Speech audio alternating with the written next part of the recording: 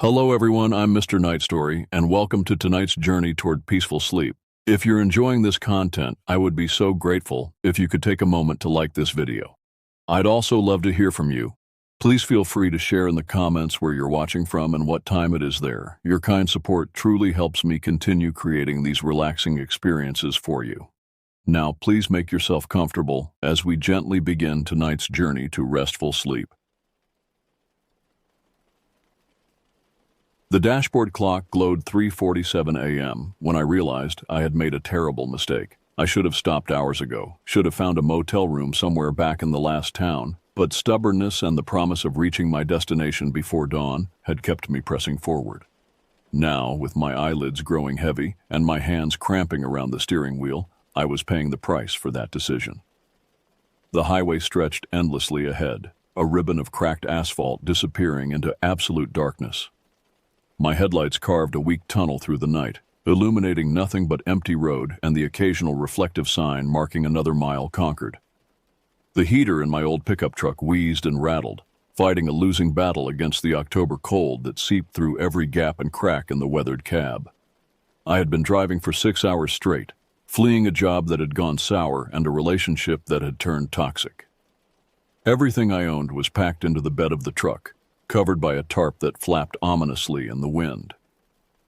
At 32 years old, I was starting over again, heading toward a construction job in Nevada that promised decent pay and a chance to rebuild my life. But first, I had to survive this endless night. The radio had given up broadcasting anything coherent an hour ago, leaving me with only static and the occasional burst of Spanish-language music from some distant station. I twisted the dial desperately, searching for human voices to keep me company, but found only electronic whispers and empty frequencies. The isolation pressed against my chest like a physical weight. My fuel gauge hovered just above the quarter tank mark, its orange needle pointing accusingly at my poor planning. I had passed the last gas station nearly 50 miles back, dismissing it because the lights were off and it looked abandoned. Now, as the needle crept lower, I was beginning to regret that decision. The thought of running out of gas on this desolate stretch of highway, miles from any help, sent a chill down my spine that had nothing to do with the cold air. The landscape outside remained stubbornly unchanging, flat scrubland dotted with stunted trees and the occasional abandoned building. No cities glowed on the horizon, no traffic shared the road. It was as if I had driven beyond the edge of civilization into some forgotten corner of the world where normal rules no longer applied. When I finally spotted the lights ahead, my first emotion was pure relief. After another hour of driving through the darkness, watching my fuel gauge needle sink closer to empty, any sign of human presence looked like salvation. But as I drew closer, my relief began to curdle into something else entirely. The gas station emerged from the darkness like something from a fever dream. A single flickering street lamp cast sickly yellow light over the scene, revealing a structure that seemed frozen in time from decades past. The building's white paint had peeled away in long strips, exposing gray wood underneath that looked soft with rot. The windows of what had once been a convenience store were boarded up with plywood, and the few panes of glass that remained were so grimy they looked black in the uncertain light. Two ancient gas pumps stood like tombstones in the center of the lot, their digital displays dark and lifeless. But one pump, the one closest to the road, still had a faint glow emanating from its card reader. The sight of that tiny red light filled me with desperate hope. I pulled up beside it, the truck's engine ticking as it cooled, and stepped out into the biting air. The silence was overwhelming. No traffic sounds, no distant hum of machinery, no voices or music from inside the building. Just the whisper of wind through dry grass and the soft buzz of the failing street lamp. The cold bit into my exposed skin immediately, making me pull my jacket tighter around my chest. My breath formed visible clouds that dissipated quickly in the dry air. I approached the pump with cautious optimism, sliding my credit card through the reader and waiting for some sign of life. The machine wheezed and clicked, its internal mechanisms struggling to process the transaction. After what felt like an eternity, the display flickered to life, instructing me to select my fuel grade. I had never been so happy to see those glowing numbers. As I began filling my tank, the smell of gasoline sharp in my nostrils, I took a closer look at my surroundings. The building behind the pumps was larger than I had initially thought, with additional structures extending back into the shadows. What I had taken for abandonment might have been something else entirely. There were fresh tire tracks in the dirt beside the building, and a few scattered cigarette butts that looked recently discarded. That was when I noticed the black sedan parked in the shadows behind the main building. At first, it was just a darker patch of night, but as my eyes adjusted, I could make out its sleek lines and tinted windows. The car was pristine, expensive looking, completely out of place in this desolate setting. And standing around it, barely visible in the darkness, were the silhouettes of several men. My heart began to hammer against my ribs as I realized I was not alone. The figures by the black sedan had been so still, so perfectly camouflaged by the darkness, that I had nearly finished fueling before I noticed them.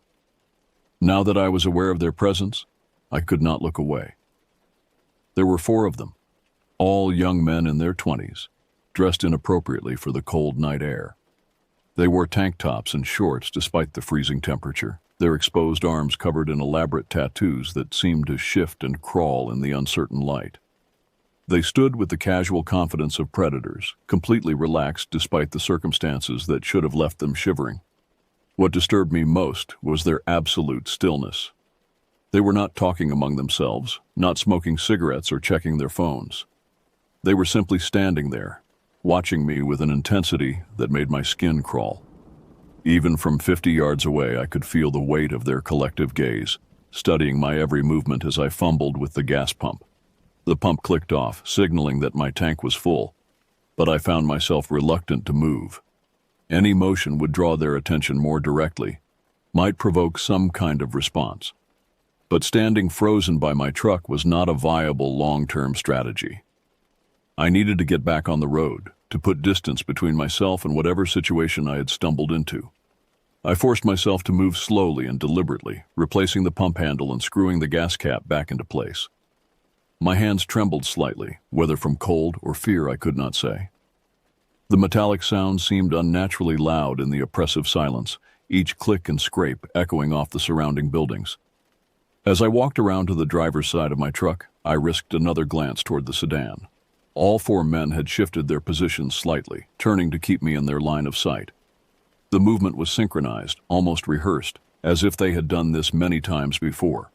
One of them took a single step forward, then stopped, waiting. I reached for the door handle of my truck and froze. The men were moving now, no longer content to simply observe. They approached with measured steps, spreading out slightly as they came, their movements coordinated and purposeful. There was nothing casual about their advance, nothing that suggested this was a friendly approach.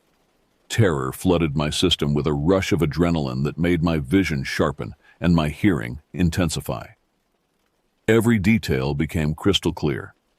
The soft scuff of their shoes on gravel, the whisper of fabric against skin, the faint sound of their breathing in the cold air. My rational mind screamed at me to run, to get in the truck and drive away as fast as possible. I yanked open the driver's door and threw myself inside, my hand shaking as I turned the key.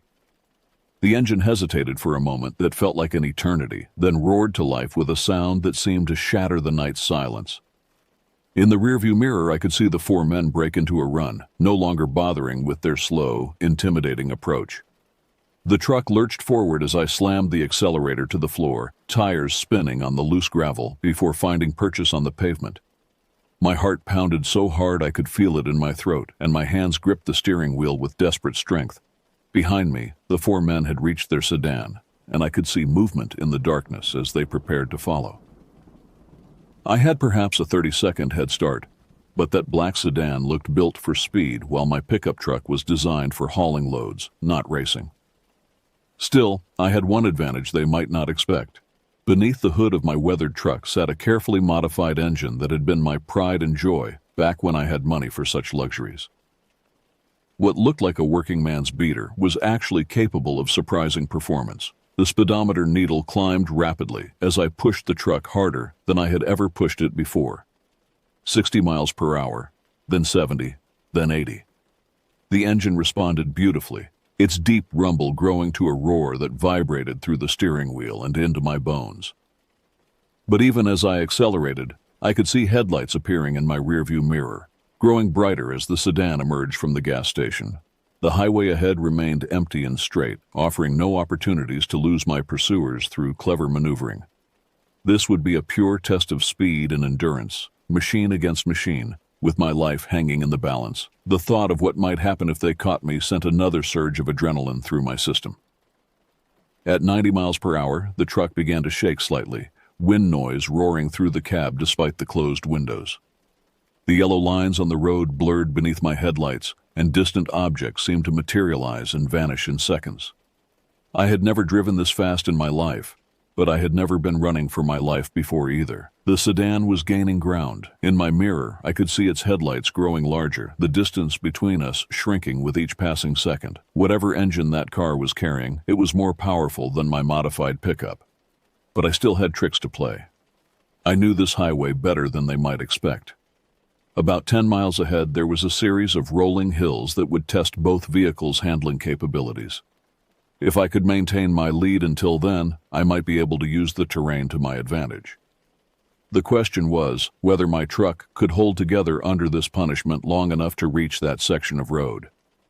The speedometer now showed 95 miles per hour, and the truck was protesting audibly. Strange rattles and vibrations shook the cab, and I could smell something burning, though whether it was clutch, brakes, or something worse I could not tell. But the engine continued to respond, continued to pull us forward through the night.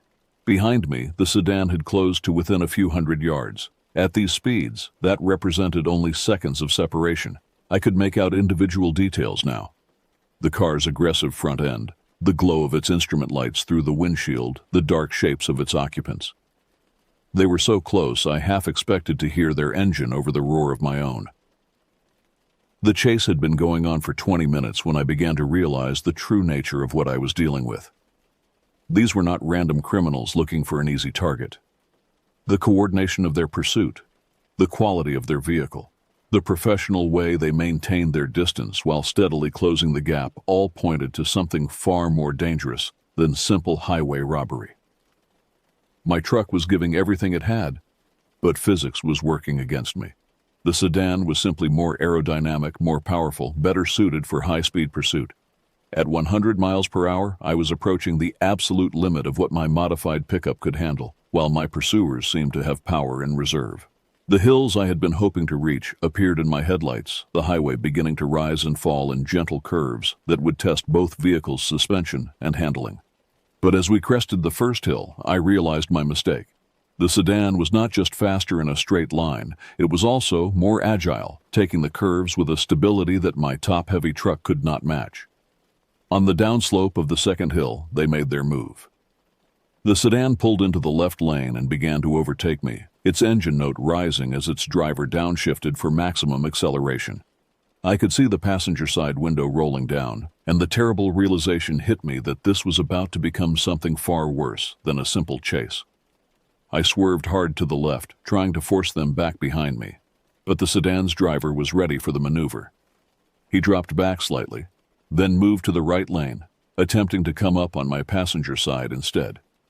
The highway was wide enough for both vehicles, but just barely, and at these speeds any contact would likely be fatal for both of us.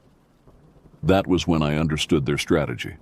They were not trying to ram me off the road, they were trying to box me in, to force me to stop so they could handle whatever business they had with me face to face. The thought of what that business might entail made my blood run cold. I had one more card to play. About a mile ahead, I knew there was an exit ramp leading to a smaller county road. It was a sharp right turn that would be difficult to take at high speed, but if I could make it and they could not, I might be able to lose them in the maze of rural back roads that crisscrossed this part of the state. The exit sign flashed by in my headlights. 1 mile. The sedan was still trying to pull alongside me, its driver showing impressive skill as he matched my erratic movements. I could see the faces of the occupants now, grim and focused, their attention completely fixed on their task. Whatever they wanted with me, they were professionals. Half a mile. I began to ease off the accelerator slightly, not enough to be obvious, but enough to make the upcoming maneuver possible. The sedan's driver noticed immediately, pulling even closer, sensing that something was about to happen. The exit ramp appeared suddenly. A sharp right turn marked by a series of yellow warning signs indicating a safe speed of 25 miles per hour. I was doing nearly 90 when I yanked the steering wheel hard to the right and stood on the brakes. The truck went into a controlled slide that tested every modification I had ever made to its suspension system. The rear wheels broke loose first, sending the back end sliding wide as I fought to maintain control. The steering wheel spun in my hands as I tried to counteract the skid, my foot pumping the brake pedal in short, desperate bursts. For a terrifying moment, I thought I was going to flip. The truck tilted up on two wheels as it rounded the curve, gravity and centrifugal force battling for control of my fate. Time seemed to stretch as I hung there, balanced on the edge of disaster, the night sky wheeling overhead through the passenger window. Then the outside wheels touched down again, and I was through the worst of it. The truck straightened out on the narrow county road, its engine coughing and protesting but still running. I had made the turn, but just barely, and at a cost that my vehicle would be paying for miles to come. Behind me, I heard the screech of tires and the angry blare of a horn as the sedan's driver attempted the same maneuver, but their car was moving too fast, carrying too much momentum to make such a sharp turn. I watched in my mirror as they shot past the exit, their brake lights flashing desperately as they tried to slow down enough to attempt a U-turn. The county road was narrow and winding, bordered by ditches and wooden fence posts. It was exactly the kind of terrain where my truck's higher ground clearance and four-wheel drive would give me an advantage over their low-slung sedan. But I was not out of danger yet. These roads formed a network that eventually connected back to the main highway, and my pursuers would know that as well as I did. I drove hard for another 10 minutes, taking random turns whenever the road forked, trying to put as much distance and confusion between myself and my pursuers as possible. The adrenaline was beginning to fade now, replaced by exhaustion and the shaky aftermath of extreme fear. My hands trembled on the steering wheel, and I could taste copper in my mouth where I had bitten my tongue during the chase. Finally, I found what I was looking for, an old ranch road that led away from the main network of county highways. It was little more than 2 tire tracks separated by a strip of weeds, but it would take me deeper into the countryside, away from any road that might appear on a standard map. I turned onto it and drove slowly, trying not to think about what would happen if I got stuck out here. The ranch road led to an abandoned farmstead, its buildings dark and empty against the star-filled sky. I pulled behind the largest barn and shut off the engine, sitting in the sudden silence and listening for any sound of pursuit. All I could hear was the ticking of cooling metal and the whisper of wind through broken windows. I waited there for 2 hours, watching the road behind me and jumping at every small sound. No headlights appeared. No engines disturbed the night. Gradually, I began to believe that I had actually escaped, that my desperate gamble with the exit ramp had worked. As dawn began to lighten the eastern sky, I finally felt safe enough to continue my journey. But I took the back roads now, avoiding the highway where this nightmare had begun, and I drove with frequent glances in my mirrors, knowing that some encounters leave scars that never fully heal. 3 days later, I was sitting in a diner in Reno, Nevada, trying to pretend that the coffee in my cup was not shaking from the tremor in my hands. I had made it to my new job, had even managed to work for 2 days without breaking down, but the nights were proving to be a different challenge entirely. Every time I closed my eyes, I saw those 4 figures approaching my truck, their movements coordinated and predatory. The local news was playing on the television mounted above the counter, and I was only half listening when a story caught my attention. The reporter was standing in front of a familiar-looking gas station, the same sickly yellow street lamp casting its pool of light over the same peeling building I remembered from my nightmare encounter. Discovered this morning by state police investigating reports of suspicious activity. The remote station, located on Highway 50 approximately 30 miles east of Fallon, has apparently been used as a staging area for drug trafficking operations. Authorities recovered nearly 50 pounds of methamphetamine and heroin, along with weapons and cash totaling over $200,000. I set down my coffee cup with shaking hands and stared at the screen. The reporter continued her story, but I was no longer hearing the words. All I could see was that building, those pumps, the exact spot where I had stood 3 nights ago while 4 armed drug dealers watched me from the shadows. The investigation began when a motorist reported being chased by suspected cartel members after stopping at the station for fuel. Nevada State Police credit that anonymous tip with leading them to what they describe as a significant blow to regional drug trafficking operations. Anonymous tip. I had not called the police, had been too shaken and too afraid that they would not believe my story. Someone else must have seen something, must have reported the suspicious activity at the station. But the timing was too convenient, the details too specific for coincidence. I walked to the payphone outside the diner and dialed the number for Nevada State Police, my hands still trembling as I punched in the numbers. When the dispatcher answered, I took a deep breath and identified myself as the motorist who had encountered the suspects at the highway station. The detective who took my statement was thorough and professional, asking detailed questions about the men I had seen, their vehicle, and the timeline of events. He seemed unsurprised by my account, as if he had been expecting my call. "You were lucky," he told me when I finished my story. "These were not random criminals looking for a quick score.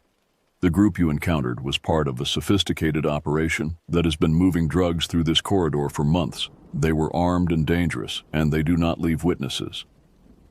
The weight of those words settled over me like a cold blanket.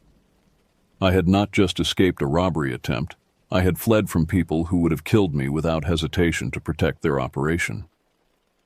The thought made my legs weak, and I had to sit down on the curb outside the diner. "The good news," the detective continued, "is that we got them all. 4 suspects in custody, along with their vehicle, and a substantial quantity of narcotics. Your description of their car was instrumental in identifying them when they were spotted the next day." I hung up the phone and sat there in the Nevada sun, trying to process what I had learned. Random chance had put me in the path of killers, and random chance had allowed me to escape. But it was more than luck that had saved me. It was the modifications I had made to my truck, the knowledge of local roads I had gained from years of construction work, and a willingness to take desperate risks when my life depended on it. 2 months have passed since that night on Highway 50, and I am finally beginning to sleep through the night again. The construction job in Nevada turned out well, providing steady work and decent pay in a small town where everyone knows everyone else's business. It is the kind of place where strangers are noticed immediately, where 4 young men in an expensive sedan would have drawn attention long before they could set up any kind of criminal operation. But the experience has changed me in ways that go beyond simple caution. I no longer drive alone at night unless absolutely necessary, and when I do, I plan my route carefully, making sure I know where every gas station, restaurant, and police station is located. The days of driving until exhaustion forces me to stop are over. I have learned that being prepared can mean the difference between life and death. I keep in touch with Detective Morrison at the Nevada State Police, who updates me occasionally on the progress of the case against my would-be pursuers.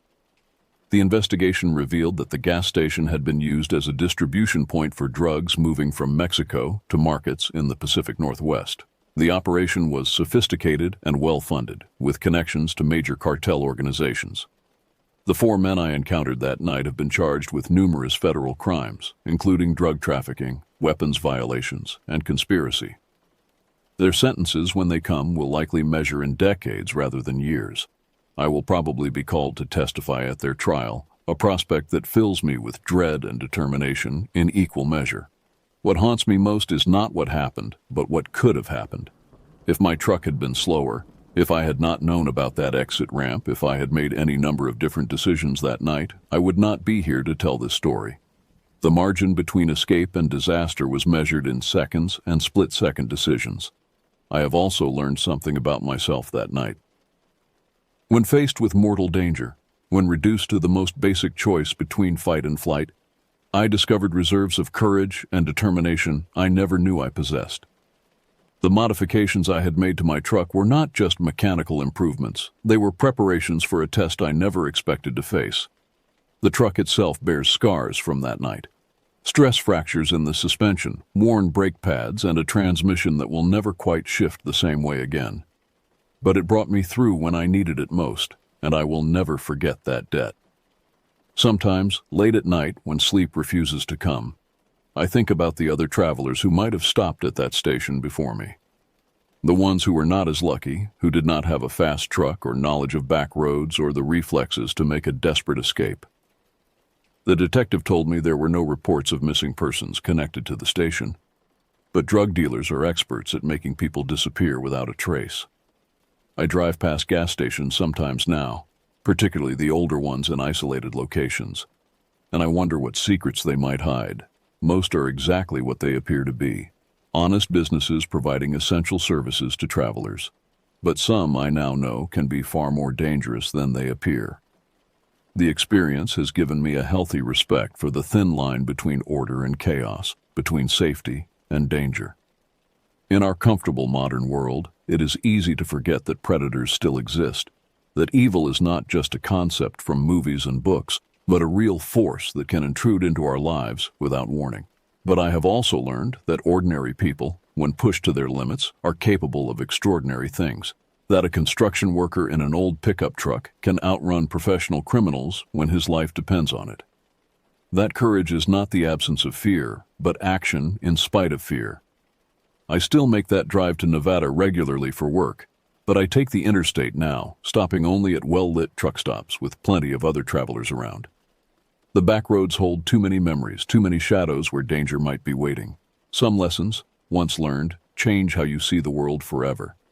And sometimes, on those long, straight stretches of highway with the sun setting behind me and the road stretching endlessly ahead, I remember that night and whisper a prayer of gratitude to whatever force watches over fools and travelers. Because sometimes being lucky is the only thing that stands between us and the darkness that waits just beyond the glow of our headlights.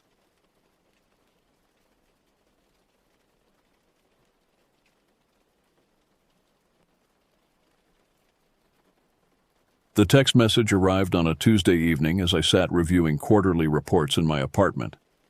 It was from Jack, someone I hadn't spoken with in nearly 6 months. "Annual camping trip this weekend. You in?"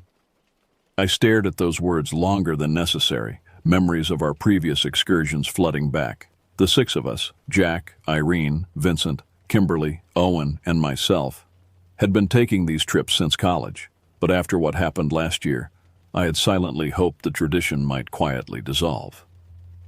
"Who else is coming?" I typed back. "Everyone, even Vincent." I hesitated. Vincent and I hadn't spoken since our argument last time. The thought of spending 3 days in the wilderness with him made my stomach tighten. "Where are we going?" I asked. "New spot, Bradbury State Forest.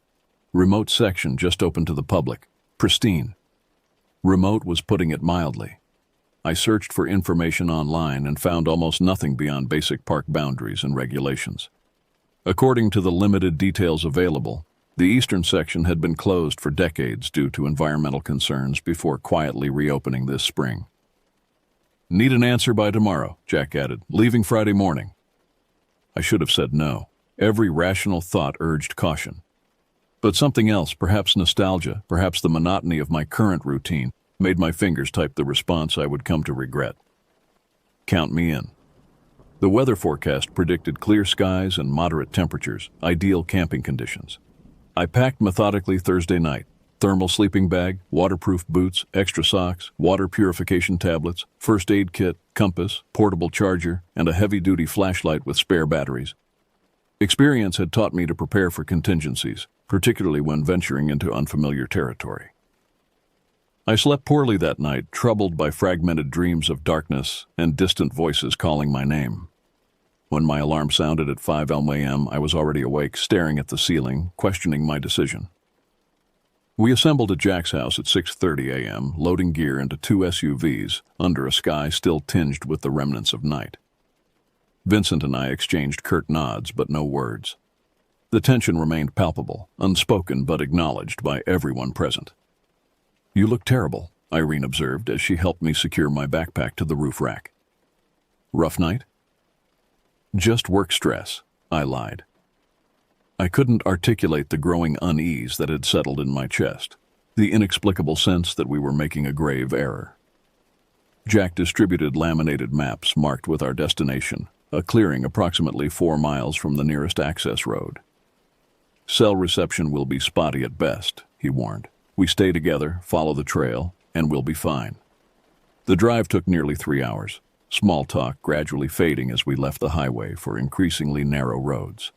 Owen attempted to maintain conversation, sharing anecdotes about his new job, but even his typically infectious enthusiasm waned as we turned onto an unmarked gravel path that jolted us mercilessly for the final 20 minutes. "This can't be right," Kimberly muttered, consulting her GPS. "There's nothing on the map here." "Trust me," Jack insisted. "The ranger I spoke with gave explicit directions." We parked where the road became impassable, unloading in silence. The forest loomed before us, dense and uninviting. Ancient trees blocked much of the sunlight, creating a premature dusk beneath their canopy. The air hung heavy with moisture and the musty scent of decomposing vegetation. As we shouldered our packs and prepared to depart, I noticed Owen examining a weathered sign partially obscured by overgrowth. He brushed aside the vines, revealing faded text: Bradbury State Forest, Eastern Sector, authorized personnel only. Below this, barely legible: closed to public access by order of State Conservation Department. "Jack," Owen called, pointing to the sign. "When did you say this area opened to the public?" Jack approached, studied the sign briefly, and shrugged. "Must be outdated." The ranger was clear. "This section is open now. Probably haven't updated all the signage yet." I should have insisted we turn back then. We all should have. Instead, we followed Jack into the trees, leaving behind the last vestiges of civilization and entering a realm that seemed to exist outside the boundaries of our ordinary world. The trail, if it could be called that, was barely discernible. A slightly less overgrown path winding between massive trees that must have stood for centuries. We walked in single file, Jack leading with map in hand, Vincent bringing up the rear. No one spoke much.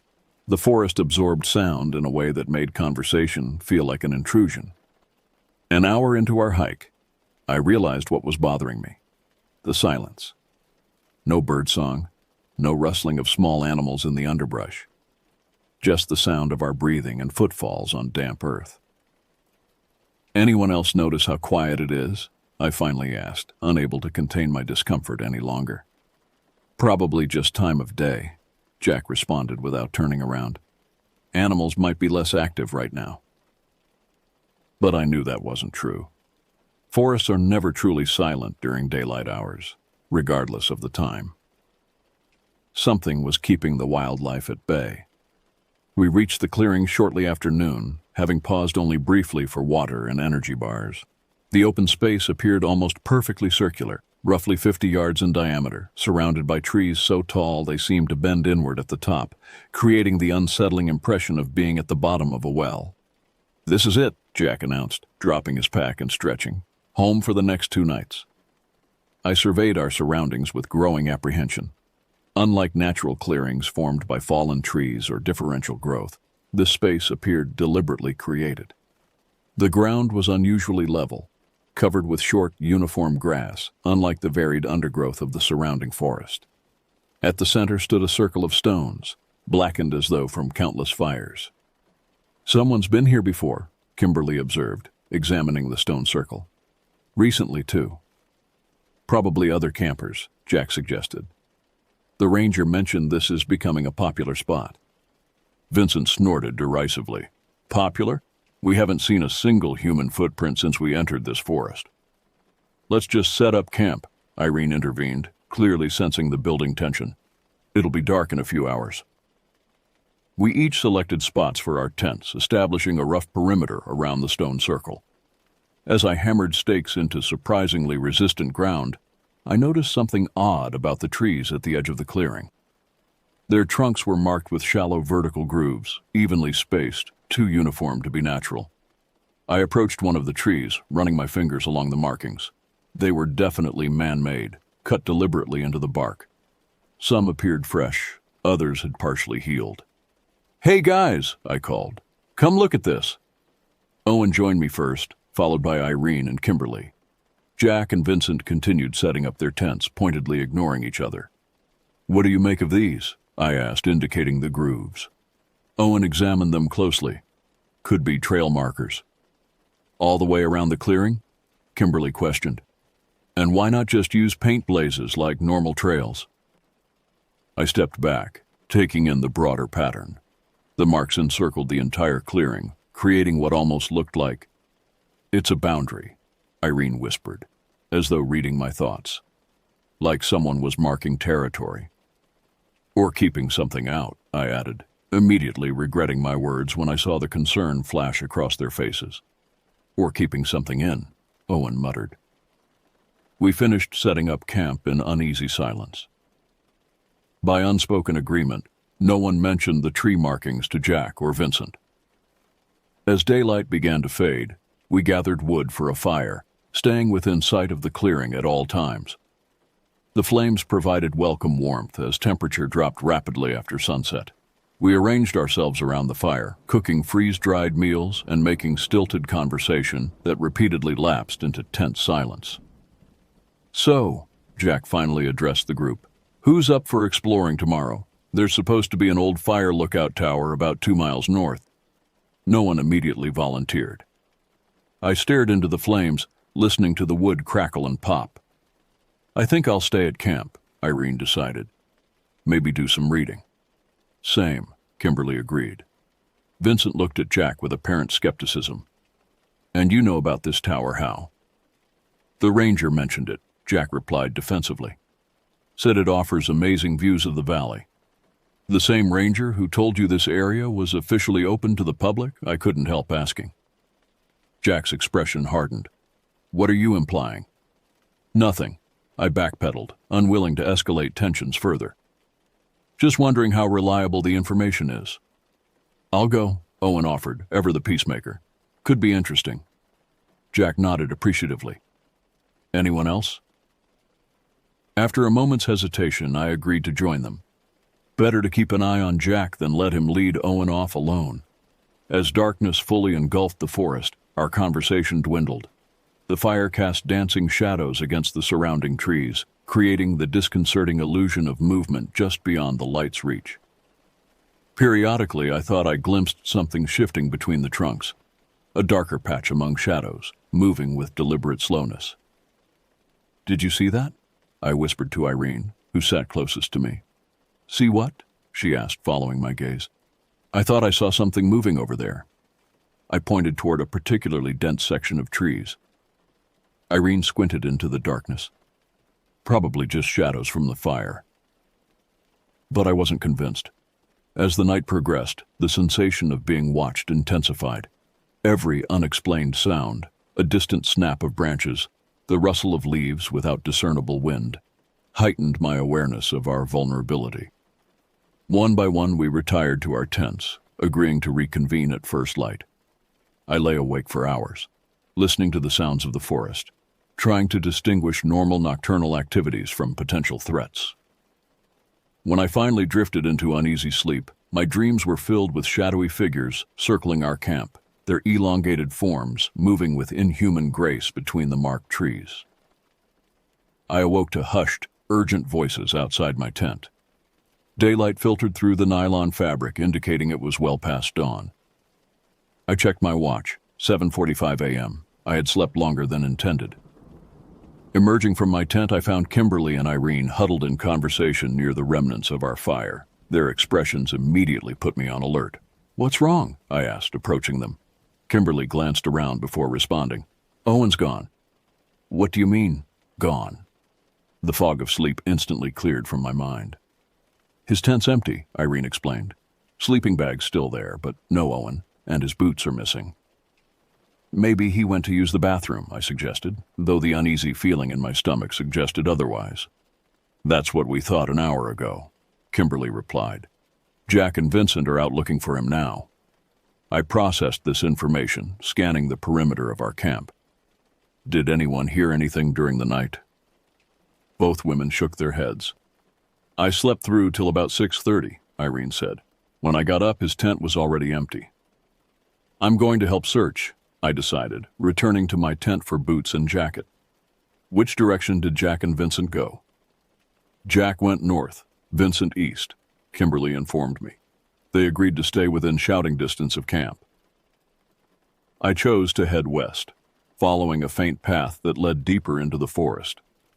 The morning air was unusually cold for the season, carrying an earthy scent tinged with something less pleasant, a subtle hint of decay that made breathing deeply uncomfortable. 20 minutes into my search, I discovered a narrow stream cutting through the underbrush. The water ran clear and swift over smooth stones. Following it upstream, I noticed something unnatural among the rocks, a flash of color that didn't belong in this environment. Drawing closer, I identified a plastic water bottle, the kind Owen had packed. It lay wedged between two boulders, partially submerged. I retrieved it, examining the exterior for clues. Owen's initials were marked on the bottom with permanent marker, confirming it was his. More concerning than the bottle itself were the marks on its surface, deep scratches that looked like desperate attempts to grip the smooth plastic. Whatever had happened here, Owen had not discarded the bottle voluntarily. I continued upstream with renewed urgency, scanning the ground for footprints or disturbed vegetation. Approximately 50 yards further, the stream widened into a small pool beneath an outcropping of rock. The water here was darker, murkier. Something on the far bank caught my attention, a shoe print in the soft mud, larger than would be made by any of our group. I approached cautiously, crouching to examine it more closely. The impression was deep, suggesting considerable weight, but its shape was oddly elongated, with what appeared to be only 4 toe marks instead of 5. As I studied the print, a sound from above made me freeze. A soft scraping noise, like something heavy being dragged across stone. I looked up slowly, heart hammering against my ribs. The rocky outcropping formed a shallow cave, its entrance partly concealed by hanging vines. From within that darkness, I detected subtle movement. A shifting of shadows that suggested something substantial lurked just beyond sight. Instinct took over. I backed away slowly, maintaining visual contact with the cave entrance while creating distance. When I judged myself far enough away, I turned and moved with controlled urgency back toward camp, resisting the impulse to run blindly through unfamiliar terrain. I had nearly reached the clearing when I heard voices, Jack and Vincent, their tones agitated. Following the sound, I found them at the northeastern edge of our campsite, examining something on the ground. "Find anything?" I called as I approached. Both men startled at my voice, turning with expressions that immediately heightened my concern. "What is it?" I demanded, joining them. Jack pointed wordlessly to a patch of disturbed earth. At first, I couldn't comprehend what I was seeing. A depression approximately 6 feet long and 2 feet wide, surrounded by scattered leaves and broken twigs. Then understanding dawned with horrifying clarity. "Is that—" I couldn't finish the sentence. "Looks like someone was dragged," Vincent confirmed, his typically confident voice now uncertain. "Recently, too. The soil's still loose." "It's probably not related to Owen," Jack insisted, though his expression betrayed his doubt. "Could be animals." "I found his water bottle," I said, producing the scratched container from my pocket. "By a stream west of here. And there was something else, a footprint. Not human, at least not entirely." Jack took the bottle, examining the scratches. "We need to find him, now." "We need to get out of here," Vincent countered. "Get help, professional search and rescue." "We can't leave him," Jack argued. "We might not have a choice," I interjected. "Whatever made that print, whatever dragged something or someone through here, it's still out there. I think I saw it, or part of it, hiding in a cave by the stream." Kimberly and Irene had joined us during this exchange, their faces paling as they grasped the situation. "What did you see exactly?" Irene asked, her voice barely above a whisper. I hesitated, struggling to articulate what had been more sensation than clear observation. "Just movement. Something large, watching from the shadows." "This is insane," Kimberly stated flatly. "People don't just disappear." "They do in remote forests," Vincent countered grimly. "All the time." Jack ran his hands through his hair, clearly wrestling with indecision. "Here's what we do. We search for 1 more hour, all of us together. If we don't find Owen by then, we pack up and hike out for help." No one objected to this plan. Safety in numbers seemed our best defense against whatever threat lurked among the trees. We moved as a unit, calling Owen's name at regular intervals, the sound echoing eerily through the unnaturally silent forest. Jack led us toward the stream where I'd found the water bottle, each of us scanning constantly for signs of movement among the trees. The daylight, which should have provided reassurance, instead heightened the strangeness of our surroundings. The forest appeared different somehow. The distances between trees seemed to shift when viewed peripherally, creating the unsettling impression that the landscape itself was subtly reorganizing when not directly observed. "There's the stream," I indicated as we approached the water. Jack examined the area methodically, identifying partial footprints that matched our hiking boots, likely mine from earlier, alongside less distinct impressions that defied easy categorization. "Show me where you saw the cave," he requested. I led the group upstream, anxiety mounting as we neared the pool. The muddy bank where I'd seen the strange footprint had been disturbed further, with multiple impressions now visible, some resembling the elongated shape I'd noted earlier, others seeming more conventionally human. "Look," Vincent pointed. "Those could be Owen's boot prints." He was right. Among the chaotic pattern of impressions were clear treads matching the hiking boots Owen had been wearing. "So he was here," Kimberly concluded. "What happened next?" I indicated the rocky outcropping above the pool. "I think something was watching me from up there." We approached the formation cautiously. In daylight, the cave entrance appeared less ominous, a shallow depression rather than the yawning void it had seemed earlier. Jack produced a powerful flashlight, illuminating the interior. The space extended perhaps 15 feet into the rock, narrowing toward the back. The floor was relatively flat, covered with dried leaves and small animal bones, normal detritus for a wilderness shelter.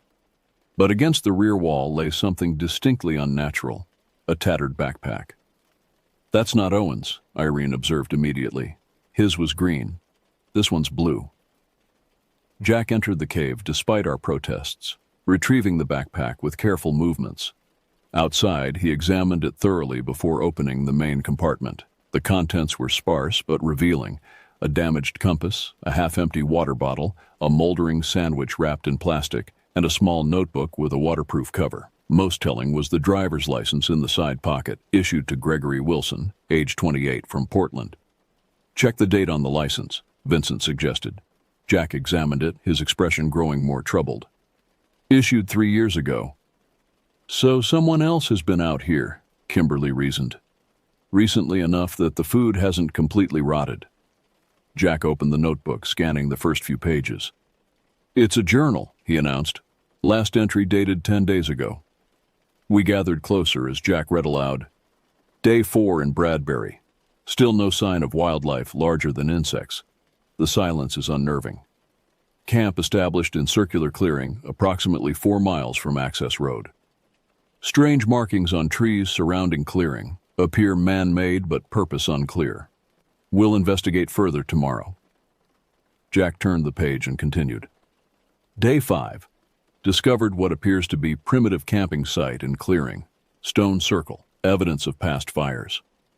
More concerning are additional markings found on trees extending in concentric circles outward from clearing. These are definitely not trailblazes or forestry markings. Some appear extremely old, others fresh. Someone or something is maintaining them regularly. The next entry was notably shorter. Day 6. Not alone here. Observed movement among trees at dusk. Too tall for human, too deliberate for animal, maintaining distance but definitely watching. Will relocate camp tomorrow. Jack turned another page. Day 7. Found unusual tracks near stream west of clearing. Whatever made them walks upright but foot structure unlike anything I recognize. Attempted photographs but camera malfunctioning. No coincidence that electronic equipment failing since yesterday. Watch stopped. GPS dead. Going to try reaching access road tomorrow. The final entry consisted of a single line, the handwriting noticeably less steady. They're closing in. Markings not to keep something out, to keep something in. Silence descended as Jack closed the notebook. The implications were impossible to ignore. "We need to leave," Vincent stated firmly. "Now." For once, no one disagreed. We turned to retrace our steps to camp, moving with greater urgency than before. As we approached the clearing, Kimberly suddenly gasped, pointing toward the trees. "There! Did you see that?" We followed her gesture but saw nothing unusual. "Something tall," she insisted. "Just for a second, between those two pines." "Let's just get our gear and go," Jack decided, leading us into the clearing. We packed with frantic efficiency, dismantling tents and stowing equipment in record time. No one ventured alone even to retrieve items from their individual campsites. Within 20 minutes, we were ready to depart. "Which way?" Irene asked, scanning the perimeter nervously. Jack consulted his map and compass. "South. Same way we came in." "Wait," I interrupted.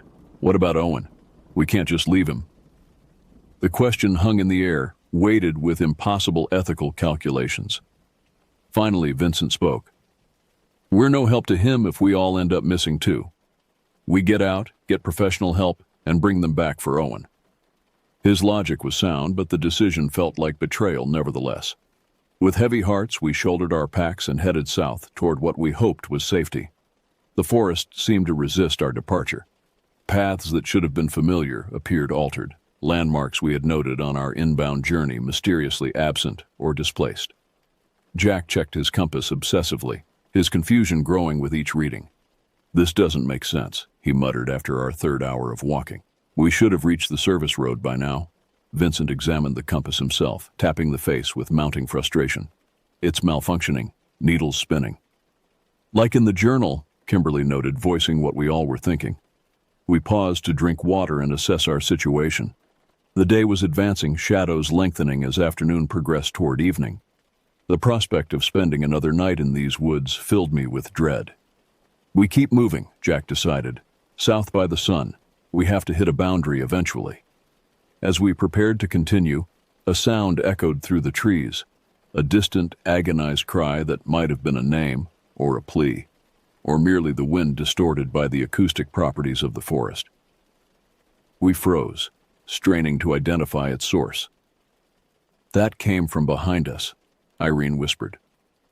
"Owen," Kimberly suggested hopefully.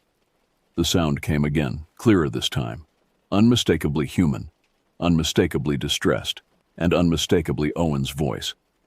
"Help! Anyone!" Jack immediately dropped his pack. "That's him! We have to go back!" "Wait!" Vincent grabbed his arm. "Think about this. We've been walking for hours. That sound should be miles behind us." "So we've been going in circles," Jack snapped. "All the more reason to respond." "Or something's mimicking his voice," I suggested quietly, drawing us back.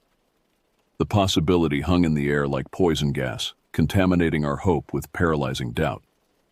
The cry came a third time, closer now, accompanied by the distinct sound of undergrowth being disturbed, something large moving rapidly through the trees. "Run," Vincent said simply. We abandoned any pretense of methodical navigation, fleeing southward with desperate speed. The terrain fought us every step. Hidden roots threatened to trip us. Low branches whipped at our faces. Thorny undergrowth tore at our clothing. Behind us, the sounds of pursuit grew steadily louder. Crashing vegetation, snapping branches, and occasionally, horrifically, Owen's voice calling for help in increasingly distorted tones. I risked a glance backward and immediately wished I hadn't. A figure moved among the trees, perhaps 50 yards behind. Tall and lean, its proportions subtly wrong, its movements too fluid for a human frame. I couldn't distinguish features, just an impression of unnatural height and purpose. "Don't look back," I gasped to the others. "Keep moving." We pushed harder, abandoning any hope of maintaining direction beyond a way. Lungs burning, muscles screaming with exertion, we crashed through the forest like panicked deer. Abruptly, Jack, who had taken the lead, skidded to a halt. We nearly collided with him, struggling to understand why he had stopped until we saw what lay ahead. A sheer rock face rising 30 feet, forming an impassable barrier. "No," Irene moaned. "No, no, no." "This way." Jack pointed left, following the cliff face. "There has to be a way around." We followed, the sounds of pursuit momentarily fading. The cliff curved gradually, leading us westward instead of south.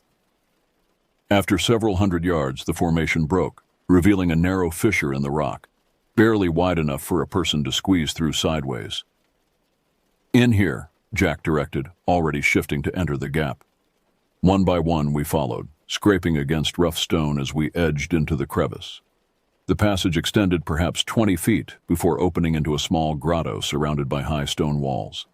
The space offered concealment but also a potential trap, only one way in or out. We huddled in the deepest part of the recess, breathing heavily, listening for signs of our pursuer. Minutes passed in tense silence. "Do you think we lost it?" Kimberly whispered eventually. Before anyone could respond, a shadow fell across the entrance to our hiding place. Something large was moving outside the fissure, blocking the limited light that penetrated our refuge. We pressed ourselves against the rear wall, scarcely daring to breathe. A sound reached us, not footsteps exactly, but a subtle shifting of weight on stone. Then, most terrifying of all, a low vocalization unlike anything I had ever heard. Part whisper, part growl, with the unmistakable cadence of attempted speech. It knew we were here. It was trying to communicate. The shadow at the entrance shifted, elongated fingers probing into the narrow gap, testing whether the space would accommodate its frame. Finding the passage too constricted, the appendage withdrew. We remained frozen, uncertain whether the entity had departed or was simply waiting for us to emerge. As daylight gradually dimmed, the question became increasingly academic. We would eventually need to leave our sanctuary or face spending the night without shelter, food, or adequate water. "We wait until full dark," Jack whispered. "Then make a break for it. It might have more trouble tracking us at night." "Or it might have perfect night vision," Vincent countered grimly. "We don't know what we're dealing with." "We can't stay here indefinitely," I pointed out. In the end, necessity dictated our decision. As night fell completely, we prepared to venture out, agreeing to move as silently as possible and stay together at all costs. Jack would lead, followed by Kimberly, Irene, myself, and Vincent bringing up the rear. We would head due south again, using the stars for navigation since our compass had proven unreliable. One by one, we squeezed back through the fissure, emerging into a forest transformed by darkness. The canopy blocked most starlight, leaving us in near total blackness. We moved by touch more than sight, maintaining contact with the person ahead through a hand on shoulder or backpack. Progress was agonizingly slow, each step taken with excruciating care to avoid creating noise. The forest had fallen into its nighttime rhythm, punctuated by occasional rustling or distant calls of nocturnal creatures. The resumed presence of normal wildlife sounds provided small comfort. Perhaps our pursuer had indeed moved on. We had been moving for perhaps 30 minutes when Vincent suddenly gripped my shoulder, stopping me in my tracks. The halt propagated forward through our human chain until we all stood motionless. "Listen," Vincent breathed against my ear. At first, I heard nothing unusual. Then, faintly but unmistakably, came the sound of rhythmic movement through the forest, not directly behind us, but paralleling our course some distance to our right. "It's flanking us," I realized aloud. The night suddenly seemed alive with subtle sounds, movement from multiple directions, as though we were being encircled by several entities moving with coordinated purpose. "Change direction," Jack whispered from ahead. "Left, 90 degrees." We adjusted our course, moving eastward now, hoping to break through whatever pattern was developing around us. For several minutes, the strategy seemed to work. The sounds of pursuit faded slightly. Then Kimberly gasped, "I see light ahead." Indeed, a faint glow was visible through the trees, not the harsh beam of a flashlight or headlamp, but a softer illumination like distant firelight. "Could be campers," Irene suggested hopefully. "Other people." "Or a trap," Vincent cautioned. "We have to check," Jack decided. "If there are other people, they might help us." We advanced cautiously toward the light source. As we drew nearer, the forest began to look strangely familiar. The spacing of trees, the pattern of undergrowth. With sickening certainty, I realized where we were moments before we broke through the final line of trees into the circular clearing where we had first made camp. The stone circle at the center glowed with embers of a recently abandoned fire, one we had not lit before our departure hours earlier. "This is impossible," Kimberly whispered. "We've been walking away from here all day." Yet the evidence was undeniable. Through some inexplicable distortion of geography or perception, we had returned to our starting point. More disturbing still was what awaited us in the clearing. Our tents, which we had disassembled and packed, stood erected exactly as before. Our gear, which should have been on our backs, lay arranged neatly beside each shelter, and seated on a log beside the glowing embers, his back to us, was a figure we all recognized instantly. Owen. "Owen," Kimberly called out, relief overwhelming caution as she rushed forward. The rest of us followed more hesitantly, instinctive joy at finding our missing friend tempered by the sheer impossibility of the situation. Owen turned slowly at Kimberly's approach. In the dim light, his features were obscured, but something about his posture seemed wrong, too rigid, too controlled. "Stop," Vincent warned, grabbing Kimberly's arm before she could reach Owen. "Something's not right." Owen stood, his movements strangely fluid. When he spoke, his voice sounded normal yet somehow hollow, as if emanating from a recording rather than a living throat. "You came back," he observed. "They said you would." "They?" Jack questioned, taking a half-step backward. "Who's they, Owen?" Owen gestured toward the surrounding forest. "The Watchers. The Keepers. They've been here long before this was a forest reserve, long before there were roads or towns or boundaries." I studied Owen carefully, noting subtle abnormalities that became more apparent as my eyes adjusted to the low light. His skin had an unusual pallor, and his eyes reflected the firelight differently than they should have. Too bright, too constant. "What happened to you?" I asked quietly. "Where have you been?" "Everywhere in here is the same place," Owen replied with unnerving serenity. "The boundaries are permeable, fluid. They let me understand that." "We need to get out of here," Irene whispered urgently. "All of us. Right now." Owen shook his head slowly. "No one leaves anymore. That's why they make the markings, not to keep something in, but to keep awareness contained. This place is different. Special. It changes you if you stay long enough." "The journal we found," Jack ventured. "Gregory Wilson. Did you meet him?" "Gregory?" Owen repeated, as though tasting the name. "Yes." He understood too eventually.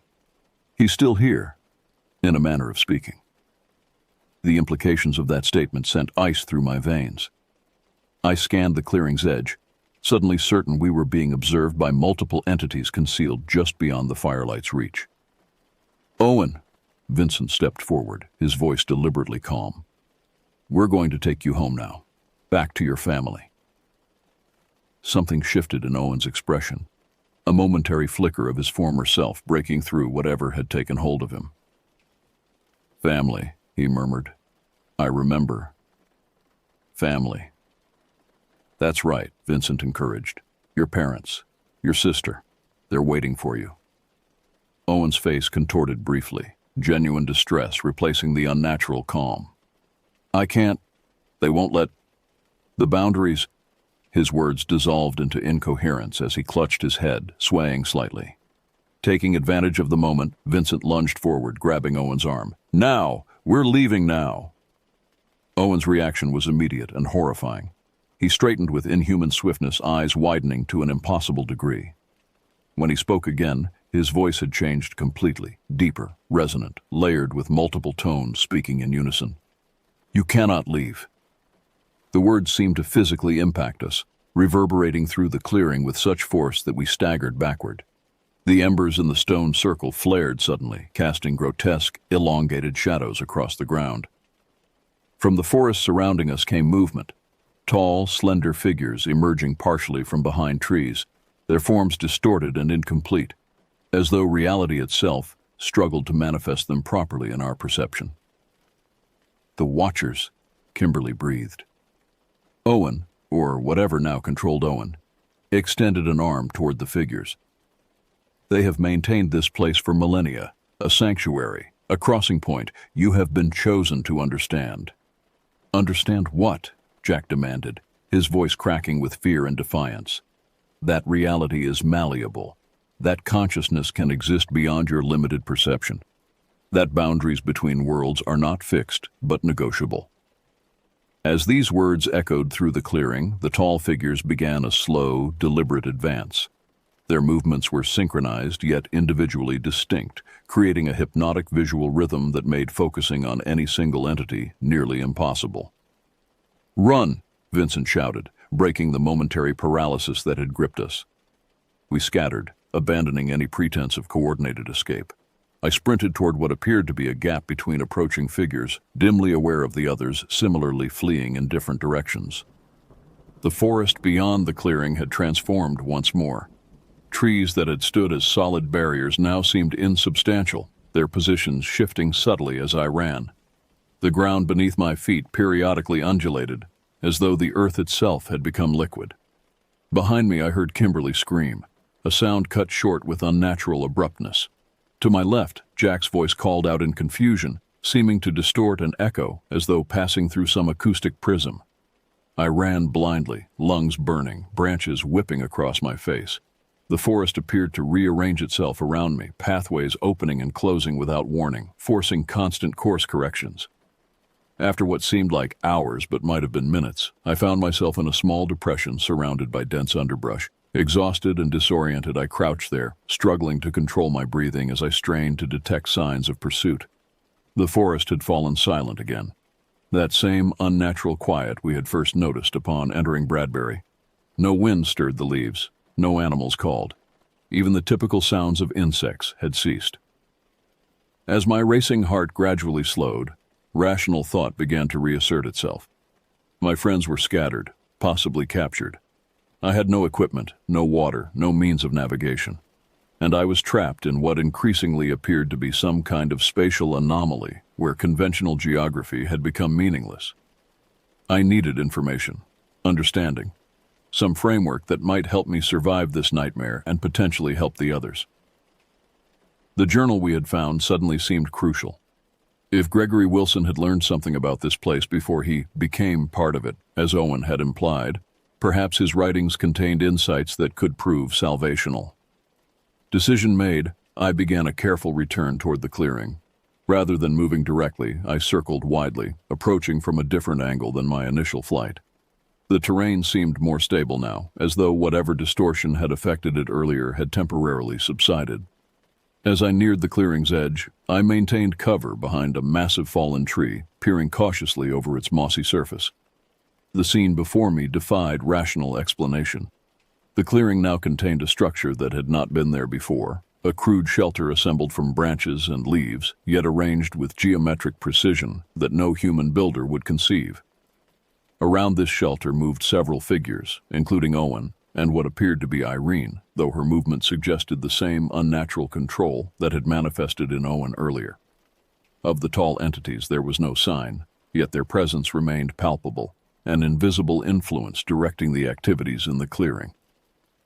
Most disturbing was an object at the center of the activity.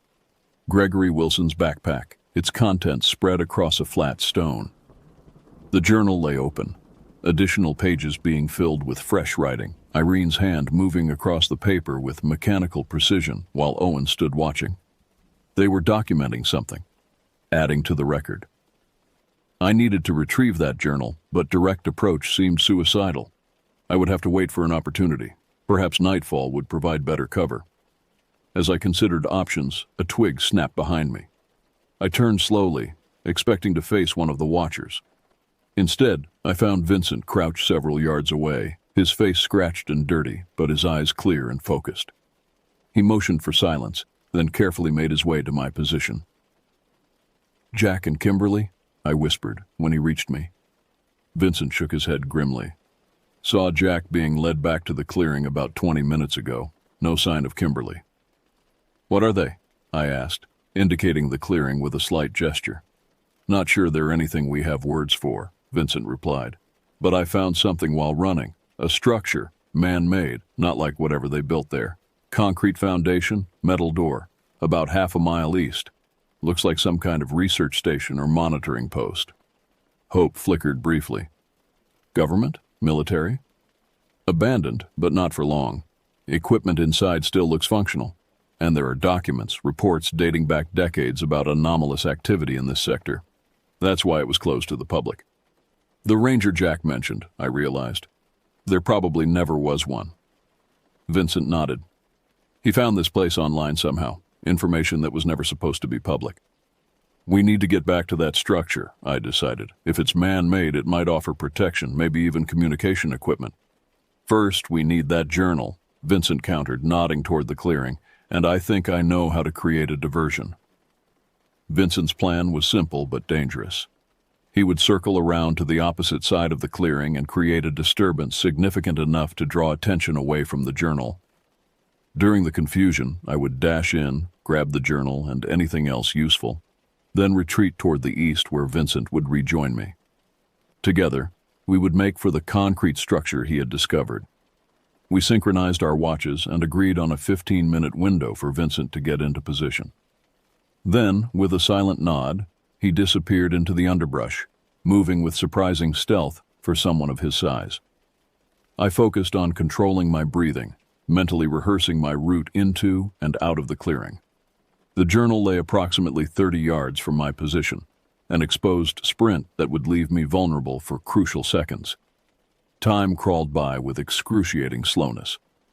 In the clearing, Owen and Irene continued their methodical documentation, while Jack sat unnaturally still beside the shelter, his expression vacant, occasionally murmuring words I couldn't distinguish at this distance.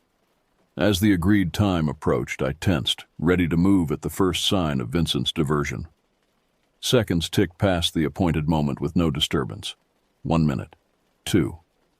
I began to fear Vincent had been captured or worse. Then, with startling suddenness, a series of explosions erupted from the far side of the clearing. Not actual detonations, I realized, but the sound of Vincent striking trees with some heavy implement in rapid succession, creating a thunderous barrage that echoed through the forest. The effect on the clearing was immediate. Owen and Irene snapped upright, their movements suddenly jerky and uncoordinated, as though conflicting commands were being transmitted through their bodies. Jack remained seated but turned his head with robotic precision toward the sound. More significantly, shapes began to materialize at the forest's edge, the tall watchers, now more physically substantial than before, moving with alarming speed toward the source of the disturbance. I didn't waste the opportunity. Launching from my concealment, I sprinted across open ground toward the stone where the journal lay. The sensation of exposure was overwhelming, a certainty that at any moment attention would shift back to the clearing and I would be discovered. Reaching the stone, I snatched up the journal and several loose pages covered with fresh writing. Only then did I notice what had been concealed beneath them, a handheld radio, military grade by the look of it, presumably from Gregory Wilson's original equipment. I grabbed this as well, shoving everything into my shirt before turning to flee eastward as planned. As I spun around, I found myself face to face with Jack, who had risen and moved behind me with terrifying silence. His eyes, once familiar, now reflected the same hollow occupation I had observed in Owen. When he spoke, his voice carried that same layered quality. "You cannot take the knowledge," he stated, reaching for my throat with hands that no longer moved like human appendages. Instinct rather than conscious decision drove my response. I ducked under his grasp and drove my shoulder into his midsection, using his own rigidity against him. Jack toppled backward, his movements uncoordinated, giving me precious seconds to sprint toward the eastern perimeter. I didn't look back as I crashed through the underbrush, focused solely on putting distance between myself and the clearing. The sounds of pursuit were immediate, crashing vegetation, that distinctive fluid movement that characterized the watchers, and worst of all, voices calling my name in perfect imitations of my friends. Vincent and I had established an emergency rendezvous point, a lightning-struck tree approximately 200 yards from the clearing. I headed there directly, praying he had escaped whatever response his diversion had triggered. To my immense relief, Vincent was already waiting, his breathing heavy, a large branch still clutched in his right hand, the implement he had used to create his percussion-based distraction. "Got it?" he gasped as I approached. I nodded, displaying the journal and radio briefly before continuing past him. "No time. They're right behind me." Together we fled eastward, Vincent leading with confident navigation despite the uniform appearance of the surrounding forest. The sounds of pursuit continued, sometimes seeming to fade only to resurge with alarming proximity moments later. "How much farther?" I managed between labored breaths. "Close. Vincent responded. 2 minutes, if we maintain pace. We pushed harder, ignoring burning muscles and the stitch developing in my side. The forest began to thin slightly, indicating some change in the terrain ahead. Then, suddenly, we broke through into a small clearing dominated by a concrete structure approximately the size of a garden shed. Its weathered surface was discolored by years of exposure, but the metal door set into its face appeared solid and recent.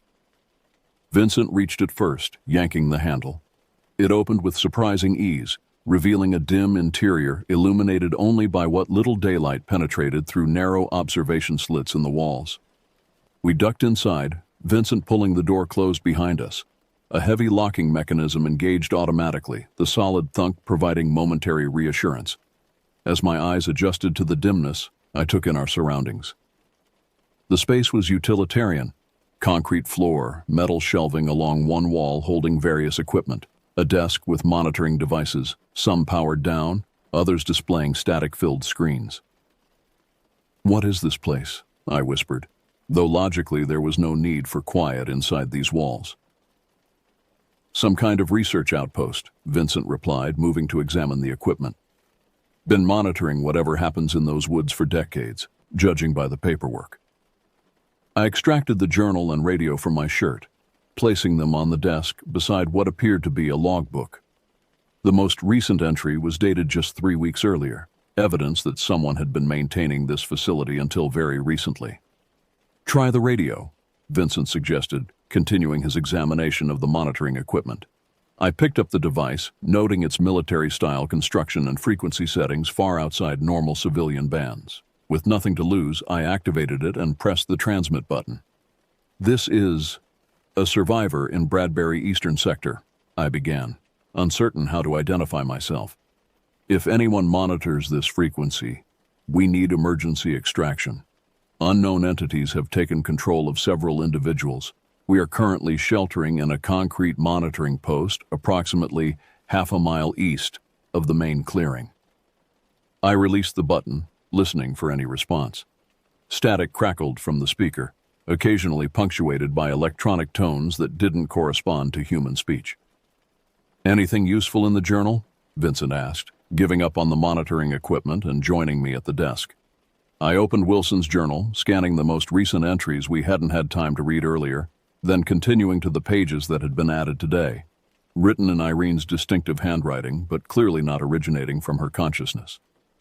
The content was disturbing, detailed descriptions of what the entities called integration, the process by which human awareness was subsumed into their collective consciousness. According to these writings, the forest itself was merely the physical manifestation of a much larger phenomenon, a region where the boundaries between different states of reality had grown thin through some combination of natural factors and deliberate manipulation. "They've been here for centuries," I summarized for Vincent, "using this location as a kind of bridgehead into our reality.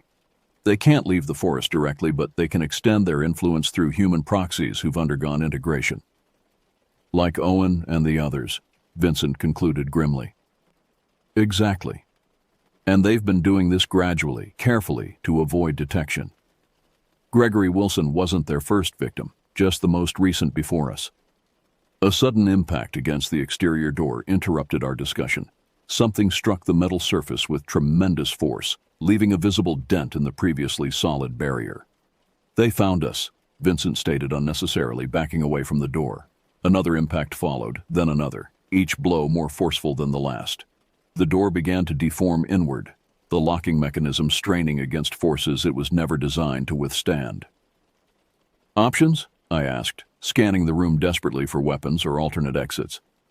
Vincent pointed to a hatch in the ceiling I hadn't noticed previously. "Roof access, maintenance entry." He dragged a metal cabinet beneath the hatch, climbing up to push it open. Outside, light flooded in as the panel swung upward. "Go!" Vincent urged, offering his interlaced fingers as a step to boost me up.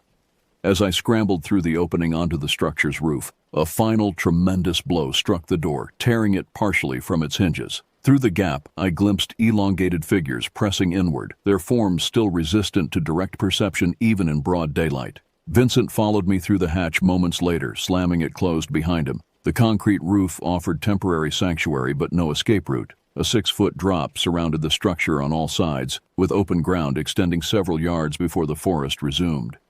"Now what?" I asked, the hopelessness of our situation becoming increasingly apparent.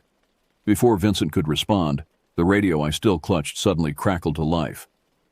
"Unidentified persons at Bradbury Monitoring Station. This is Containment Team Echo. We have your position. ETA 3 minutes. Seek cover and prepare for extraction." Hope surged through me as I keyed the transmit button. "Confirmed. 2 survivors on the roof of the monitoring station. Hostiles currently breaching the structure from below." "Understood. Maintain position." Vincent and I exchanged looks of cautious optimism, tempered by awareness that our situation remained precarious. Below us, sounds of destruction indicated the entities had fully penetrated the interior and would likely discover the roof access momentarily. 3 minutes is a long time, Vincent observed, scanning the tree line for any sign of approaching rescue. As if in response to his doubt, a rhythmic thumping sound became audible from the north, the unmistakable percussion of helicopter rotors approaching rapidly.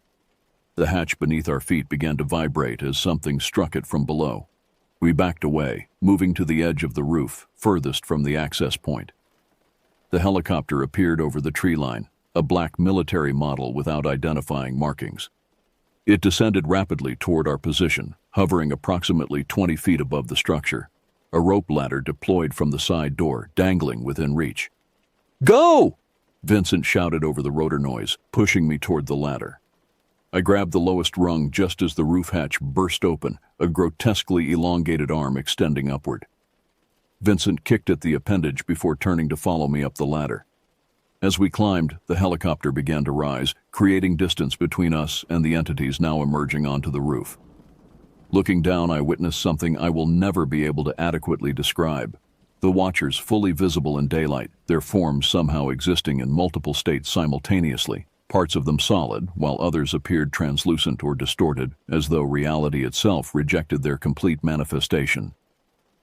More disturbing were the human figures emerging behind them, Owen, Jack, Irene, all moving with that same unnatural coordination, their eyes fixed upward with expressions of collective purpose. We reached the helicopter door, pulled inside by efficient hands belonging to personnel in tactical gear. As I collapsed onto a bench seat, exhaustion finally overcoming adrenaline, I caught a final glimpse of the scene below through the open door. The Watchers had gathered at the edge of the clearing, their forms now eerily still, watching our departure with what I can only describe as patient certainty. They made no attempt to pursue or interfere, as though confident in some knowledge beyond our comprehension. The door slid closed, sealing us in comparative safety as the helicopter banked sharply away from the forest. A figure in a white lab coat approached, checking us briefly for injuries before administering sedatives without asking permission. As consciousness began to fade, I heard Vincent asking questions I knew would likely never receive truthful answers. "Who are you people? What were those things? How long have you known about them?" The last thing I remember before darkness claimed me was the lab-coated figure's clinical response. "Those are matters of national security, sir. Rest assured, everything that happened in there will be properly contained." I awoke 3 days later in a military medical facility, diagnosed with exhaustion, dehydration, and what my attending physician called stress-induced cognitive dissonance. Vincent was gone, transferred elsewhere according to the staff who refused to provide additional details. During my 2-week mandatory observation period, I was debriefed repeatedly by individuals who never identified their agency affiliations. I told my story consistently, omitting nothing, watching as they exchanged glances at certain details. They informed me that search parties had found no trace of my missing friends, despite thorough sweeps of Bradbury State Forest. The eastern sector had been permanently closed due to environmental contamination, with security measures implemented to prevent unauthorized access. Upon my eventual release, I was required to sign numerous non-disclosure agreements with penalties severe enough to ensure my silence. My personal electronics had been sanitized of any data related to the trip, including photographs taken before we entered the forest. I returned to my apartment to find my research materials on Bradbury, limited as they had been, completely removed. A final warning came in the form of an unmarked envelope containing a single-typed message. The incident at Bradbury Eastern Sector has been classified. Further investigation or discussion will result in immediate intervention. This is your only notification. That was 6 months ago. I've moved 3 times since then, changing jobs and severing connections with anyone who might associate me with the events I've described. I write this account knowing it may never be read, storing it in fragments across multiple secure platforms. Sometimes I think I see them, tall, elongated figures at the periphery of my vision, gone when I turn to look directly. And occasionally, when the phone rings late at night and I answer to silence, I'm certain I hear breathing with that same layered quality that emanated from my friends after they changed. They're patient, they're watching, and they're spreading beyond the boundaries that once contained them. The worst part isn't the fear or the isolation or even the gnawing uncertainty about what really happened to my friends. It's the growing suspicion that perhaps I didn't escape after all, that something fundamental changed in me during those hours in Bradbury Forest, something still unfolding in ways too subtle to detect until it's far too late. God help us all if what was contained there truly breaks free.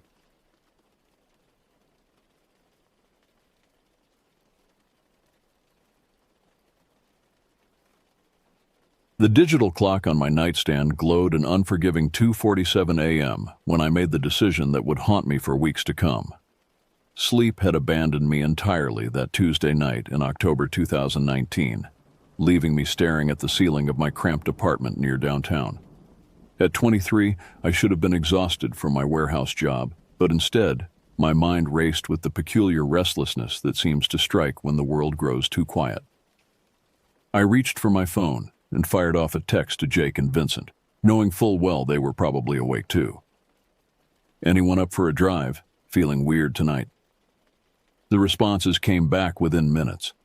Both were experiencing the same inexplicable energy that demanded movement, exploration, something to break the oppressive stillness of the early morning hours. We'd done this before, these spontaneous midnight expeditions through the outskirts of our small California city. Usually we'd cruise the empty highways, windows down, music low, letting the night air wash away whatever anxiety had built up during our mundane days. But tonight felt different somehow, charged with an electricity that made my skin crawl even before we'd left our respective homes. Jake arrived first in his battered Honda Civic, the engine's familiar rumble cutting through the silence. Vincent followed 10 minutes later, sliding into the back seat with the casual grace of someone accustomed to these nocturnal adventures.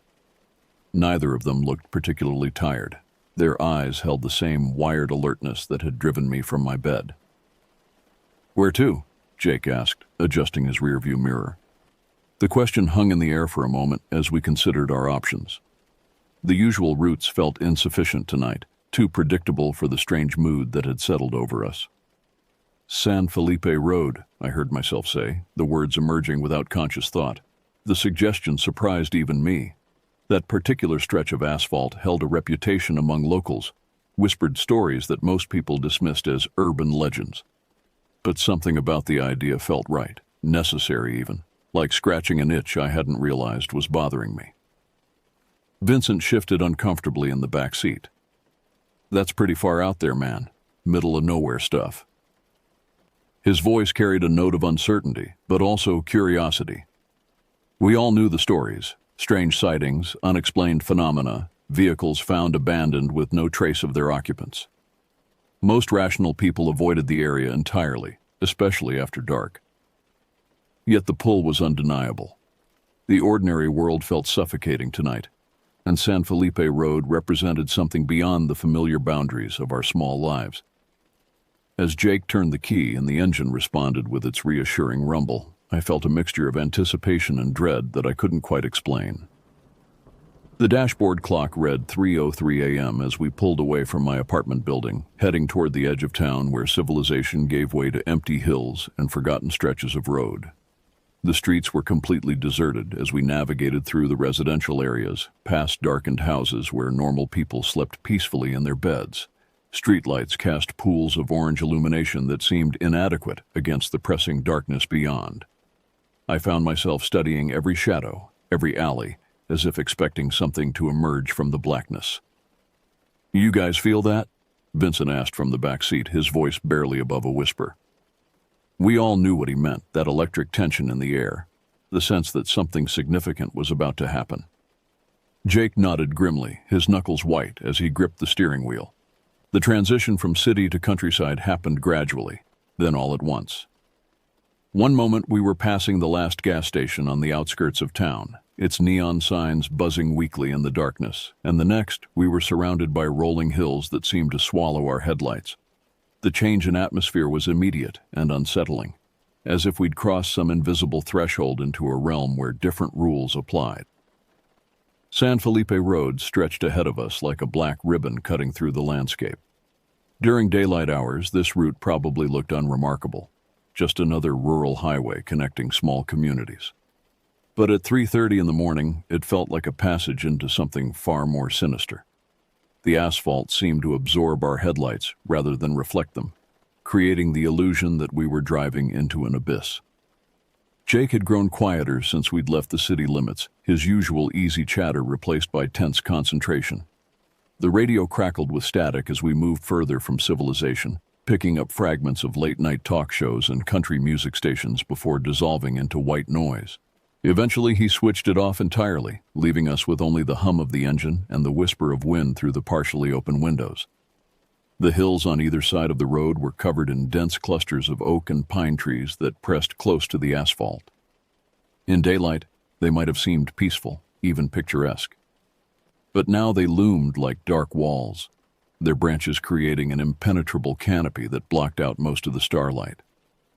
I found myself imagining what might be lurking in those depths. Not supernatural creatures, but the very real predators that called these hills home. Mountain lions, wild boars, perhaps even bears venturing down from the higher elevations. Temperatures dropping, Vincent observed, pulling his jacket tighter around his shoulders. He was right.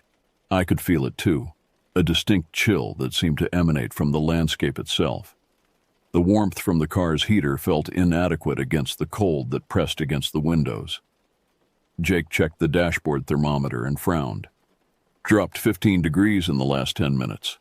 That's not normal. His voice carried a note of concern that made my stomach tighten.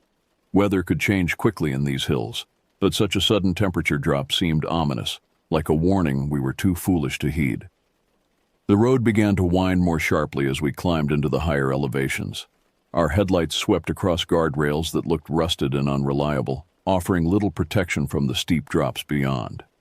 I could sense the emptiness on the other side of those flimsy barriers, valleys that plunged into darkness so complete it seemed almost solid. "How much further you want to go?" Jake asked, though his question sounded more like a plea for reassurance than a genuine inquiry. We were all feeling it now, that growing sense that we'd ventured too far from safety, that we were approaching something we weren't prepared to encounter. Before I could answer, the first wisps of fog began to appear in our headlights. At first it seemed harmless enough, just thin streamers of mist that drifted across the road like ghostly fingers. But within minutes, those wisps had thickened into something far more substantial and threatening. The fog didn't roll in gradually like a normal weather phenomenon. Instead, it seemed to materialize around us with deliberate intent, as if something in these hills had decided we'd gone far enough. One moment we could see a reasonable distance ahead, making out the curves and contours of the road, and the next we were enveloped in a white-gray wall so thick it felt solid. Jake immediately slowed to a crawl, leaning forward over the steering wheel as he tried to navigate by the faint yellow lines barely visible in our headlights. The fog seemed to glow from within, creating an eerie luminescence that made depth perception impossible. Trees that should have been 50 feet away appeared to loom directly beside us, while the road itself seemed to shift and waver like something seen underwater. "This is insane," Vincent muttered from the back seat, his voice tight with anxiety. "Fog doesn't just show up like this, not this thick, not this fast." He was pressing his face against the side window, trying to make out anything beyond the milky barrier that surrounded us. The temperature dropped another 10 degrees almost instantly. I could see my breath forming small clouds inside the car, despite the heater running at full blast. The cold seemed to seep through the windows and doors, settling into my bones with an uncomfortable persistence. It was the kind of chill that made you think of morgues and underground caves, places where warmth never penetrated. Jake had reduced our speed to barely 10 miles per hour, but even that felt dangerously fast. The fog was so dense that our headlights only revealed a few feet of road ahead, creating the terrifying sensation that we might drive off a cliff at any moment. The normal sounds of the engine and tires seemed muffled, distorted by the thick air surrounding us. "Pull over," I said, my voice sounding strange in the confined space. "This is too dangerous. We need to wait it out." But even as I spoke, I realized we couldn't see the side of the road clearly enough to safely stop. We were trapped in a moving bubble of limited visibility, forced to keep inching forward through an alien landscape. That's when Vincent grabbed my shoulder, his fingers digging in hard enough to hurt. "There," he whispered, pointing through the windshield. "Do you see that?" At first I saw nothing but the usual wall of fog and the weak glow of our headlights. But as I stared harder, something began to resolve itself in the mist ahead.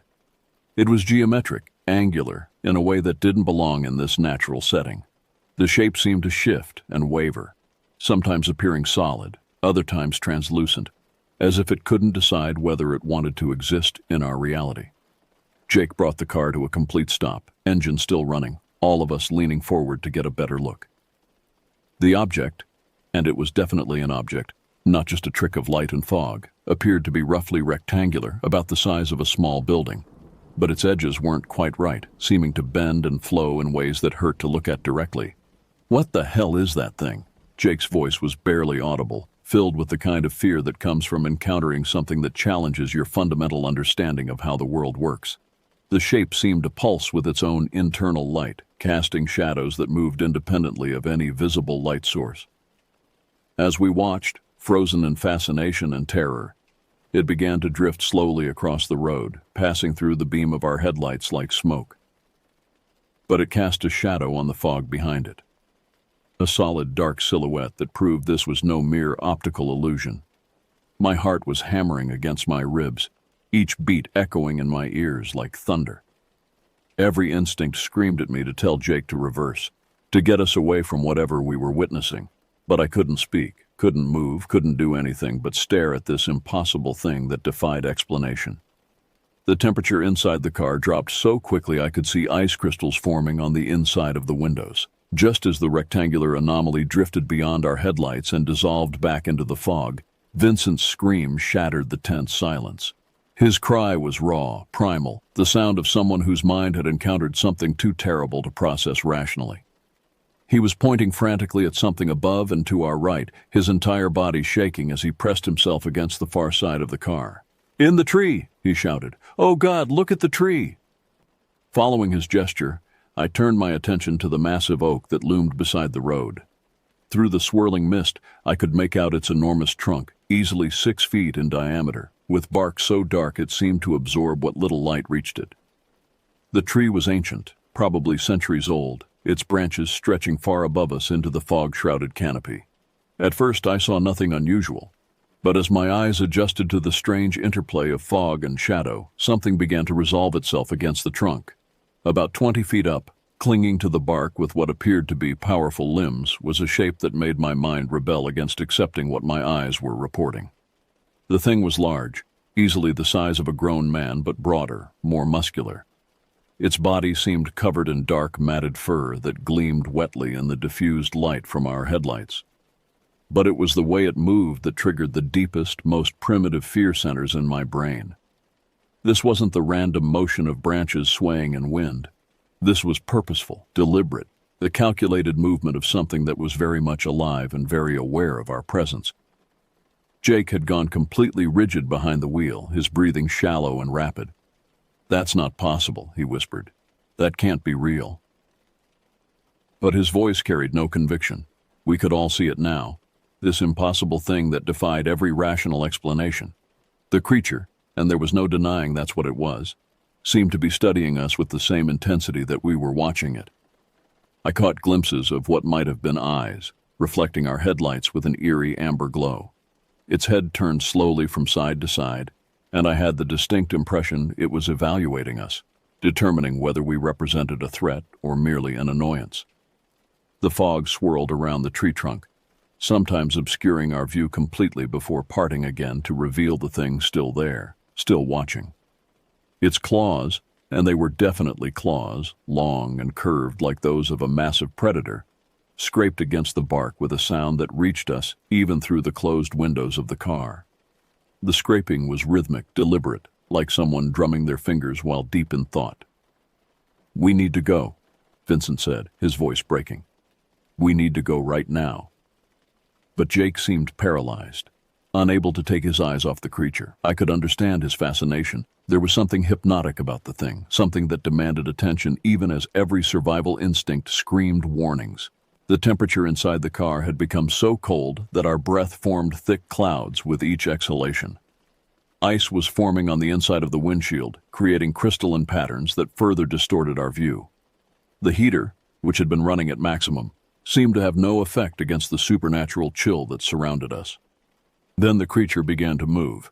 It descended the tree trunk with fluid grace, its claws finding purchase in the bark with ease.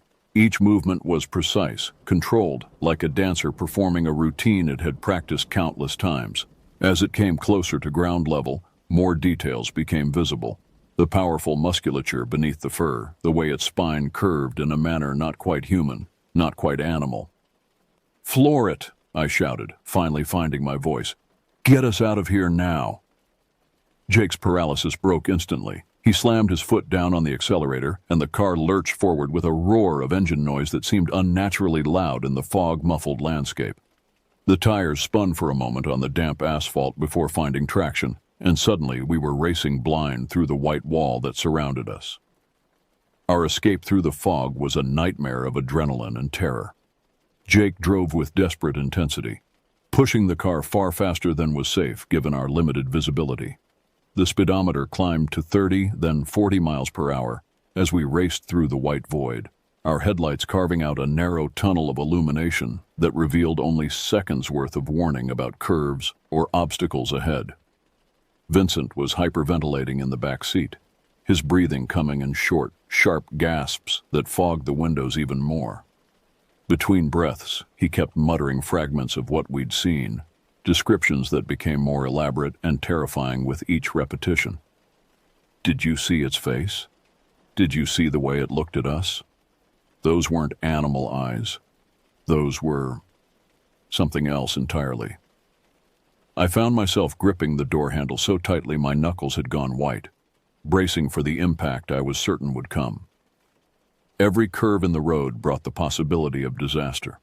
A collision with another vehicle, a plunge over a guardrail, or worse, whatever was lurking in these hills. The fog seemed to press against the windows like a living thing, as if it were trying to slow our escape. The engine roared at maximum RPM as Jake pushed the car beyond its normal limits.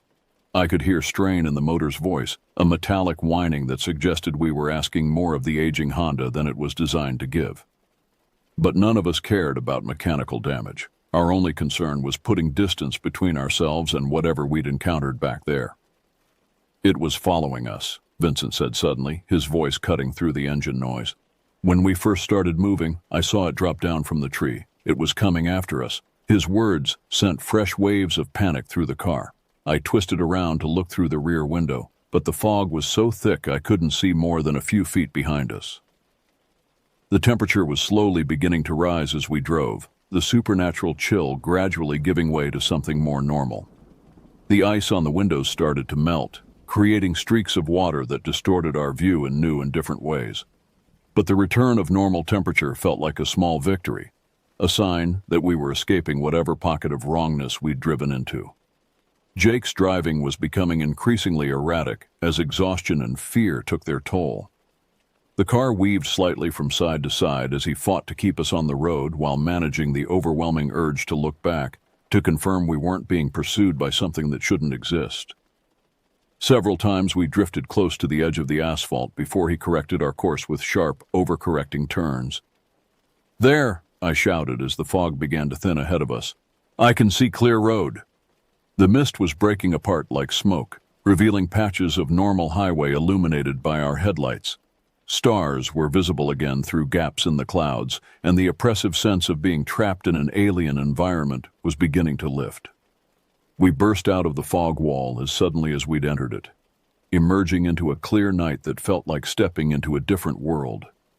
The transition was so abrupt it was disorienting. One moment we were driving blind through supernatural mist, and the next we were on a normal stretch of highway with good visibility and recognizable landmarks. Jake immediately pulled over to the shoulder, his hands shaking as he put the car in park. We sat in stunned silence for several minutes, listening to our own labored breathing and the ticking of the cooling engine. The normal sounds of night in the California hills, insects chirping, wind through grass, the distant hoot of an owl, felt almost miraculous after the muffled silence of the fog. "Did that really happen?" Vincent asked, his voice small and uncertain. "Tell me we didn't just imagine all of that." But we all knew it had been real. The evidence was written in our racing hearts, our trembling hands, the cold sweat that covered our bodies despite the now normal temperature. 3 days passed before any of us could speak about what we'd experienced without our voices shaking. The rational part of my mind kept insisting that we'd encountered nothing more than unusual weather conditions and overactive imaginations fueled by local folklore. But the visceral memory of that night, the supernatural cold, the impossible geometry of the fog-shrouded shape, the creature clinging to the ancient oak, refused to be dismissed as mere hallucination. By Friday evening, curiosity had begun to overpower fear. We met at Jake's apartment, ostensibly to watch a movie, but really to discuss what we'd seen and decide whether we had the courage to return. The conversation started cautiously, each of us testing whether the others were ready to revisit that night, but it quickly became clear that we were all obsessed with finding answers. "I've been researching the area," Vincent said, pulling out his laptop. "San Felipe Road has a history, not just urban legends, actual documented incidents going back decades." He'd compiled a collection of newspaper articles, police reports, and personal accounts that painted a disturbing picture of the region. The documents told stories of vehicles found abandoned with their engines still running, drivers nowhere to be found. Hikers who'd gone missing in the hills, their remains discovered months later in locations that made no sense given their intended routes. Strange atmospheric phenomena reported by pilots flying over the area. Fog that appeared and disappeared without meteorological explanation. Temperature anomalies that showed up on weather instruments but couldn't be accounted for by normal conditions. "Look at this," Vincent said, highlighting a police report from 2015. Family of 4 driving through the area at night. Found their car in a ditch, all the doors open, personal belongings scattered like they'd fled in panic. No signs of an accident, no evidence of foul play. They were found 6 hours later, walking along Highway 101, 20 miles away, with no memory of how they'd gotten there. Jake leaned over to read the report more carefully. "Says here they kept talking about seeing something in the trees. Described it as a large dark figure that didn't move like any animal they'd ever seen." Sound familiar? The description sent chills down my spine. It was almost identical to what we'd witnessed. More articles revealed a pattern of encounters that stretched back generations. Native American tribes had considered the area sacred but dangerous, warning of spirits that could take physical form and lead travelers astray. Early Spanish settlers reported similar phenomena, describing them in terms of their Catholic worldview, demons and unholy apparitions that tested the faith of good Christians. "Here's what I think," I said, trying to organize the swirling thoughts that had been plaguing me all week. "Whatever's out there, it's not supernatural in the traditional sense. It's something real, something physical, but operating according to rules we don't understand. The fog, the temperature changes, the way that thing moved, it all suggests some kind of natural phenomenon that science hasn't explained yet." Vincent nodded thoughtfully. "Like ball lightning or those rogue waves sailors used to report. Seemed impossible until we understood the science behind them." It was a comforting theory, that we'd encountered something extraordinary but ultimately explainable, rather than something that challenged the fundamental nature of reality. But even as we tried to rationalize our experience, the fear remained. Whatever we'd seen on San Felipe Road had left all of us fundamentally changed. Sleep came fitfully, filled with dreams of fog-shrouded highways and amber eyes watching from the darkness. We found ourselves avoiding certain streets at night, staying away from wooded areas, jumping at shadows that moved in ways our subconscious minds found threatening. "We have to go back," Jake said finally. "I can't live with not knowing. This thing is going to drive me crazy if I don't get some kind of answer." Vincent and I exchanged glances, recognizing our own desperation reflected in his words. The uncertainty was almost worse than the fear. At least terror had a definite quality to it, while doubt corroded everything. "Okay," I agreed. "But we do this smart. We bring cameras, recording equipment, maybe some basic scientific instruments. If there's something out there, we document it properly. No more running away in blind panic." The plan felt reasonable, professional even, but my heart was already racing at the thought of returning to that haunted stretch of road. Chapter 7. Return to San Felipe. We spent the better part of Saturday preparing for our return expedition. Jake borrowed a digital camera with night vision capabilities from a friend who worked in security.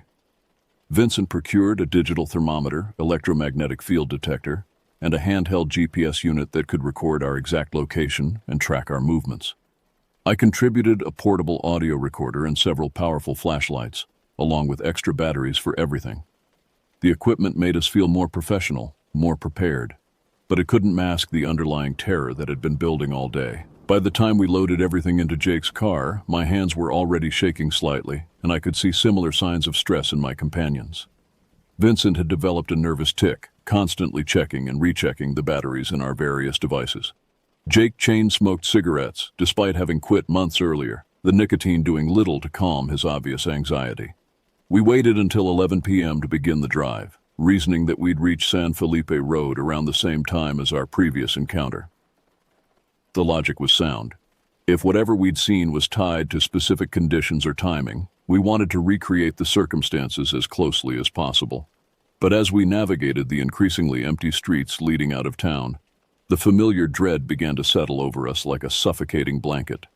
The temperature was significantly warmer than it had been during our first visit, and the weather forecast called for clear skies with no chance of fog. These factors should have been reassuring, suggesting we might encounter nothing more than a peaceful drive through rural California. Instead, they felt ominous, as if the very absence of threatening weather conditions was itself a trap. "Everyone's phones fully charged?" Vincent asked for the third time. We'd agreed that if anything went wrong, our first priority would be to call for help, though the cellular coverage in the hills was notoriously unreliable. The question had become a kind of nervous ritual, something to break the oppressive silence that had settled over us as we drove deeper into the countryside.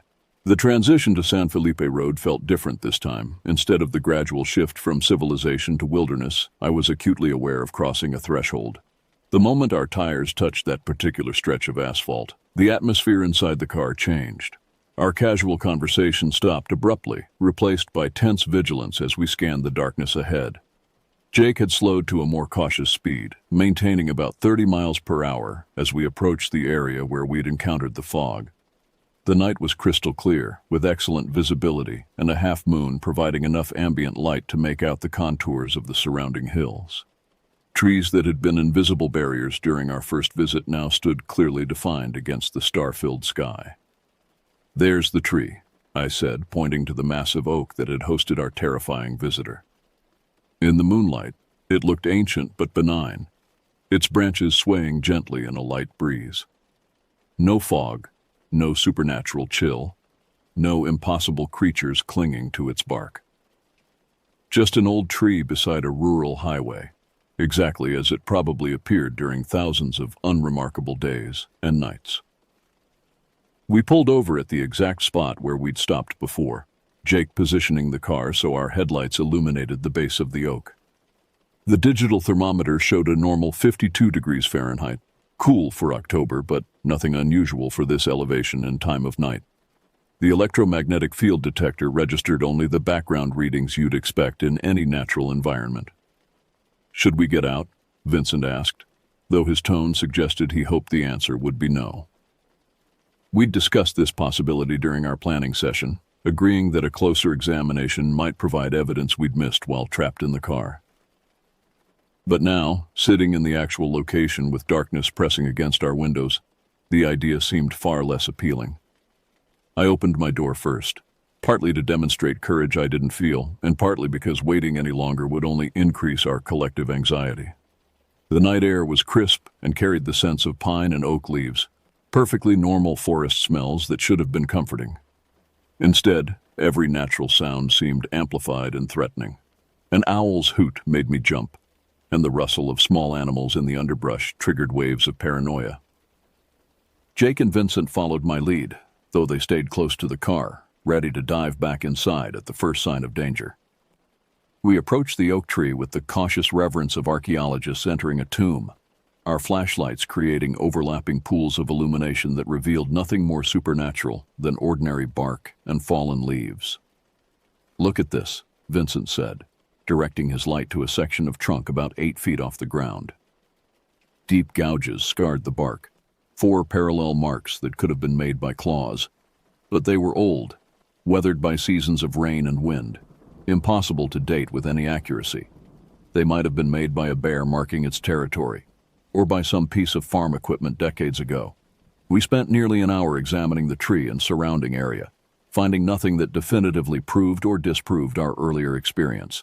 The lack of evidence was almost more disturbing than finding clear proof would have been. It left us trapped in uncertainty, unable to move forward or back. The weeks following our second visit to San Felipe Road brought no peace, only a deeper, more persistent kind of terror that wove itself into the fabric of our daily lives. Unlike the sharp, immediate fear of our original encounter, this was a slow-burning anxiety that colored everything we did. Sleep became elusive and unsatisfying, filled with dreams that felt more like memories of experiences we'd never actually had. My dreams were remarkably consistent in their imagery and emotional tone.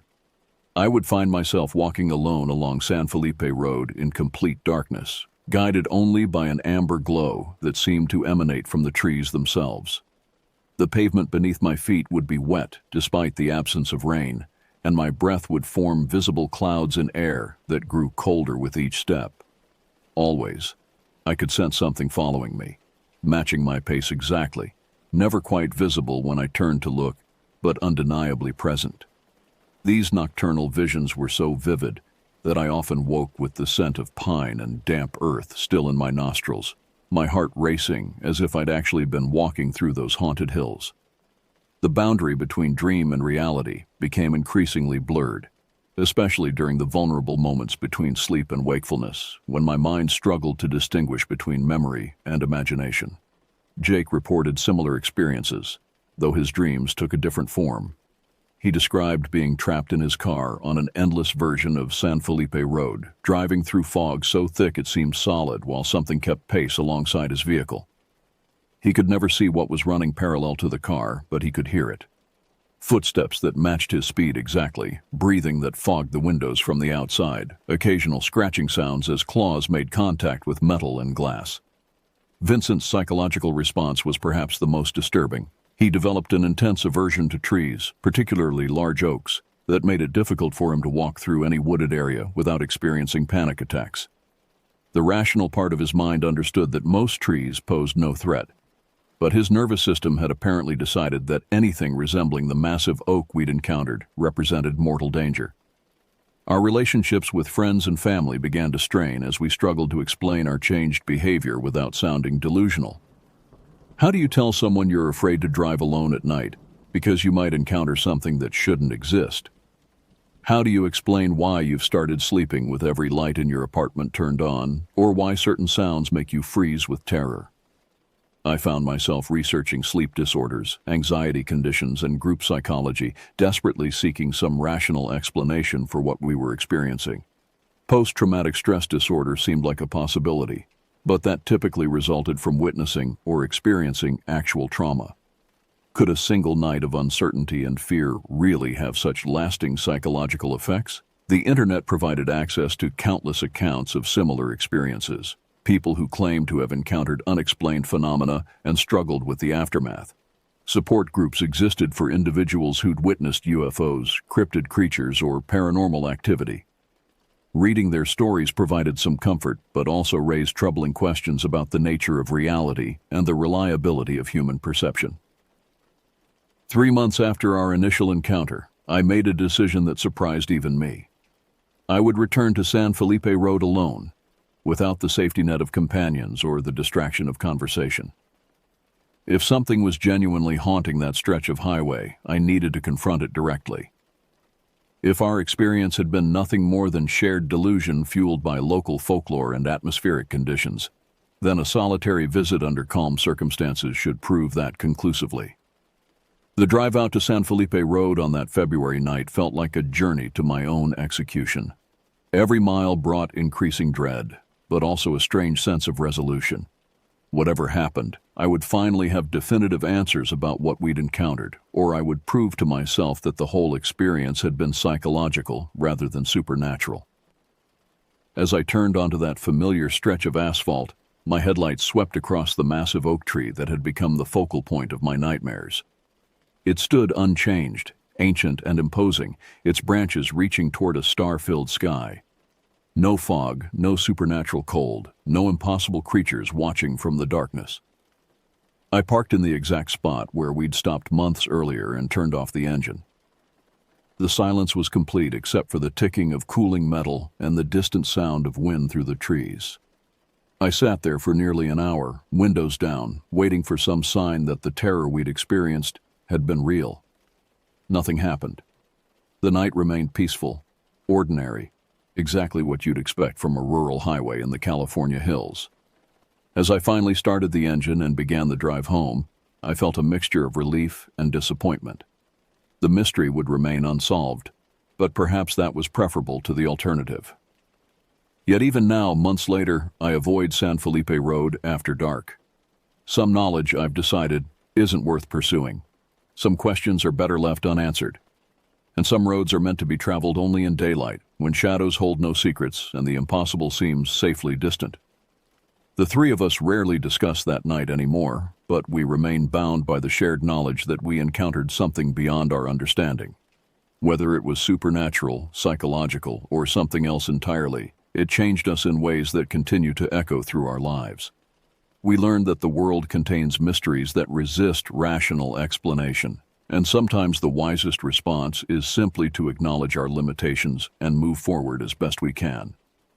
The road remains, winding through those dark hills, waiting for the next group of curious night travelers to discover what lurks in the fog.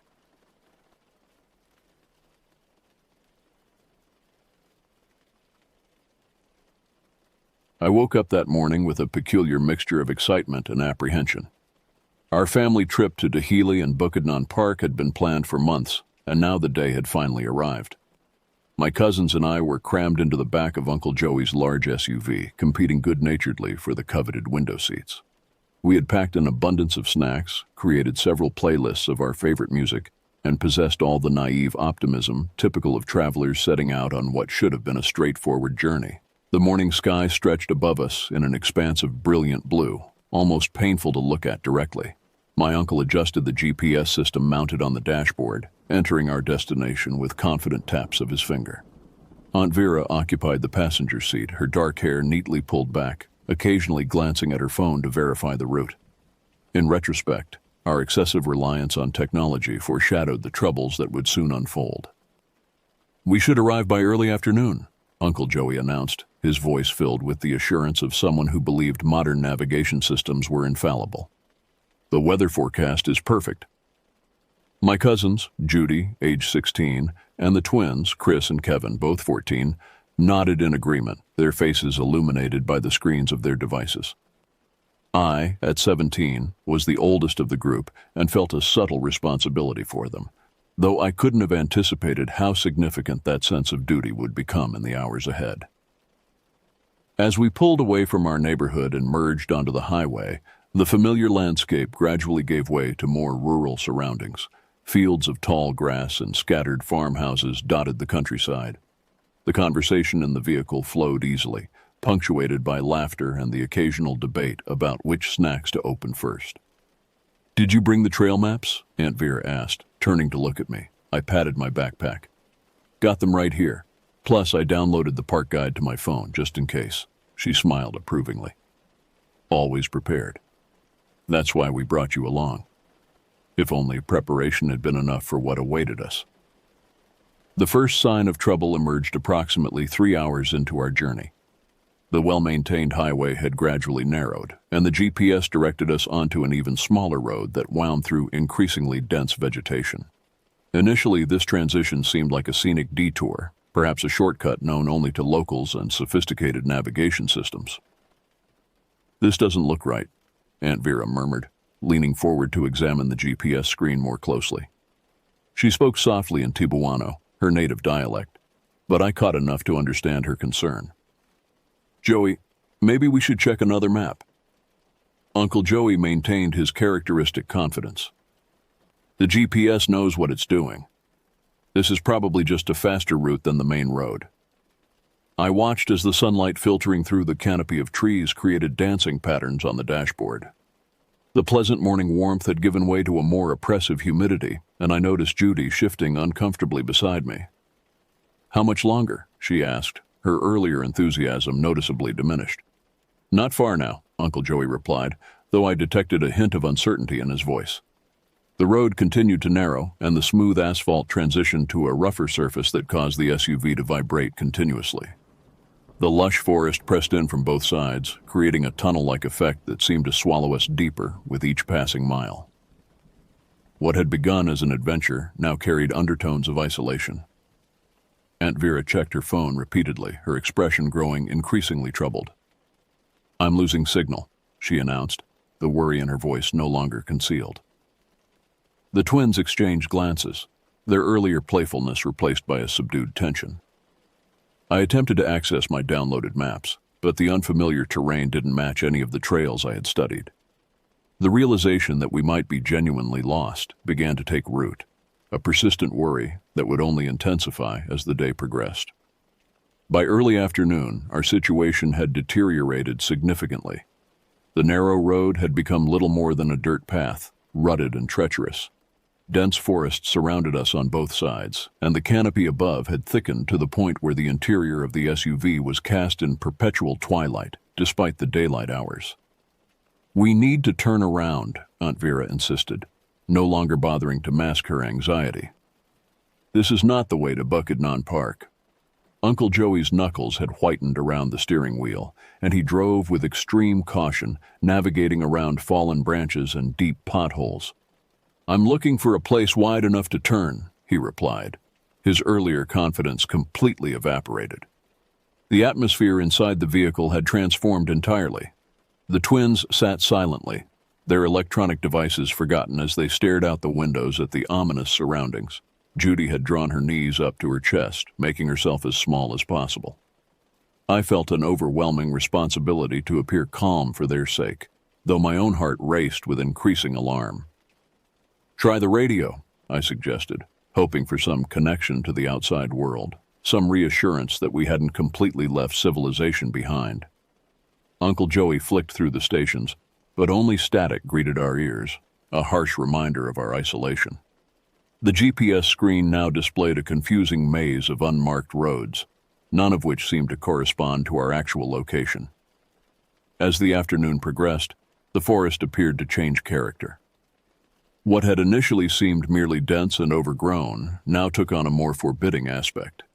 The trees stood unnaturally close together, their branches twisted and gnarled, reaching toward the road like arthritic fingers. Moss hung in thick curtains, and the undergrowth formed an impenetrable wall on either side of our path. "Did you see that?" Chris suddenly asked, pointing toward a gap between the trees. "What?" I asked, following his gaze but seeing nothing but shadows. "I thought I saw someone standing there," he whispered, his voice trembling slightly. "It's just your imagination," I assured him, though I wasn't entirely convinced of my own words. The forest had begun to play tricks on all our senses, and the lengthening shadows created illusions that seemed all too real. The SUV crawled forward at a painfully slow pace, each bump and jolt amplified by our heightened state of alertness. When a branch scraped against the roof with a sound like fingernails on metal, Judy let out a small cry of alarm.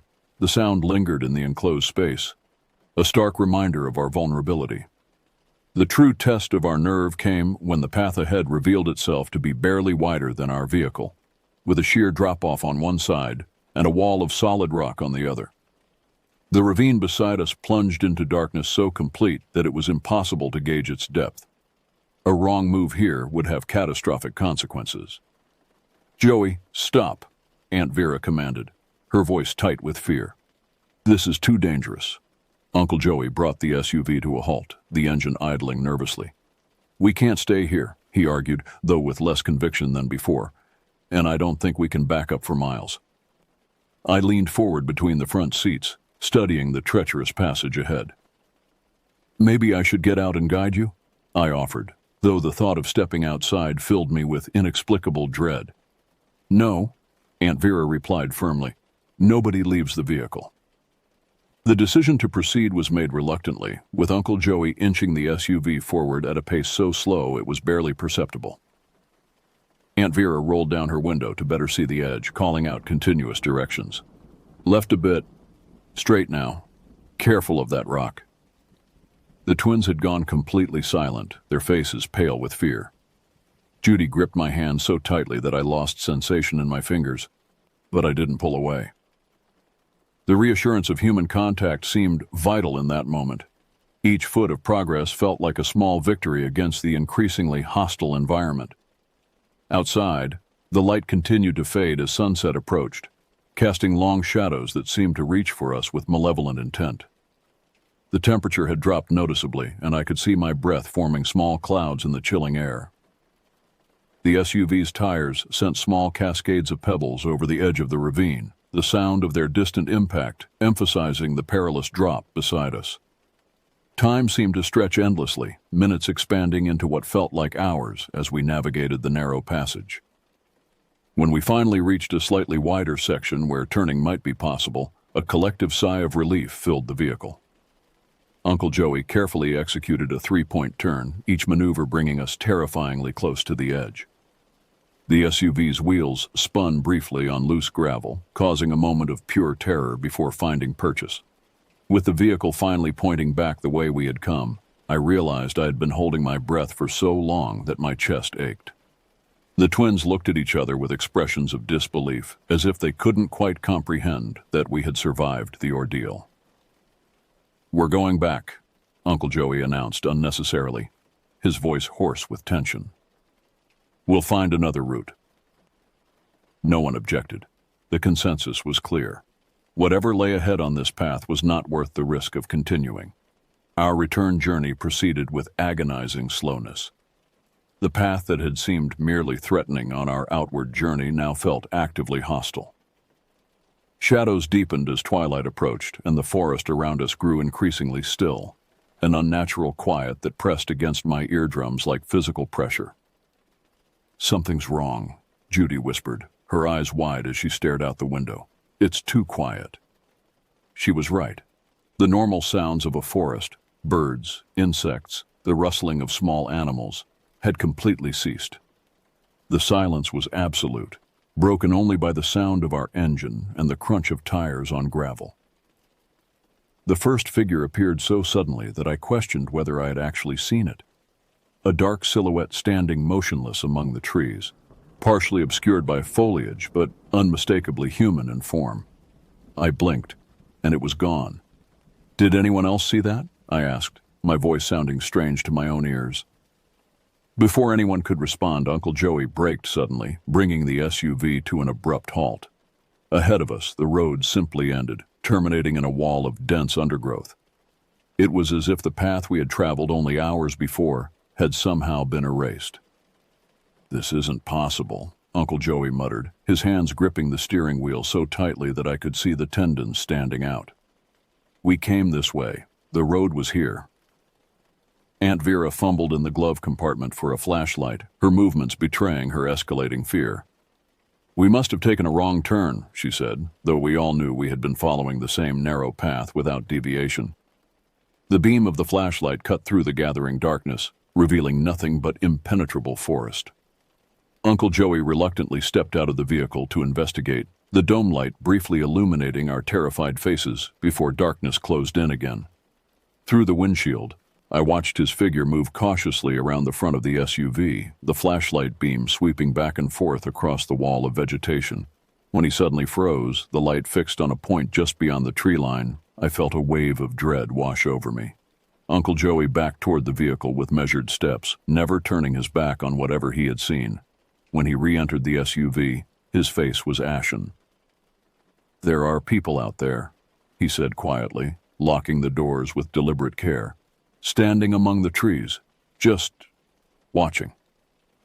As if his words had summoned them, dark figures emerged from the forest, arranging themselves in a loose semicircle around the front of our vehicle.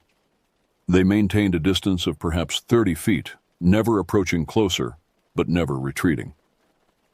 The headlights illuminated them dimly, men and women of various ages, dressed in ordinary clothing that somehow seemed out of place in this remote location. Most disturbing was their complete stillness. They did not speak, did not gesture, did not even appear to breathe. They simply watched, their eyes reflecting the headlights with an unnatural gleam. "What do they want?" Kevin whispered, shrinking back in his seat. No one had an answer. The observers made no hostile moves, but their silent vigilance created an atmosphere of menace more effective than any overt threat. "Try to back up," Aunt Vera suggested, her voice trembling. "There must be another way out." Uncle Joey shifted into reverse, and the SUV began to move backward slowly. The watchers remained motionless, their eyes following our retreat with unwavering attention. Not until we had rounded a bend and lost sight of them did anyone speak again. "Who were those people?" Judy asked, her voice small and frightened. "I don't know," Uncle Joey replied honestly, "but we're getting out of here." With renewed determination, Uncle Joey navigated the SUV through the darkening forest. The headlights carved a tunnel through the blackness, revealing only a few feet of road ahead at any time. We had abandoned all hope of reaching our original destination. Our sole objective now was to find our way back to civilization. Every shadow seemed to conceal watching figures, and each rustle in the undergrowth triggered a fresh surge of fear. The twins huddled together in the back seat, occasionally whispering to each other in voices too low for me to hear. Judy maintained her death grip on my hand, her palms slick with nervous perspiration. "The gas is getting low," Uncle Joey announced grimly, tapping the fuel gauge with one finger. "We need to find a main road soon." This new concern added urgency to our already desperate situation. The prospect of being stranded in this hostile forest after dark was too terrible to contemplate. At a fork in the road, Uncle Joey hesitated. Neither path looked promising, both equally narrow, equally enveloped in darkness. After a moment's consideration, he chose the left branch, guiding the SUV onto a slightly wider track that showed faint tire marks. "Someone else has been here," he said, a note of hope entering his voice for the first time in hours. "This might lead somewhere." We drove in tense silence, every nerve attuned to our surroundings. The forest seemed to press closer, branches occasionally scraping against the windows with sounds that made my skin crawl. The temperature inside the vehicle had dropped significantly, and I could see goosebumps rising on Judy's arms despite her jacket. When the headlight suddenly illuminated a structure ahead, we collectively leaned forward in anticipation. As we drew closer, the building revealed itself to be an abandoned ranger station, its windows dark and empty, the wooden siding weathered and partially reclaimed by climbing vines. "Should we stop?" Aunt Vera asked uncertainly. Before Uncle Joey could respond, movement caught my eye. More figures emerging from the forest behind the building, arranging themselves in that same eerie, watchful formation we had encountered earlier. "Keep driving," I urged, unable to suppress the tremor in my voice. "They're here too." Uncle Joey accelerated past the ranger station without slowing, and I twisted in my seat to look back. The watchers had moved to the edge of the road, their forms barely distinguishable in the receding taillights, but their presence unmistakable. "They're following us," Kevin whispered, his face pressed against the rear window. "No," Chris corrected, his voice equally hushed. "They're everywhere." This observation, delivered with such simple certainty, struck me as fundamentally true. The watchers weren't pursuing us, they were simply present wherever we went, as if they were aspects of the forest itself rather than individual entities. The fuel gauge had dipped dangerously low, the warning light casting a faint orange glow on the dashboard. Uncle Joey's expression was grim as he pressed on, searching desperately for any sign of a main road or settlement. When the engine began to sputter, we all recognized the sound with sinking hearts. Uncle Joey coaxed the vehicle forward as far as possible before it finally died, rolling to a stop in the middle of the narrow track. Silence descended, absolute and suffocating. Outside, the darkness was complete, unbroken by any artificial light. We sat motionless, reluctant even to breathe too loudly, as if doing so might attract unwanted attention. "What now?" Judy finally asked, her voice barely audible. Uncle Joey checked his phone again, though we all knew there would be no signal. "We wait until morning," he decided. "It's too dangerous to try walking out in the dark." The prospect of spending the night in this place sent a wave of dread through me, but I recognized the logic of his decision. Blindly stumbling through the forest would only lead to further disaster. As if responding to our determination to stay put, the first raindrops began to strike the windshield, quickly intensifying into a downpour that drummed on the roof with deafening force.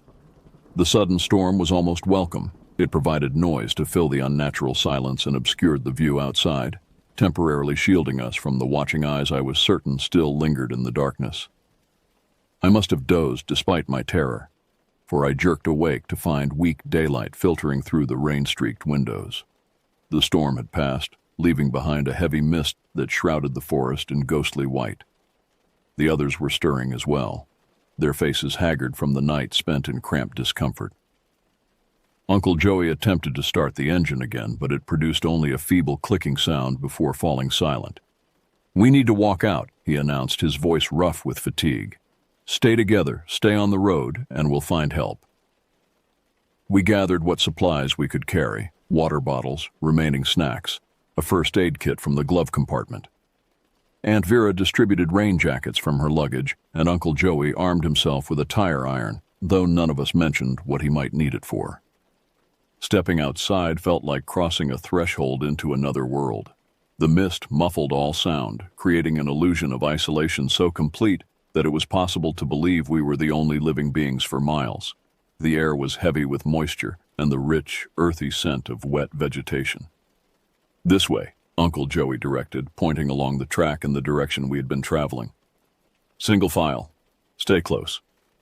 We moved through the mist like ghosts, our footsteps unnaturally loud on the damp ground. I positioned myself between Judy and the twins, constantly checking to ensure they remained close. Aunt Vera led the way, with Uncle Joey bringing up the rear, frequently glancing behind as if expecting pursuit. The forest around us was transformed by the mist, familiar shapes rendered alien and threatening. Trees loomed suddenly out of the whiteness, their branches reaching like grasping hands. Twice I stumbled on hidden roots, my heart racing with momentary panic at each disruption of our careful progress. We had been walking for perhaps an hour when the character of the forest began to change subtly. The trees grew less densely packed, allowing more light to penetrate the mist. The undergrowth thinned, and the path beneath our feet widened almost imperceptibly. "Listen," Aunt Vera said suddenly, raising one hand to halt our procession.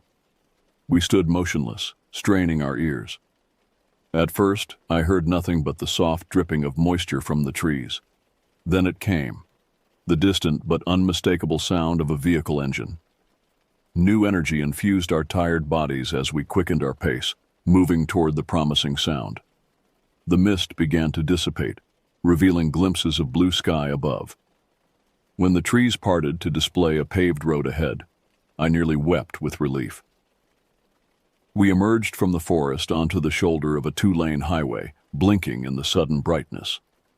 A passing truck slowed at the sight of our bedraggled group, the driver leaning out his window with an expression of concern.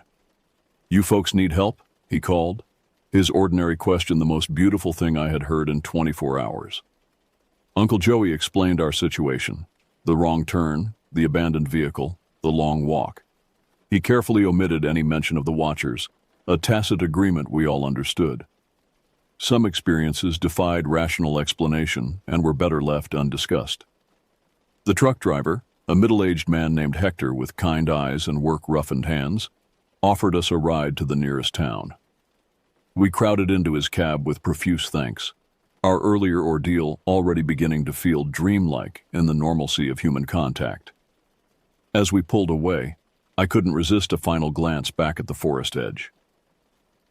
Through the thinning mist, I thought I glimpsed a solitary figure standing just within the tree line, watching our departure with that same unsettling stillness.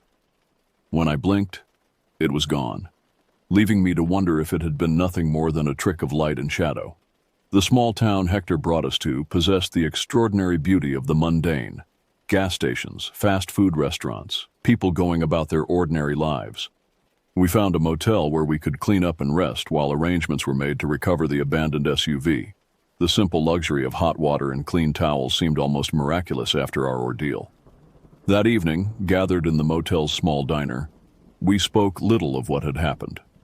The experience had created a bond between us that required no verbal reinforcement, a shared understanding that transcended ordinary family ties. "We'll try again tomorrow," Uncle Joey suggested tentatively. "Take the main highway to Bukidnon Park, the way we should have gone in the first place." No one responded immediately. The prospect of returning to any forest, even one clearly marked on official maps and frequented by tourists, held little appeal after what we had endured. "Maybe we should try something different," I finally said. "There's a museum in town that looks interesting." The relief on the twins' faces was answer enough. Our adventure in the wilderness was over, at least for this trip. Some paths, once taken, leave scars that never fully heal, and some destinations are better left unreached.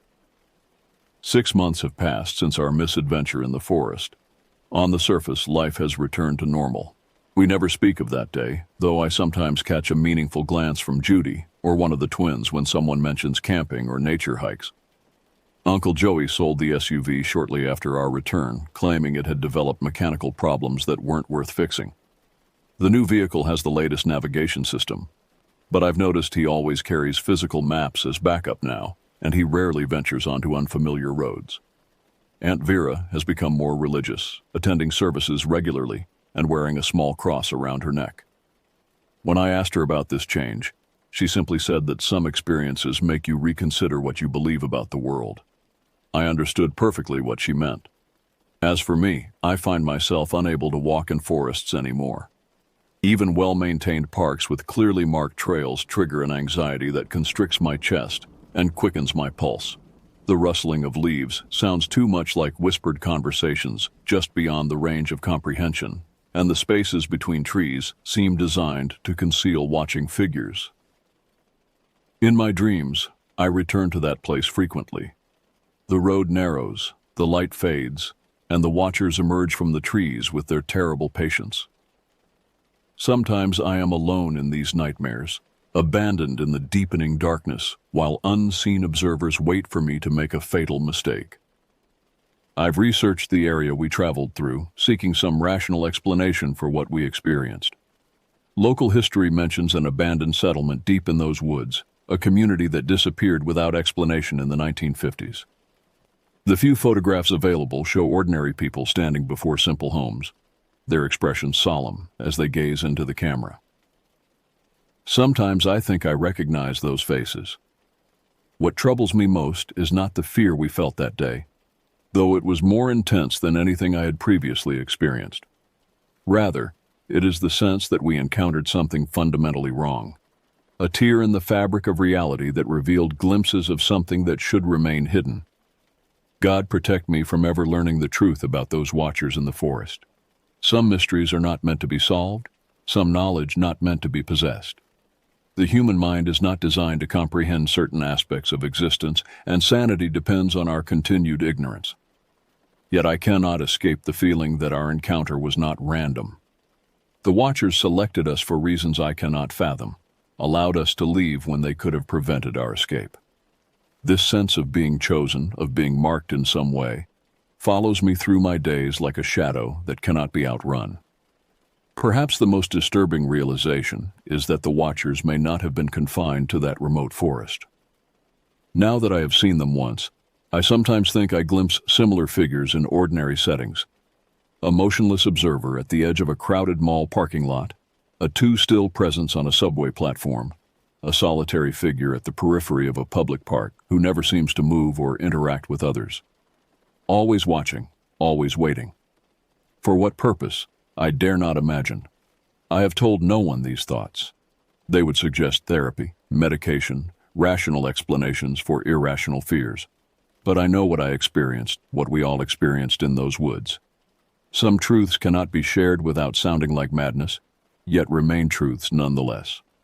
So I continue with my life, attending classes, planning for college, maintaining the appearance of normalcy.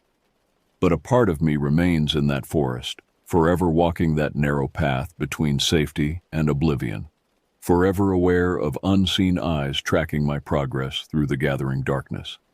And sometimes, in the moment between wakefulness and sleep, I hear a whisper that might be the wind through trees, or might be something else entirely. We are still watching. We will always be watching. The road goes on, but I am forever changed by where it led us that day. Some journeys mark you permanently. Some destinations remain with you long after you have physically departed.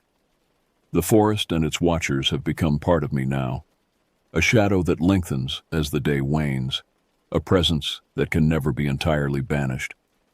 I only pray they remain content with watching from a distance. Because in my darkest moments, I fear they might someday decide to do more than watch.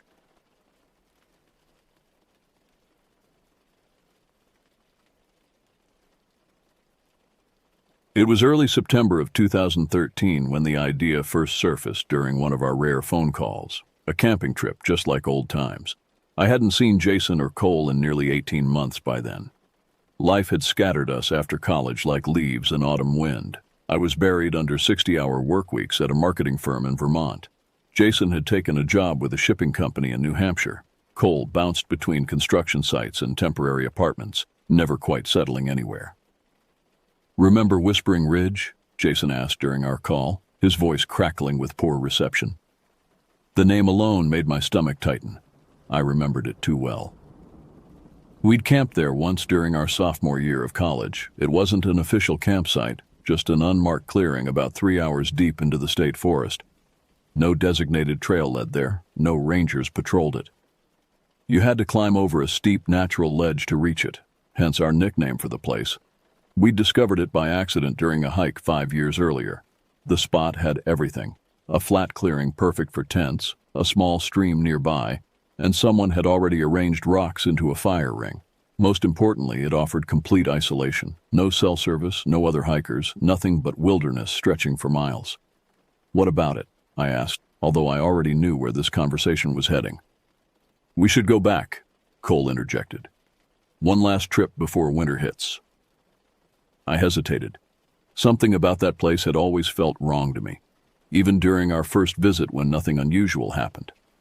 But nostalgia is a powerful drug, and the thought of escaping my cubicle for a weekend tempted me beyond reason. "Just 3 days," Jason pressed. "Friday through Sunday, like the old days." Against my better judgment, I agreed. We settled on the 3rd weekend of September. I requested time off work. Jason arranged for coverage at his job, and Cole never needed permission from anyone.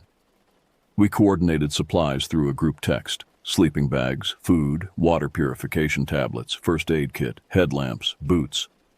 I volunteered to bring the tent, a 4-person weatherproof model I'd purchased for a trip that never materialized. Jason would handle food, mostly dehydrated meals and energy bars. Cole promised firewood and alcohol. As the day approached, I found myself checking the weather obsessively. The forecast showed clear skies, but I packed extra tarps anyway. Something about returning to Whispering Ridge made me anxious in ways I couldn't articulate. I told myself it was just pre-trip jitters. The night before our departure, I dreamt of trees with eyes, not eyes embedded in bark, but watching from between branches. I woke at 3:17 a.m. drenched in sweat despite the autumn chill. My apartment felt too empty, too quiet. I lay awake until dawn, listening to the occasional car passing on the street below, wondering if I should cancel. I didn't. Some decisions we make knowing they're mistakes, yet we make them anyway. We met at a diner just outside the forest entrance, arriving in separate vehicles. Jason looked thinner than I remembered, his once athletic frame now wiry and tense. Cole hadn't changed much, still broad-shouldered and sporting that perpetual 5 o'clock shadow. We ate quickly, reviewing our route over coffee and maps. The turnoff is unmarked, Jason explained, tracing a finger along a faded hiking trail. We'll park at the main lot, then hike about 40 minutes to this creek. From there, we head east through this section of pines until we hit the ridge. Cole nodded, mouth full of pancakes. And we're sure we can still find it? I've been back once, Jason admitted, surprising both of us. About 2 years ago, it's still there. I wanted to ask why he'd gone back alone, but something in his expression stopped me. We drove to the trailhead in convoy, my car following Jason's old Honda, Cole riding shotgun with him. The parking lot was nearly empty, just a ranger's truck and a couple with hiking poles preparing for a day trip. We shouldered our packs, checked our supplies one last time, and headed into the forest. The main trail was well maintained for the first mile, but as we veered east onto the unmarked path Jason remembered, the terrain grew challenging. Fallen trees blocked our way multiple times. The forest floor was spongy with decades of decomposing leaves. Overhead, branches formed a canopy so dense that by mid-afternoon, it seemed like dusk was already settling. "It's colder than I expected," Cole said, zipping his jacket higher. He was right.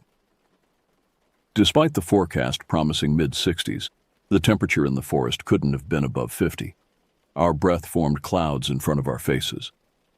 The air smelled sharp with pine and something else, something metallic, like the scent of pennies in your palm. "We should be close," Jason murmured, pausing to consult his compass. "The ridge should be just ahead."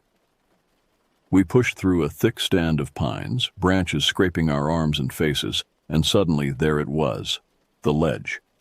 A natural stone formation that rose about 15 feet, creating a wall we'd need to climb to reach our destination. "Just like I remembered," Cole grinned, but his smile didn't reach his eyes. We climbed single file, finding the same handholds and footholds we'd used years before. At the top, we helped each other over the final lip of rock, then stood for a moment, catching our breath and looking down at the clearing below. Whispering Ridge hadn't changed. The fire pit remained, stones blackened from countless flames. The clearing was perhaps 30 feet in diameter, surrounded by dense forest on all sides, except for the ledge we'd just climbed. The stream trickled nearby, barely audible over the constant hushing of wind through pines. "Home sweet home," Jason said, dropping his pack. We made camp efficiently, working with the practiced coordination of people who'd done this together before. The tent went up near the center of the clearing. We gathered additional stones to reinforce the fire ring. Cole arranged his pre-cut logs in a neat stack nearby. I unpacked the small camp stove and cooking gear. By the time darkness fell, we had a fire crackling, 3 camping chairs arranged around it, and our sleeping bags ready inside the tent. I heated water for our dehydrated meals while Jason produced a bottle of whiskey from his pack. "Two old friends," he toasted, passing the bottle. The whiskey burned going down, but it pushed back against the unusual cold. We ate our reconstituted pasta, reminisced about college days, and avoided talking about our current lives. The fire cast long shadows that danced at the edges of the clearing. Occasionally, one of us would glance into the darkness beyond our campsite, then quickly return to the conversation. "Remember when we used to think we'd change the world?" Cole laughed, but there was something bitter in his voice. Jason nodded. "Still might. There's time." "Is there?" I asked, not sure why the question surfaced. The conversation lulled. The fire popped and hissed. Somewhere deep in the forest, a branch snapped. "Did you guys hear that?" Cole asked. We all pretended we hadn't. I woke before dawn, disoriented. The interior of the tent was pitch black and freezing cold. My watch read 5:22 a.m. Beside me, Jason slept facing away, his breathing deep and regular.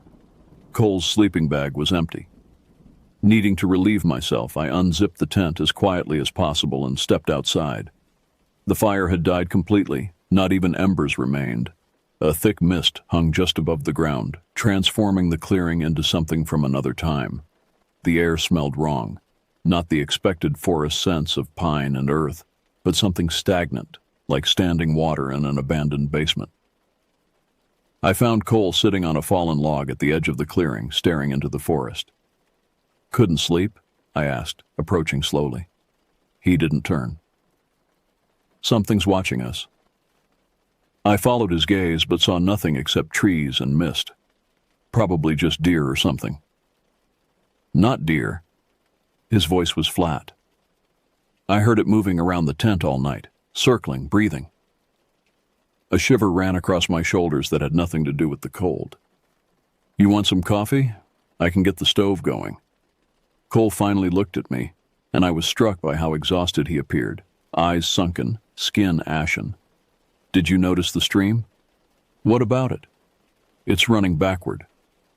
I laughed nervously. "That's not possible." Cole stood up. "See for yourself." I followed him to the stream, more to humor him than anything else. The water looked darker than it should, almost black in the weak pre-dawn light. I crouched down, watching leaves and twigs drift by. Cole was wrong. The stream flowed in the normal direction. But as I watched, I noticed something odd about the water itself. It seemed to move too slowly, as if slightly more viscous than water should be. "It's just water," I said, standing up. Cole shook his head. "It changed when you came. It knows we're watching now." I was about to respond when Jason called from the tent. "What are you guys doing?" "Just getting some air," I called back, grateful for the interruption. "I'm going to start coffee." The day improved with sunlight and caffeine. Cole became more like himself, laughing at Jason's jokes and helping prepare breakfast. By mid-morning, the incident seemed forgotten. We decided to explore the surrounding area, partly for something to do and partly to gather more firewood. We hiked along the ridge, following the stream upstream. The forest grew denser, the trees older and taller. Nearly an hour into our walk, we noticed the first anomaly, a perfect circle of mushrooms surrounding a bare patch of earth. Not unusual in forests, but these mushrooms were a vibrant red with white spots that none of us recognized. "Don't touch those," Jason warned. "They look poisonous." 20 minutes later, we found the structure. It appeared suddenly through a break in the trees. A crude shelter made of weathered plywood nailed to living trunks, with a tattered tarp stretched across for a roof. It might have been a hunter's blind at first glance, but the position made no sense for hunting. It faced a solid rock wall with no game trail nearby. "Someone lived here," Cole murmured, approaching cautiously. He was right. Inside the small space, we found remnants of human habitation, a rusted can opener, a metal cup crusted with something brown, a rotting backpack. "Check this out," Jason called from behind the shelter. We joined him to find what appeared to be an arrangement of animal bones, not scattered randomly, but carefully placed in complex patterns. Small mammal skulls, raccoons, possums, maybe a fox, formed the center of the design. Larger bones radiated outward in spiral patterns. "What the hell is this?" I whispered. "Someone's art project," Jason suggested, but didn't sound convinced. Cole crouched down, examining the pattern without touching it. "These aren't all animal bones." A heavy silence fell over us. Jason broke it first. "We should head back."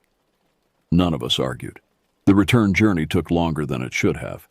Twice we found ourselves walking in circles despite following what should have been a straight path along the ridge. The third time we emerged at an unfamiliar clearing, Cole lost his temper. "This is impossible. The stream is right there. We just need to follow it downhill." "Let's try again," I suggested, trying to sound calmer than I felt. "We just need to stay together and pay better attention." It was nearly dusk by the time we found our campsite again. Jason immediately set about building a fire while I prepared our dinner. Cole sat on a log, staring into the forest, unusually quiet. That night, none of us suggested exploring any further. We kept the fire burning higher than necessary and finished Jason's whiskey. The conversation was stilted, full of long pauses and unfinished thoughts. When we finally retreated to the tent, it was with unspoken relief. "Tomorrow we head out early," Jason said as we settled into our sleeping bags. "First light." Cole and I murmured agreement. Despite the exhaustion of our day, sleep came reluctantly. I drifted off listening to the forest sounds, wind through branches, occasional animal calls, and something else that might have been footsteps circling our tent, too rhythmic to be random, too deliberate to be wildlife. The scream woke me, a sound so primal and terrified that I was on my feet before my mind fully registered what I'd heard. The tent was empty except for me. My watch read 3:17 a.m., the same time I'd awakened in my apartment before the trip. "Jason? Cole?" I called, fumbling for my headlamp. Outside, the clearing was transformed. A dense fog had settled, so thick I could barely see 10 feet ahead. The fire had died completely. There was no sign of either of my friends, but their boots remained neatly placed outside the tent. "Jason!" I shouted, louder this time. "Cole!"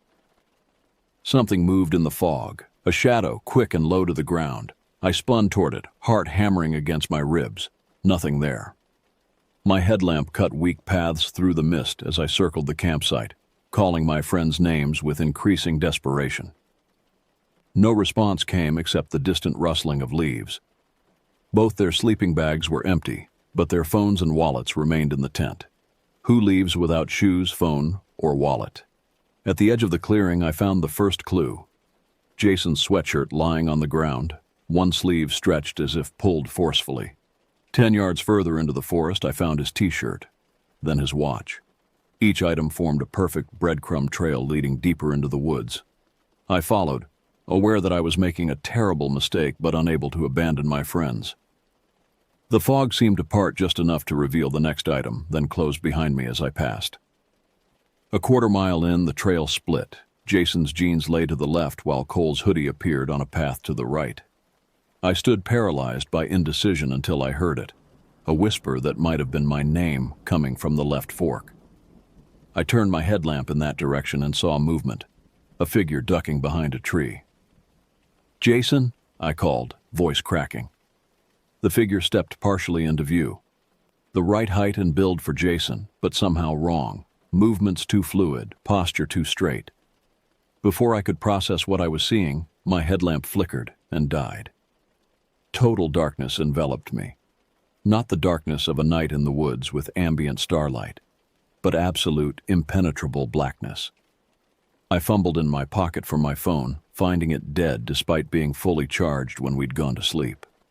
Something rustled in the underbrush nearby. Not one set of footsteps, but many, moving in perfect synchronization. They circled me slowly, maintaining distance but clearly aware of my position. I remained frozen, afraid that movement would trigger whatever was out there. A sound reached my ears, breathing, heavy and wet, like someone with fluid in their lungs. It came from directly behind me. I felt warm air on the back of my neck.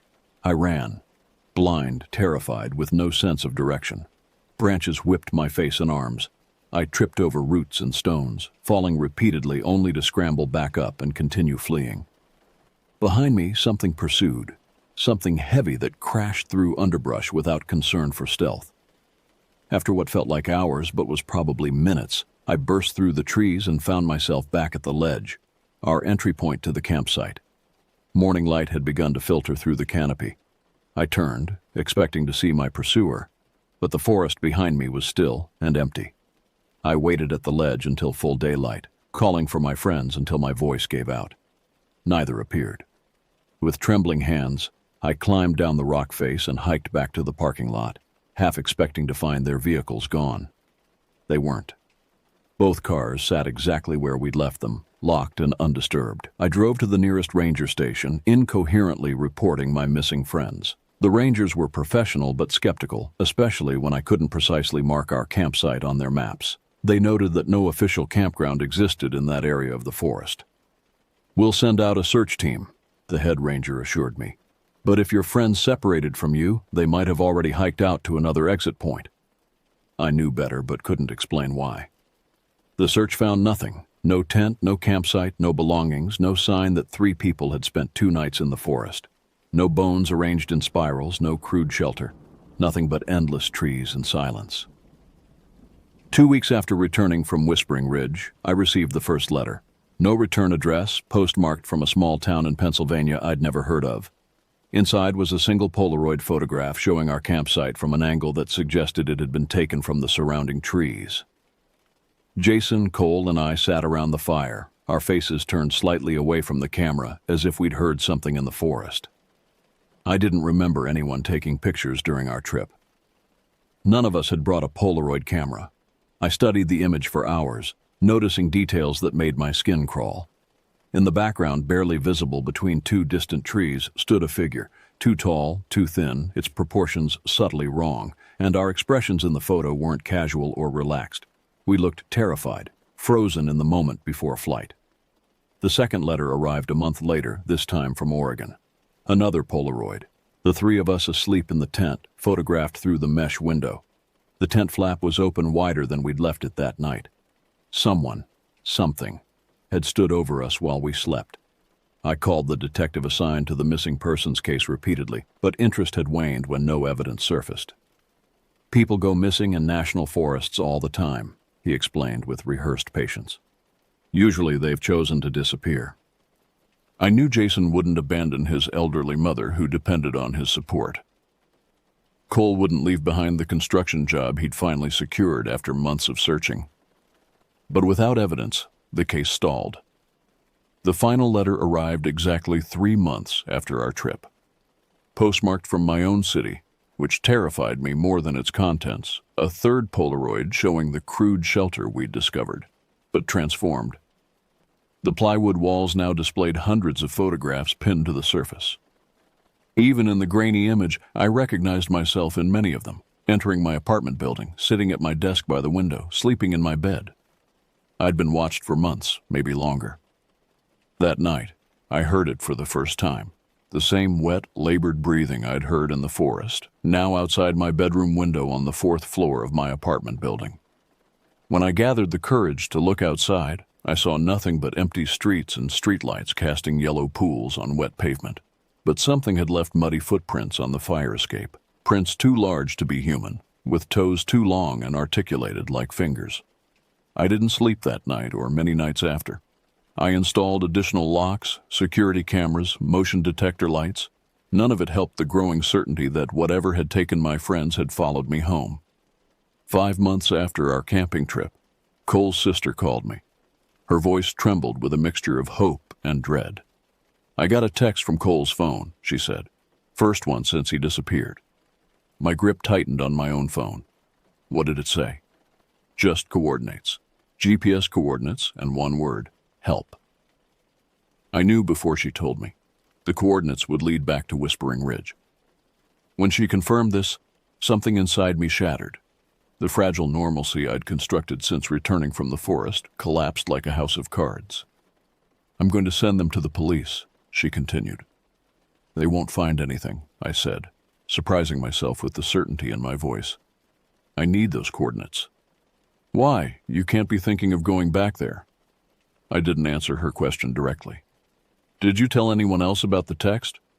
"No, just you." A pause. "You know something you're not telling me." "It's better if you don't know," I replied. "Send me the exact coordinates, then delete the message and forget you received it." She argued, of course, threatened to call the police herself if I didn't explain. Eventually, I told her a sanitized version of what had happened, that we'd become lost, separated in the forest, that I believed Jason and Cole might have found shelter somewhere remote with limited phone service. I promised to take experienced guides, emergency supplies, proper communication equipment, all lies. The coordinates arrived in my email an hour later, along with a message: "Find my brother." I spent the next week preparing, not with camping gear and hiking supplies, but with different tools altogether. A handheld GPS unit, a night vision monocular I purchased from a hunting supply store, a digital recorder, and my father's revolver, taken from the safe where it had remained since his death 3 years earlier. I had never fired it, but I watched enough YouTube videos to understand the basics. I told no one where I was going. I called in sick to work, citing a family emergency. I left no note, made no arrangements for my absence. Part of me already knew I might not return. The forest looked different in winter: skeletal trees, patches of snow in shaded areas, the undergrowth withered and brown. I reached the trailhead at noon, parked in the now empty lot, and began the hike with single-minded determination. The GPS unit led me unerringly toward the coordinates from Cole's text, which aligned almost perfectly with my memory of our campsite. The forest was silent, except for the crunch of dead leaves and occasional twigs beneath my boots. No birds called, no squirrels darted through branches. The absence of wildlife registered as wrong on a primal level, a warning sign my body recognized before my conscious mind. I reached the ledge by mid-afternoon. The climb was more difficult than I remembered, the hand and footholds slick with ice in places. At the top, I stood staring down at the clearing where we had camped. It remained recognizable, but transformed. The fire ring was gone, replaced by a perfect circle of bare earth surrounded by evenly spaced stones. Our tent was still there, collapsed and partially rotted. Its once bright fabric faded to a sickly gray. Most disturbing were the markings carved into surrounding trees, not random vandalism, but precise geometric patterns. Circles containing smaller circles, triangles with extra angles, eyes that weren't quite eyes. I checked the GPS coordinates again. This was exactly where Cole's text had originated. "Cole?" I called, my voice sounding thin and frail in the winter air. "Jason?" Something moved at the edge of my vision, just a shadow slipping between distant trees. I turned toward it, hand moving instinctively to the revolver in my coat pocket. "Who's there?" I demanded. A figure stepped partially into view, remaining half-hidden behind a massive pine. The right height and build to be Cole, but something in my gut screamed that it wasn't him. Not entirely, not anymore. "You came back," said a voice that approximated Cole's but lacked its warmth and rhythm. It sounded hollow, like someone speaking through a long tube. "Where's Jason?" I asked, drawing the revolver but keeping it pointed at the ground. The figure tilted its head at an uncomfortable angle. "With us. Where he belongs. Where you belong." "Show yourself properly," I demanded. "Step out where I can see you." "You don't want that," Not Cole replied. "You think you do, but you don't. Some things can't be unseen." I raised the gun, aiming at the portion of the figure visible beyond the tree. "I'm not playing games. Where are my friends?" The figure sighed, a sound like wind through dead leaves. "They're here. They're everywhere here. Parts of them anyway. We needed parts." A wave of nausea hit me. "What does that mean? What did you do to them?" "Not me. Us. We've been here long before your kind named these woods. We sleep. We wake. We hunger." The figure shifted slightly. "But you know that already. You felt us watching. You heard us breathing. You sensed us even before you came here the first time. It was right. Even during our first college trip years ago, I'd felt something wrong about this place. A presence that pressed against my consciousness like hands on a window pane, trying to find a way in." "What are you?" I whispered. "Hungry," it replied simply. "And you brought something we need." I tightened my grip on the revolver. "I didn't bring anything." "Not in your pockets, not in your pack. In your head, memories, connections, the map of everyone you've ever known or loved, the location of every soul that would come looking if you vanished." Not Cole stepped fully into view, and I felt my sanity slip a notch. It wore Cole's face like an ill-fitting mask.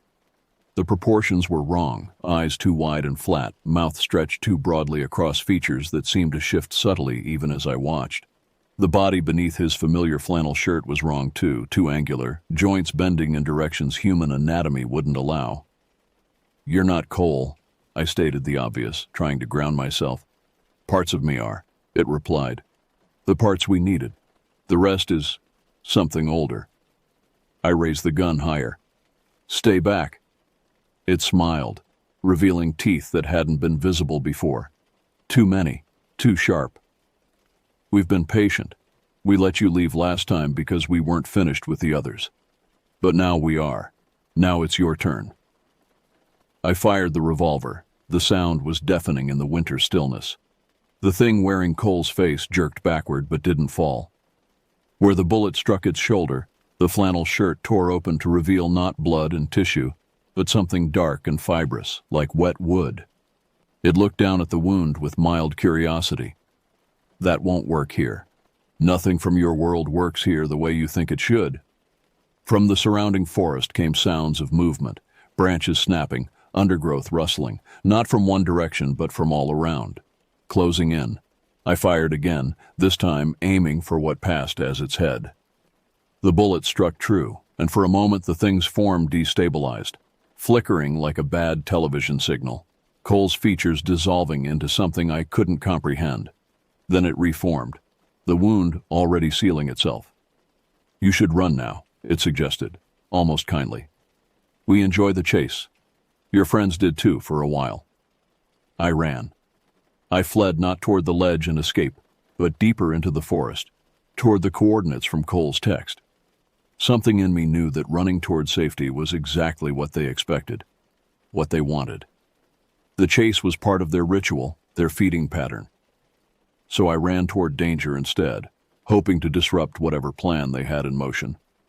The forest changed as I moved deeper, trees growing closer together, their bark blackened as if by fire, though no fire had been reported in this region for decades. The ground beneath my feet transitioned from frozen soil to something spongier, almost membranous. I tried not to think about what I might be running across. Behind me, the pursuit continued. Multiple entities moving through the forest with unnatural speed and coordination. They made no attempt at stealth now, crashing through undergrowth and calling to each other with sounds no human throat could produce. My lungs burned. My legs threatened to buckle. But terror drove me forward, deeper into the heart of whatever aberration had claimed this section of forest. I reached the exact coordinates from Cole's message as the last daylight faded. What I found there defied explanation. A perfect clearing that couldn't have formed naturally. Trees surrounded it in a geometrically precise circle. At the center stood the crude shelter we discovered months ago, but transformed. It had grown. The original plywood structure now formed just one wall of a larger construction that incorporated living trees, their trunks bent and fused into impossible shapes to create a cathedral-like space beneath. The tarp roof had been replaced with a canopy of interwoven branches that pulsed slightly, as if respiring.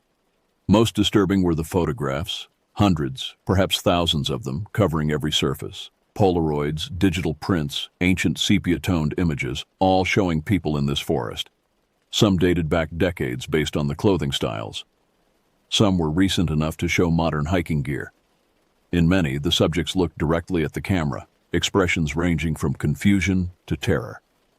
And moving among these images were shapes, not quite human, not quite animal, that seemed to shift and blur when viewed directly.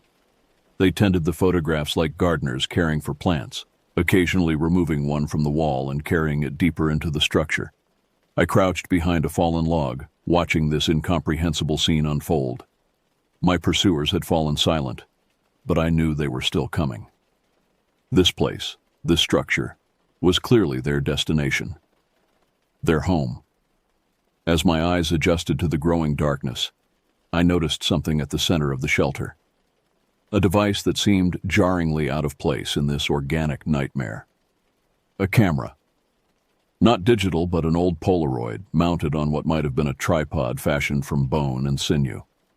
Beside it lay a pile of objects I recognized with growing horror.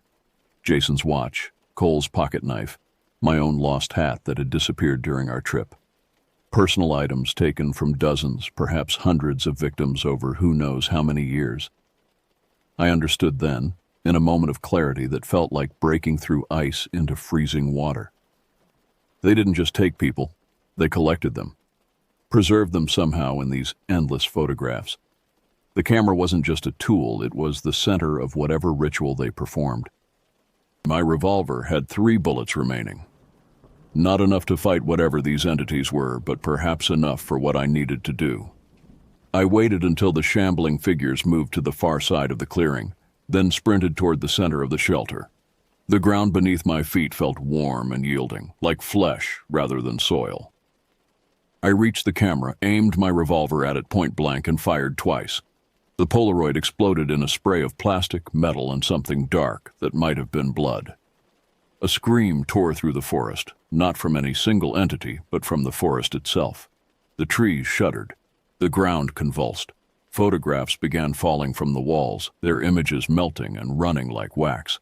The figures turned toward me, their forms fluctuating wildly between human appearance and something else, something with too many limbs, too many eyes, proportions that violated the laws of geometry. I fired my final bullet into the pile of personal effects, hitting something that sparked and caught fire. The flames spread unnaturally fast, engulfing the center of the shelter in seconds. As the fire grew, the entities became more substantial, more visible, as if the flames revealed their true nature. What I saw in that firelight broke something in my mind. They had never been human, never been animals. They were something else entirely. Ancient intelligences that had learned to mimic life forms, but never quite mastered the subtleties. The largest of them lurched toward me, its form settling briefly into a grotesque approximation of Cole. Beneath the familiar features, I glimpsed something vast and incomprehensible, a consciousness that had existed in these woods long before humans arrived, feeding on fear and memory and identity. "You cannot unmake us," it said in Cole's voice. "We are bound to this place." "I don't need to unmake you," I replied, backing toward the edge of the clearing. "I just need people to know you exist." From my pocket I pulled my phone, not dead as I'd led them to believe, but recording everything since I'd entered the clearing. I'd live-streamed the entire encounter to a private server, insurance in case I didn't make it out. The creature wearing Cole's face recoiled as if physically struck. "Others have tried to expose us. Their evidence never survives." "Technology changes," I said. "You don't." With that, I turned and ran for the ledge, for escape, for whatever normal life might remain possible after what I'd witnessed. Behind me, the fire continued spreading, consuming the unnatural structure and the thousands of photographs it contained. I never looked back. I didn't need to. I could feel them pursuing, their rage, their hunger, their ancient confusion at being exposed to the modern world. But they didn't catch me. Perhaps they couldn't leave their territory. Perhaps the fire weakened them. Perhaps my knowledge of their existence gave me some power they couldn't overcome. I reached my car just as full darkness descended, drove straight to the nearest town, and collapsed in a motel room. The live stream had worked. Grainy, dark, but clear enough to show the structure, the photographs, the fire. Not clear enough to show the creatures in detail, which was perhaps a mercy. That was 2 years ago. I've moved 4 times since then, changing my name, my appearance, my entire life. The footage I captured went viral briefly before being dismissed as an elaborate hoax. Experts pointed out the impossibilities in the structure I'd filmed, the way physics seemed to work differently in that clearing. Some suggested advanced CGI. Others claimed I'd used actors and practical effects. Only a few believed, mostly families of those who had disappeared in those woods over the decades. They recognized items belonging to their loved ones in my footage. They contacted me, shared stories of similar experiences, of photographs arriving from impossible locations, of being watched by something that moved just at the edge of vision. The official investigation found nothing. Rangers and police searched the area I identified but discovered no shelter, no scorched clearing, no evidence of the massive fire I'd described. The forest appeared untouched, primeval. They labeled my story a hoax, possibly motivated by guilt over abandoning my friends during a camping trip gone wrong. Jason and Cole remain officially missing. Their families have given up hope for their return. Sometimes I dream of them, not as they were, but as they became. Parts of them incorporated into something older and hungrier than humanity was ever meant to encounter. I keep moving because sometimes I still hear that wet, labored breathing outside my window at night.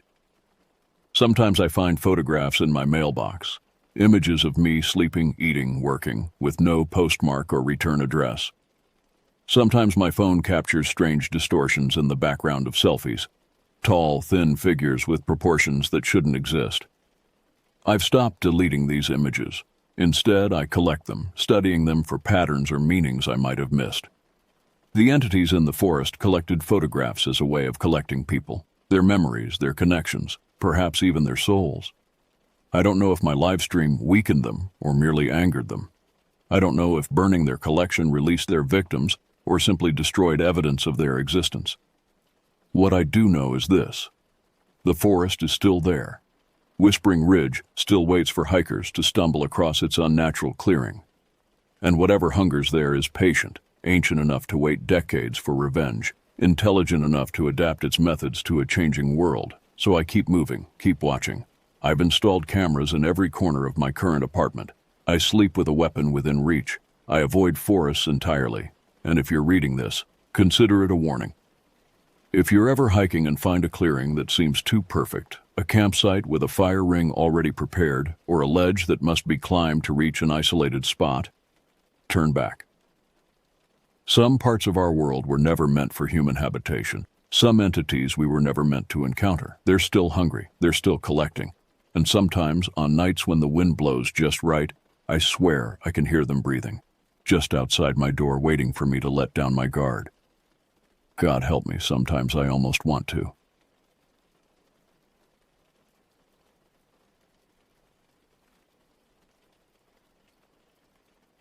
The GPS had stopped working about 20 miles back, but I was too stubborn to admit we were lost.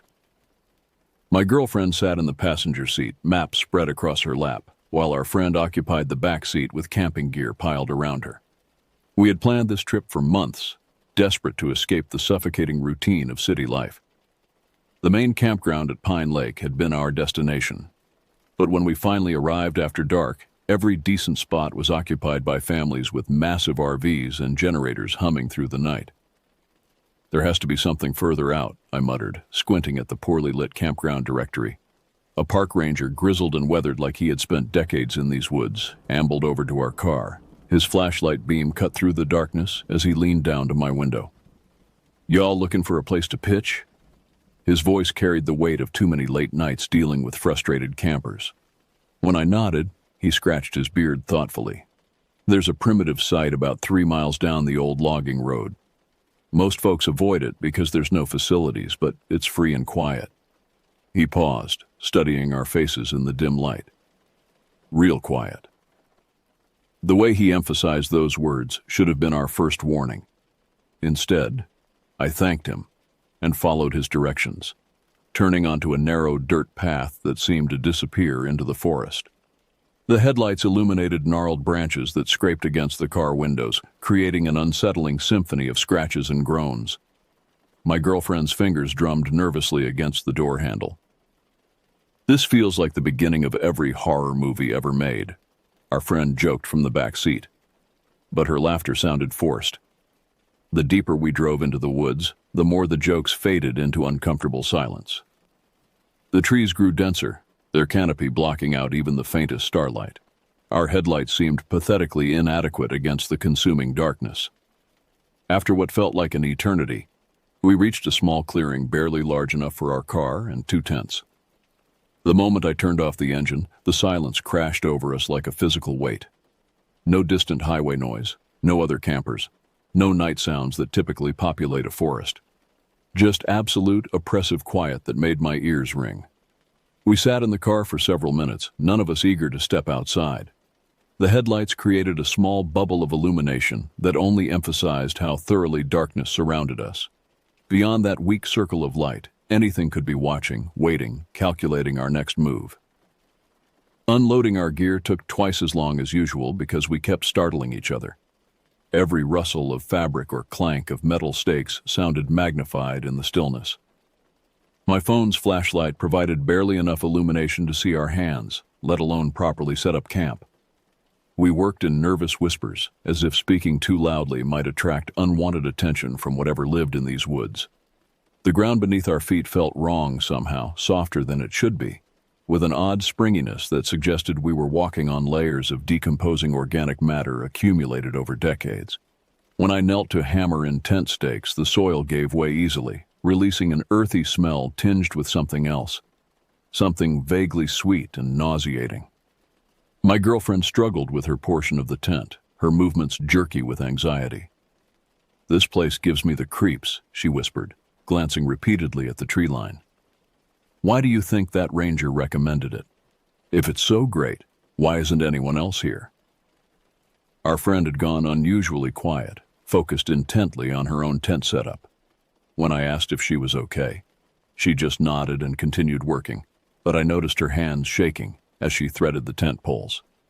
The beam of her flashlight kept wandering toward the forest, as if she expected to see something moving between the trees. Once both tents were finally erected, we attempted to build a fire. The kindling we had brought seemed reluctant to catch, and even when flames finally took hold, they burned lower and dimmer than they should have.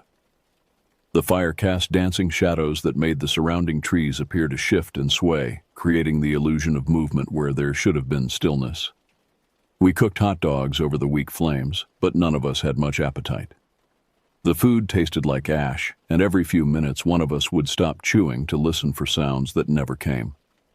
The silence pressed against our eardrums, making normal conversation feel forced and artificial. Even our laughter seemed to be absorbed by the darkness before it could properly echo. As we sat around the dying fire, our friend finally spoke about what had been bothering her. "I've been camping in these mountains my whole life," she said, staring into the flames. "But I've never been anywhere that felt this empty. It's like the forest is holding its breath, waiting for something to happen." Her words settled over us like a cold blanket, and I found myself scanning the darkness beyond our pitiful circle of light. The trees stood motionless, their branches creating intricate patterns against the star-filled sky. But something about their stillness felt deliberate, watchful. We retreated to our tents around 11 o'clock, though none of us felt particularly tired. The adrenaline of anxiety had kept us all wide awake and hyper-alert. My girlfriend and I squeezed into our two-person tent, while our friend settled into her smaller shelter about 10 feet away. Before zipping up for the night, I conducted one final sweep of the area with my flashlight, checking for anything out of place. The beam revealed nothing unusual, just our car parked at the edge of the clearing and the dark wall of trees surrounding us on all sides. Yet something felt fundamentally wrong about the scene. The shadows seemed too deep, too complete, as if they were actively consuming light rather than simply existing in its absence. Inside the tent, we whispered to each other for nearly an hour, neither wanting to be the first to fall asleep. My girlfriend had brought a small battery-powered lantern, which we kept on its dimmest setting, creating a warm amber glow inside our nylon shelter. The light was comforting, but it also made us acutely aware of how thin the tent walls were, how little protection they actually provided. Sometime around midnight, I was finally drifting off, when a sound cut through the silence like a blade. It started as a low moan, barely audible, then gradually rose in pitch and volume until it became a wailing cry that seemed to come from everywhere and nowhere at once. The sound was neither human nor animal, but something in between, something that spoke to a primal fear buried deep in human DNA. My girlfriend's fingernails dug into my arm as we both lay perfectly still, hardly daring to breathe. The cry continued for what felt like minutes, rising and falling in waves, echoing off the trees and returning to us altered, distorted. When it finally faded, the silence that followed was even more oppressive than before. "What the hell was that?" my girlfriend whispered, her voice barely audible. I had no answer. In 25 years of camping and hiking, I had never heard anything remotely similar. It was too structured to be wind, too sustained to be a bird, too haunting to be any normal forest creature. The sound had seemed to come from the darkness itself, as if the night had found its voice and decided to announce its presence. We lay awake for another hour, straining our ears for any repeat performance, but heard nothing. Eventually, exhaustion overcame fear, and we both fell into restless sleep, our dreams filled with shadowy figures and echoing cries that followed us through twisted landscapes of our subconscious minds. I woke around 2:30 in the morning to the sound of careful footsteps circling our campsite. The steps were deliberate and measured, crunching softly on the gravel and fallen leaves with the rhythm of someone trying to move quietly, but not quite succeeding. My first thought was that our friend had gotten up for a bathroom break, but as I listened more carefully, the footsteps seemed too heavy, too purposeful. The sound moved in a wide circle around both tents, pausing occasionally as if the walker was studying something, then continuing its slow circuit. I counted the steps, trying to gauge the size and gait of whatever was out there. The pattern suggested someone or something much larger than our petite friend, moving with the confidence of someone familiar with navigating in complete darkness. My girlfriend stirred beside me, her breathing changing as she fought her way back to consciousness. When she realized I was awake and listening, she pressed close to me, her body tense with fear. Together we tracked the footsteps as they completed another full circle of our camp, never venturing close enough to touch the tents, but never straying far enough to disappear entirely. "Should we check on her?" my girlfriend whispered, so quietly I had to strain to hear her. Before I could answer, we heard our friend's voice from her tent, also whispering, "Are you guys awake? There's someone walking around out there." Her voice carried a tremor of barely controlled panic. The footsteps stopped immediately, as if the walker had heard our whispered conversation and was now listening to us as intently as we were listening to it. The silence stretched out for several minutes, during which none of us dared to speak or move. My heart hammered against my ribs so hard I was certain it could be heard outside the tent. Just when I was beginning to think the danger had passed, the footsteps resumed, but now they moved differently. Instead of the previous methodical circling, they approached our tent directly, each step deliberate and heavy. The sound grew closer and closer until I was certain the walker was standing just outside our tent wall, close enough to touch the fabric if they reached out their hand. We held our breath, waiting for what would come next. Part of me expected to see the tent wall push inward as someone pressed against it, or to hear the zipper being slowly pulled open. Instead, after what felt like an eternity, the footsteps retreated, moving away from our campsite and disappearing into the forest. The silence that followed was so complete, it felt like we had imagined the entire encounter. Around 4 a.m, a strange light began filtering through the tent walls. At first I thought dawn was breaking early, which would have been a tremendous relief. The idea of surviving until daylight had become my primary focus, and any sign of approaching morning felt like salvation.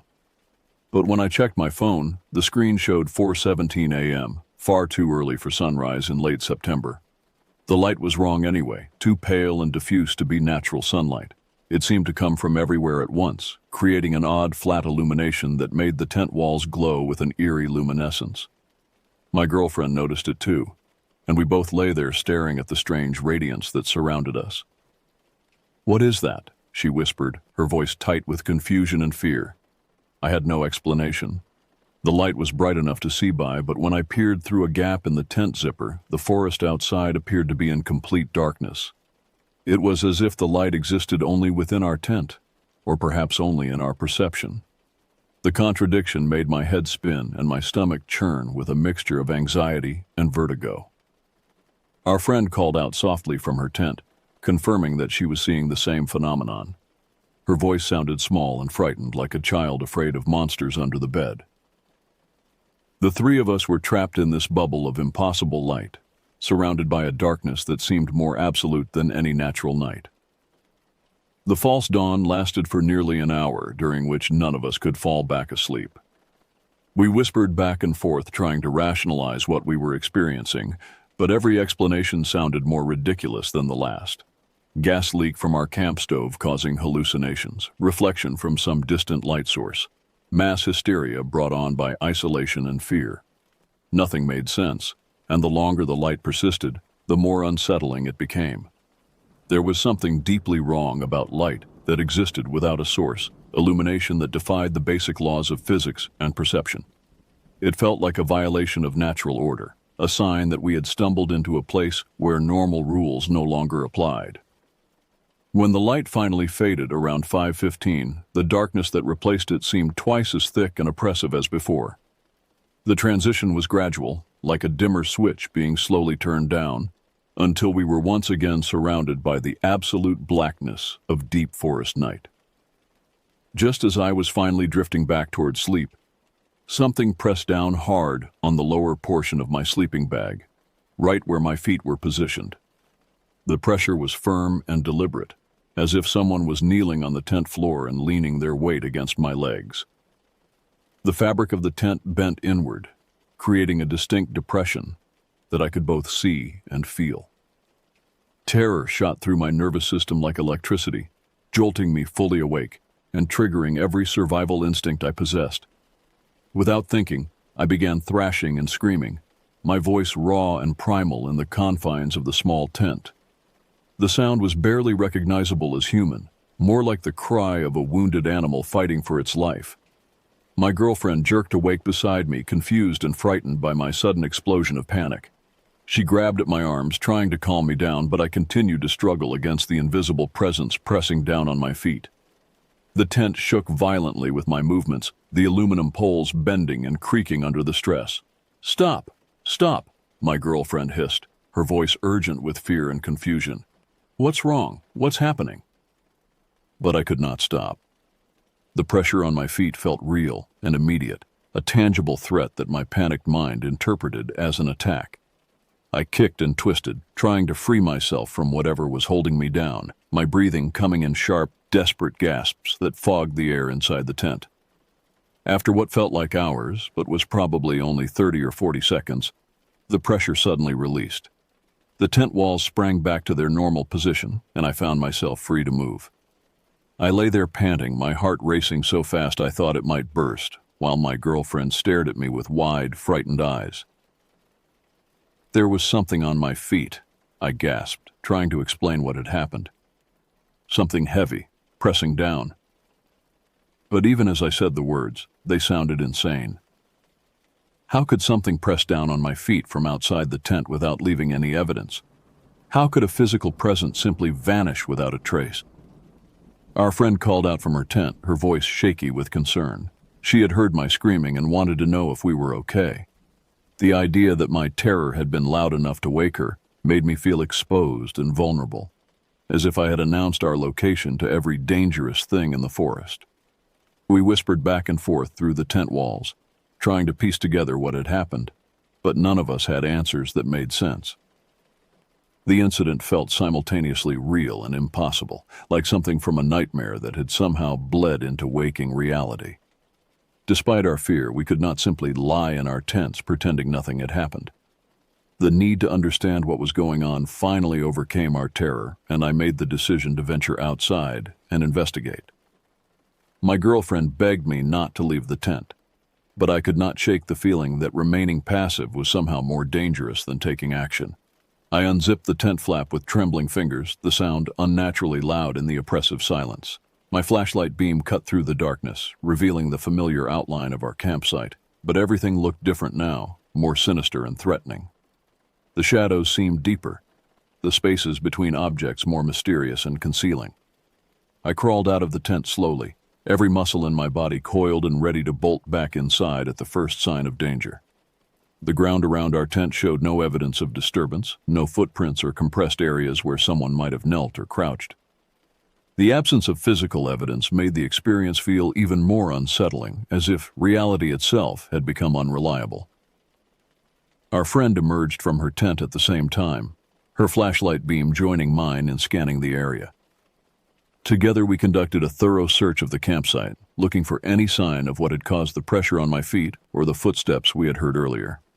We examined every inch of ground, every nearby tree, every possible hiding spot where someone or something might have concealed itself. We found nothing. No tracks, no disturbed vegetation, no physical evidence that anyone had been in our campsite except for us. The discovery was both relieving and terrifying. If there was no intruder, then what had we experienced? Were we all losing our minds simultaneously, falling victim to some form of mass hysteria brought on by isolation and fear? "This place is wrong," our friend said, her voice barely above a whisper. "We need to leave. Now." Looking around at the dark trees that surrounded us, their branches reaching toward our small circle of light like grasping fingers, I could not disagree. Whatever was happening here defied rational explanation, but our fear was real enough. The smart thing, the safe thing, would be to pack up and get out while we still could. My girlfriend poked her head out of the tent, her face pale in the flashlight beam. "Please," she said, "let's just go. I can't take any more of this." We broke camp in record time, fueled by adrenaline and a desperate need to escape whatever had claimed this patch of wilderness. Working by flashlight, we stuffed sleeping bags and collapsed tents with frantic efficiency, not bothering with the careful packing we had done on arrival. Every shadow seemed to hide a potential threat. Every sound made us freeze and listen for approaching danger.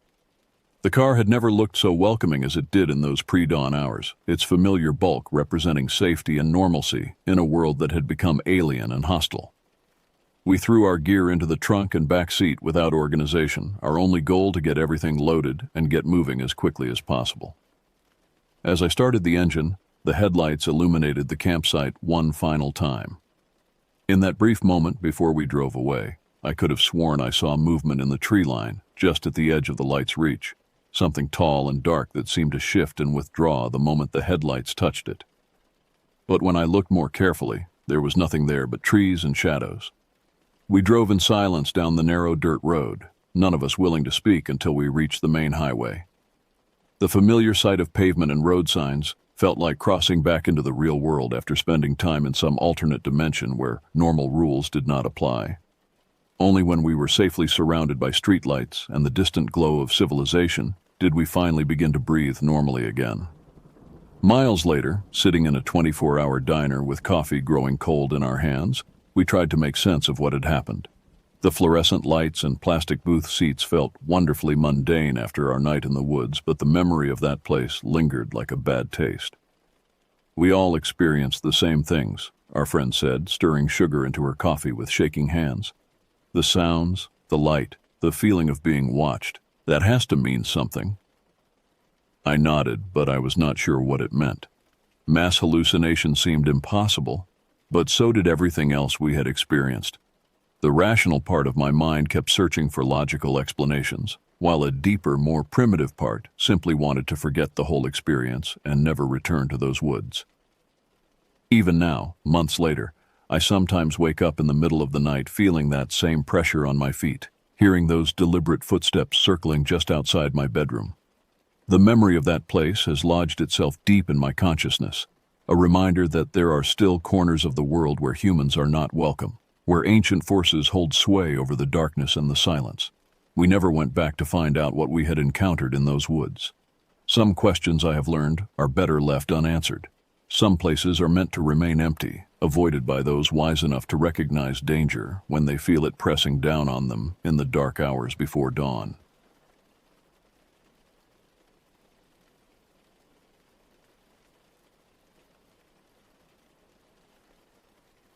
I'm writing this because I need people to know what happened in the Allagash wilderness.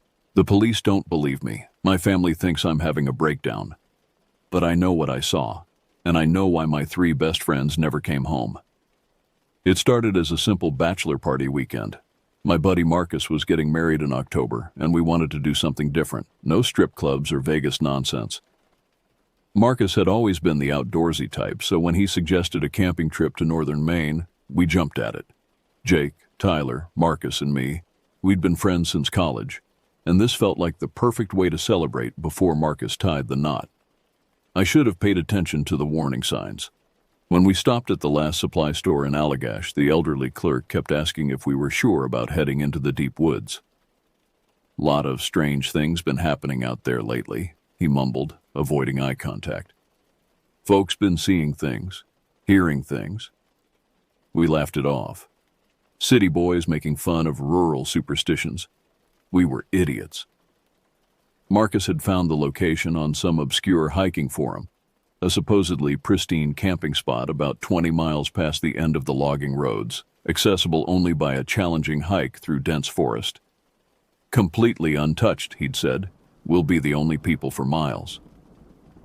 The hike in took us most of Friday. The trail, if you could call it that, was barely visible, marked only by occasional faded ribbons tied to trees. The forest grew darker and more oppressive as we pushed deeper. Ancient pines towered overhead, their branches so thick they blocked out most of the afternoon sun. By the time we found the clearing Marcus had read about, we were exhausted and irritable. But I had to admit, the spot was beautiful. A perfect circle of open ground next to a small, crystal-clear lake. The water was so still it looked like black glass, reflecting the darkening sky above. We set up our tents around a central fire pit, and cracked open the first beers of the weekend. That first night was normal. We drank, told stories, roasted hot dogs over the fire. Tyler brought his guitar and played some old songs we remembered from college. For a few hours, it felt like the old days, 4 friends without a care in the world. It was around midnight when we first heard the sound, a low, rhythmic knocking echoing from somewhere across the lake. Knock, knock, knock. 3 deliberate strikes, then silence, then 3 more. Probably just a woodpecker, Jake suggested, but his voice was uncertain. At midnight, Marcus asked. We listened for another few minutes, but the sound didn't repeat. Eventually, we chalked it up to some nocturnal animal and headed to bed. As I zipped up my sleeping bag, I could have sworn I saw a pale shape moving between the trees on the far shore. But when I blinked and looked again, there was nothing there. I should have trusted my instincts and insisted we pack up right then. But I didn't want to be the one to ruin Marcus's bachelor party. That decision has haunted me every day since. I woke up around 3 a.m. to the sound of Jake unzipping his tent. Through the thin nylon walls of my own tent, I could hear him stumbling around outside, muttering to himself. Jake, I whispered. You okay, man? Just need to take a leak, he replied, but his voice sounded strange, distant, like he was talking in his sleep. I heard his footsteps moving away from the campsite, heading toward the tree line, then silence. I waited for him to come back, but minutes passed with no sound. Growing concerned, I unzipped my tent and peered out. The campsite was bathed in pale moonlight. The fire had died down to glowing embers. Jake was nowhere to be seen, but I could make out a figure standing at the edge of the clearing, just within the shadow of the trees. Tall and perfectly still. Jake, I called softly. The figure didn't move or respond. In the dim light, I couldn't make out any details, just a human-shaped silhouette. But something about its posture seemed wrong, too rigid, like a statue rather than a living person. I grabbed my flashlight and clicked it on. The beam cut through the darkness, illuminating the trees where the figure had been standing. Nothing. Just pine branches swaying gently in the night breeze. A few minutes later, Jake stumbled back into the clearing from a completely different direction, looking confused and disoriented. Where were you? I asked. What do you mean? I just went to piss behind those trees. He pointed to a spot near his tent, nowhere close to where I'd seen the figure. I saw you over by the tree line, I insisted. Jake shook his head. Nah, man. You must have been dreaming or something. I never left this area. But I knew what I'd seen. And as Jake crawled back into his tent, I noticed mud on his boots. Wet, dark mud that definitely hadn't come from the dry ground around our campsite. The rest of the night passed without incident, but I barely slept. Every sound from the forest seemed amplified, branches creaking, leaves rustling, and once what sounded like whispered voices just beyond the edge of hearing. When I strained to listen, the whispers would stop, leaving only the normal sounds of the night. Morning came as a relief. Tyler was already up, tending to the fire and making coffee. Marcus emerged from his tent looking refreshed and eager for the day's activities. Only Jake seemed affected by the night's strangeness. He was quiet and kept rubbing his temples like he had a headache. Anyone else have weird dreams last night? He asked over breakfast. What kind of weird? Marcus wanted to know. Jake hesitated. I keep having these flashes of walking through the forest, but I can't remember actually getting up. And there's this voice calling to me, but I can't understand what it's saying. Tyler laughed. Maybe you were sleepwalking. My mom used to do that when she was stressed. But I remembered the figure at the tree line and Jake's muddy boots. Whatever had happened last night, it wasn't sleepwalking. Something had drawn him out into the forest, and I was beginning to suspect we weren't as alone out here as we'd thought. Saturday morning started normally enough. We planned to hike around the lake and explore some of the deeper trails Marcus had marked on his map. The weather was perfect, cool and crisp with brilliant sunshine filtering through the canopy above. But as we walked along the shoreline, we started noticing things that didn't quite fit. The first was a series of deep gouges in the bark of several trees near the water's edge. They were too high to have been made by any normal animal, at least 8 feet off the ground, and formed a strange pattern of parallel lines, like massive claw marks. "Bear?" Tyler suggested, though he sounded doubtful. "Bears don't get that big," Marcus replied, running his fingers along the grooves. "And these marks? They're too uniform, too deliberate." A little further along, we found something even stranger. Carved into a large boulder near the water was a symbol I'd never seen before, a circle with intricate geometric patterns inside, almost like a mandala, but somehow more sinister. The carving was old, weathered by years of exposure, but still clearly visible. Native American, Jake wondered. "Maybe," I said, though something about the symbol made my skin crawl. It seemed to draw the eye, and the longer I looked at it, the more the patterns seemed to shift and writhe, like they were alive. We took pictures and continued our hike, but the forest felt different now. Where yesterday it had seemed merely remote and wild, today it felt actively hostile. The trees pressed in closer. The shadows seemed deeper, and more than once I caught glimpses of movement in my peripheral vision, quick flashes of pale shapes darting between the trunks. Around noon, we reached the far side of the lake and decided to rest for lunch. As we sat eating sandwiches and chips, Tyler suddenly pointed across the water. "What's that?" On the opposite shore, near where our camp was located, we could see figures moving between the trees. At first, I thought it might be other hikers who had stumbled across our site. But as we watched, it became clear that something was wrong. There were too many of them, at least 6 or 7 pale shapes moving in and out of the shadows, and their movement was wrong somehow, too fluid, too synchronized, like they were dancing to music only they could hear. "Should we head back?" Marcus asked, his voice tight with concern. We packed quickly and started the return hike, but by the time we reached our campsite an hour later, the figures were gone. Nothing seemed disturbed. Our tents were still standing, our supplies untouched. But there was a smell in the air that hadn't been there before, sweet and cloying, like rotting flowers. And carved into the dirt near our fire pit was the same symbol we'd found on the boulder, fresh, deep, like someone had used their fingers to gouge it into the earth. That's when Jake found the photos. He'd been going through his camera, reviewing the pictures we'd taken during the hike, when he stopped and went pale. "Guys," he said, his voice barely a whisper, "you need to see this." The photos told a story we hadn't noticed while living it. In almost every shot, lurking in the background among the trees were pale figures, sometimes just one, sometimes several, always watching, always following. In one particularly clear image, taken when we'd stopped to examine the claw marks, you could make out details of the nearest figure, impossibly tall and thin, with skin like parchment and eyes that reflected the camera flash like an animal's. Its face was almost human, but stretched and distorted, as if someone had taken a normal person and pulled them like taffy. We stared at the photos in horrified silence. None of us had seen these things while we were hiking. They'd been invisible to us, hidden in the shadows, but the camera had captured them perfectly. "What the hell are they?" Tyler whispered. None of us had an answer.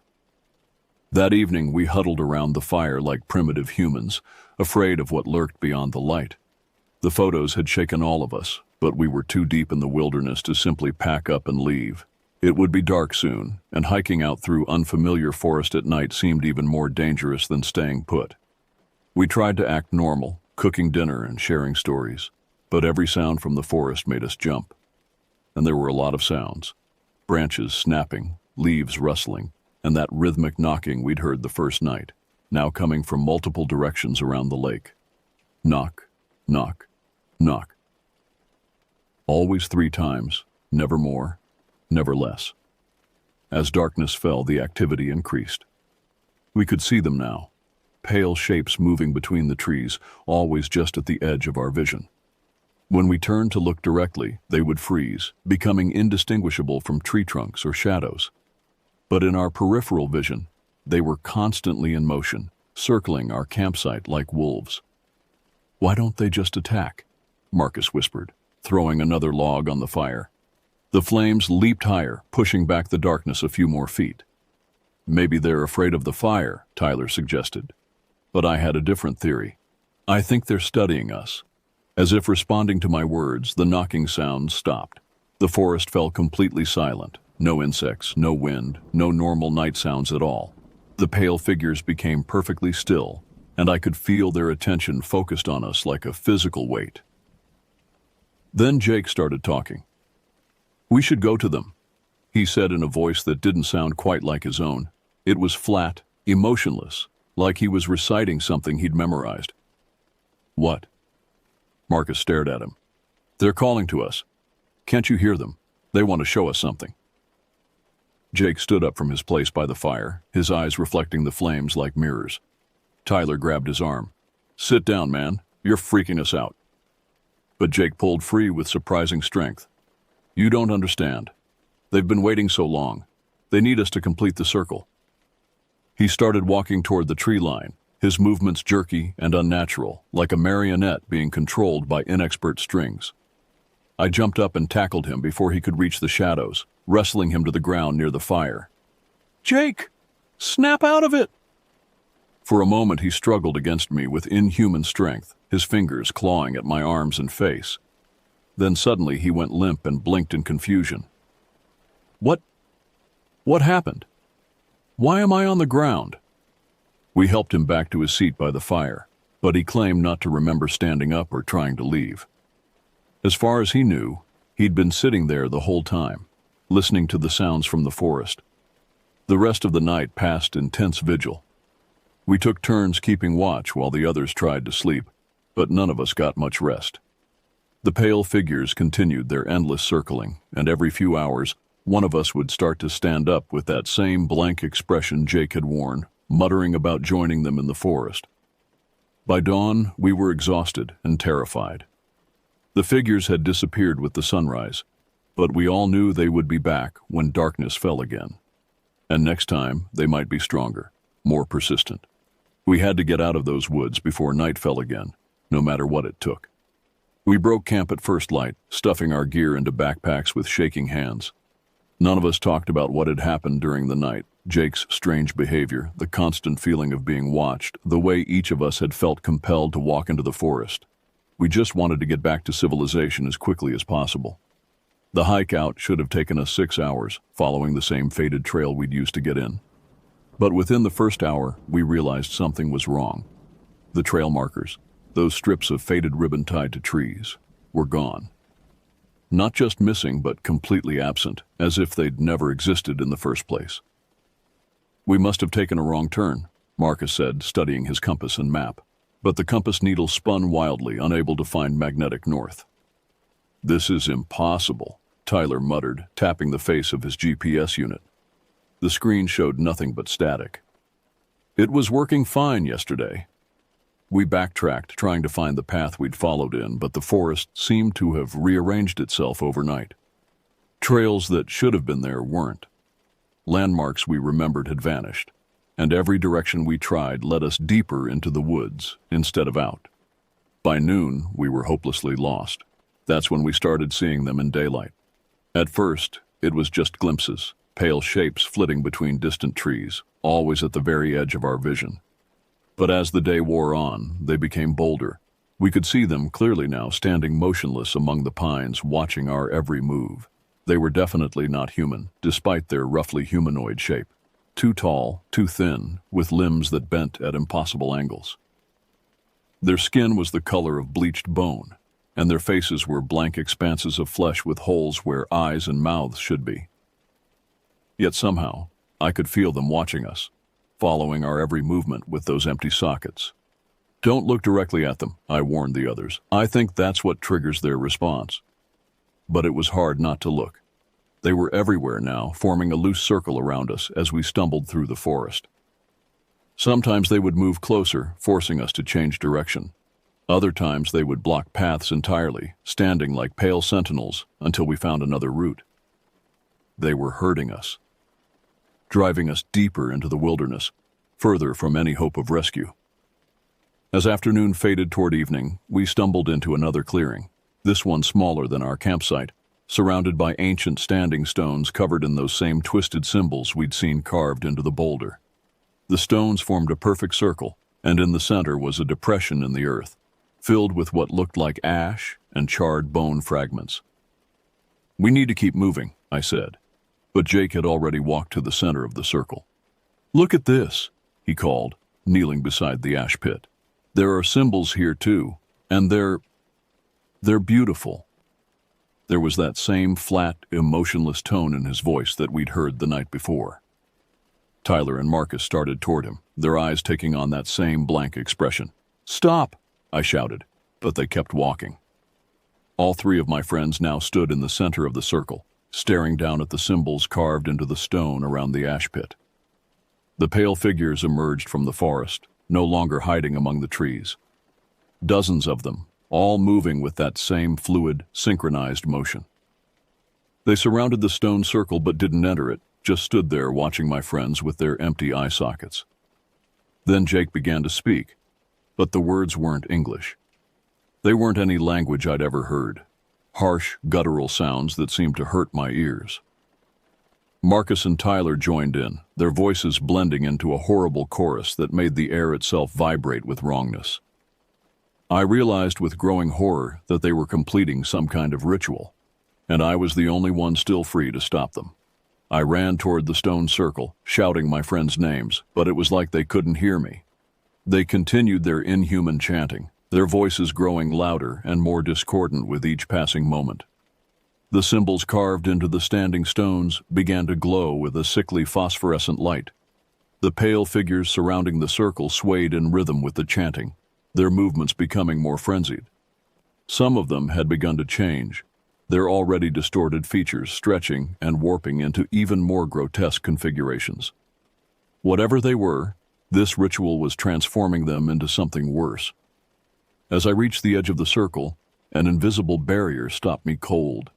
It felt like trying to push through thick glass. I could see through it, but couldn't break it.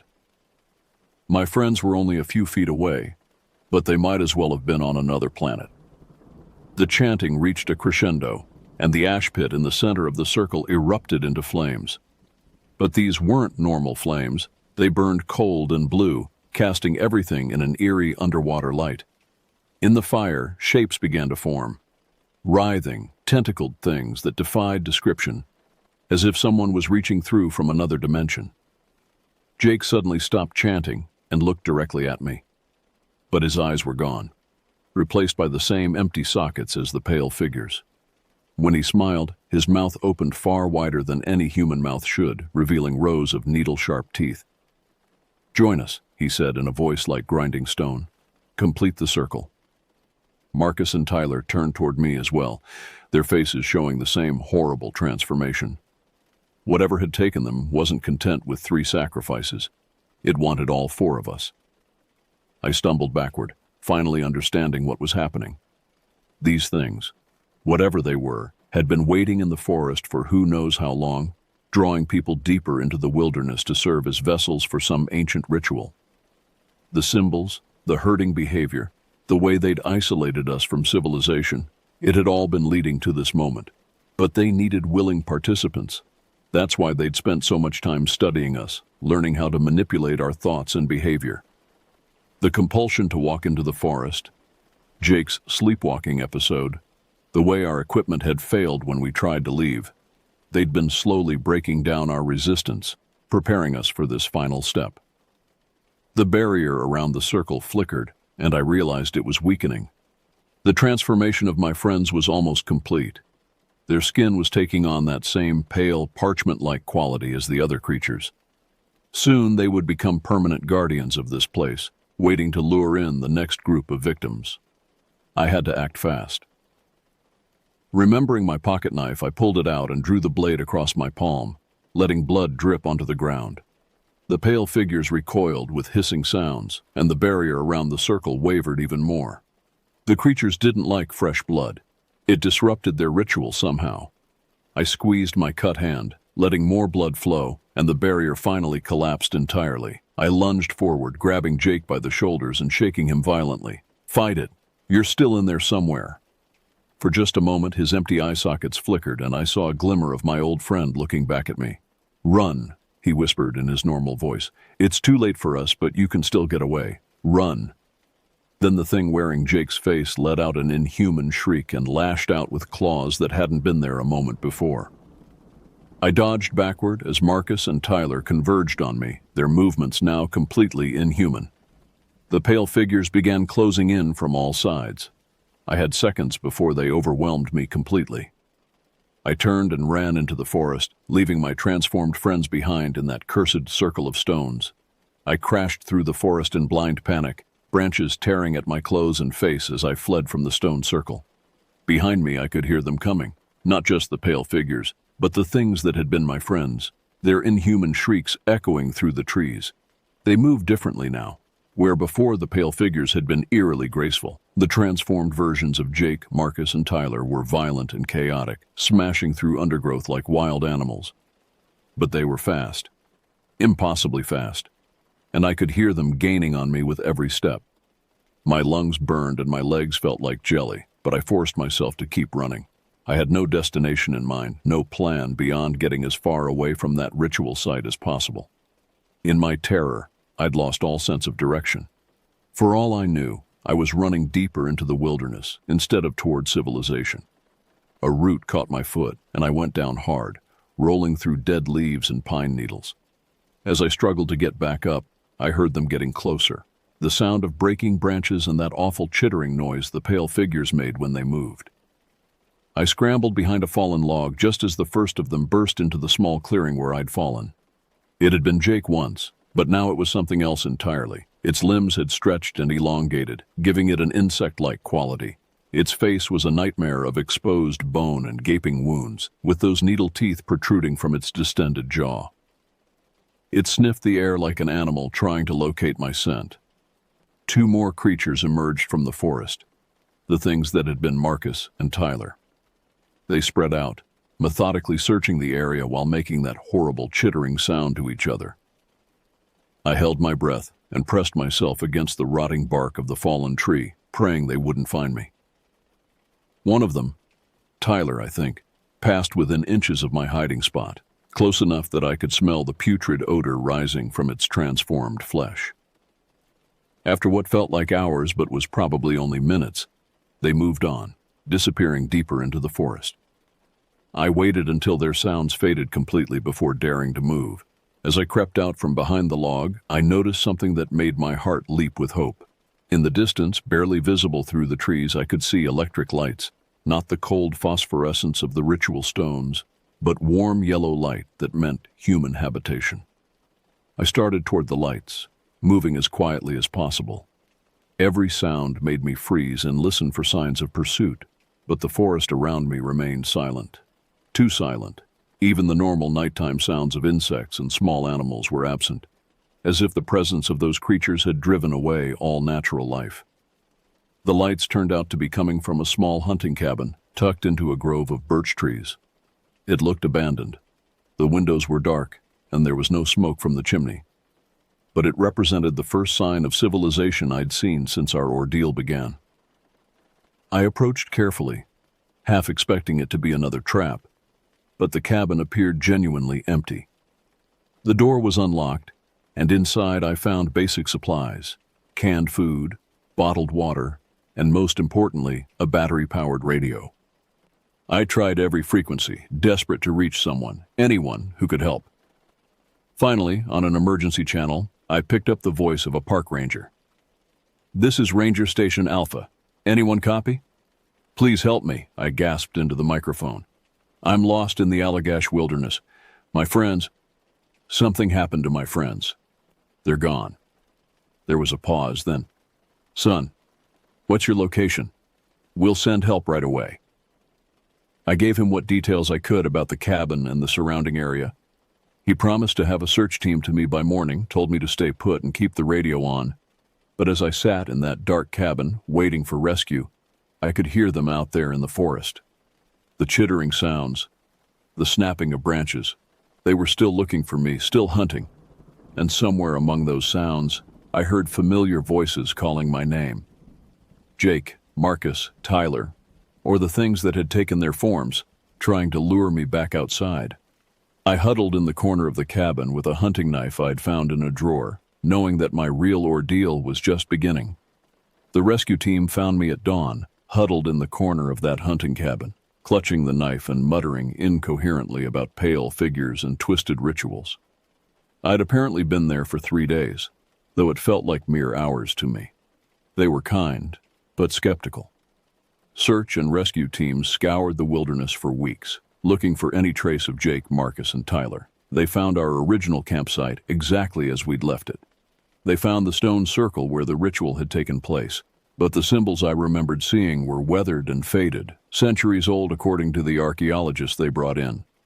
What they didn't find were my friends, or any evidence that they'd ever been in those woods with me. The official report concluded that I'd suffered a psychotic break brought on by stress and isolation. The story I told about pale creatures and ritual transformations was dismissed as elaborate hallucinations. My friends, according to the investigation, had never come on the camping trip at all. I'd apparently hiked into the wilderness alone and constructed an entire fantasy to cope with whatever had actually happened to me out there. They showed me the evidence, credit card records showing that Jake had been in Boston the entire weekend, working overtime at his accounting firm. Security footage of Marcus at his apartment complex, never leaving. Tyler's girlfriend provided an alibi. They'd spent the weekend together at her parents' house upstate. But I know what I saw. I know what happened to my friends in those woods. The thing is, they came back. About a month after the rescue, Jake called me. He sounded perfectly normal, concerned about my mental health and wondering if I wanted to get together for drinks. When I accused him of being one of those creatures, he laughed it off and suggested I talk to my therapist about paranoid delusions. Marcus and Tyler reached out too, separately, both expressing the same concern for my well-being. They remembered our friendship, our shared history, even inside jokes from college. But there were subtle differences. Jake's laugh was a little too perfect. Marcus blinked too infrequently. Tyler's smile never quite reached his eyes. And sometimes when they thought I wasn't looking, I caught glimpses of what they really were. A flash of empty eye sockets, limbs that bent the wrong way, that phosphorescent glow just beneath their human masks. They'd come back to maintain the illusion, to make sure no one believed my story. As far as the world was concerned, nothing had happened in the Allagash wilderness. My friends were fine. I was the one with problems. But I know the truth.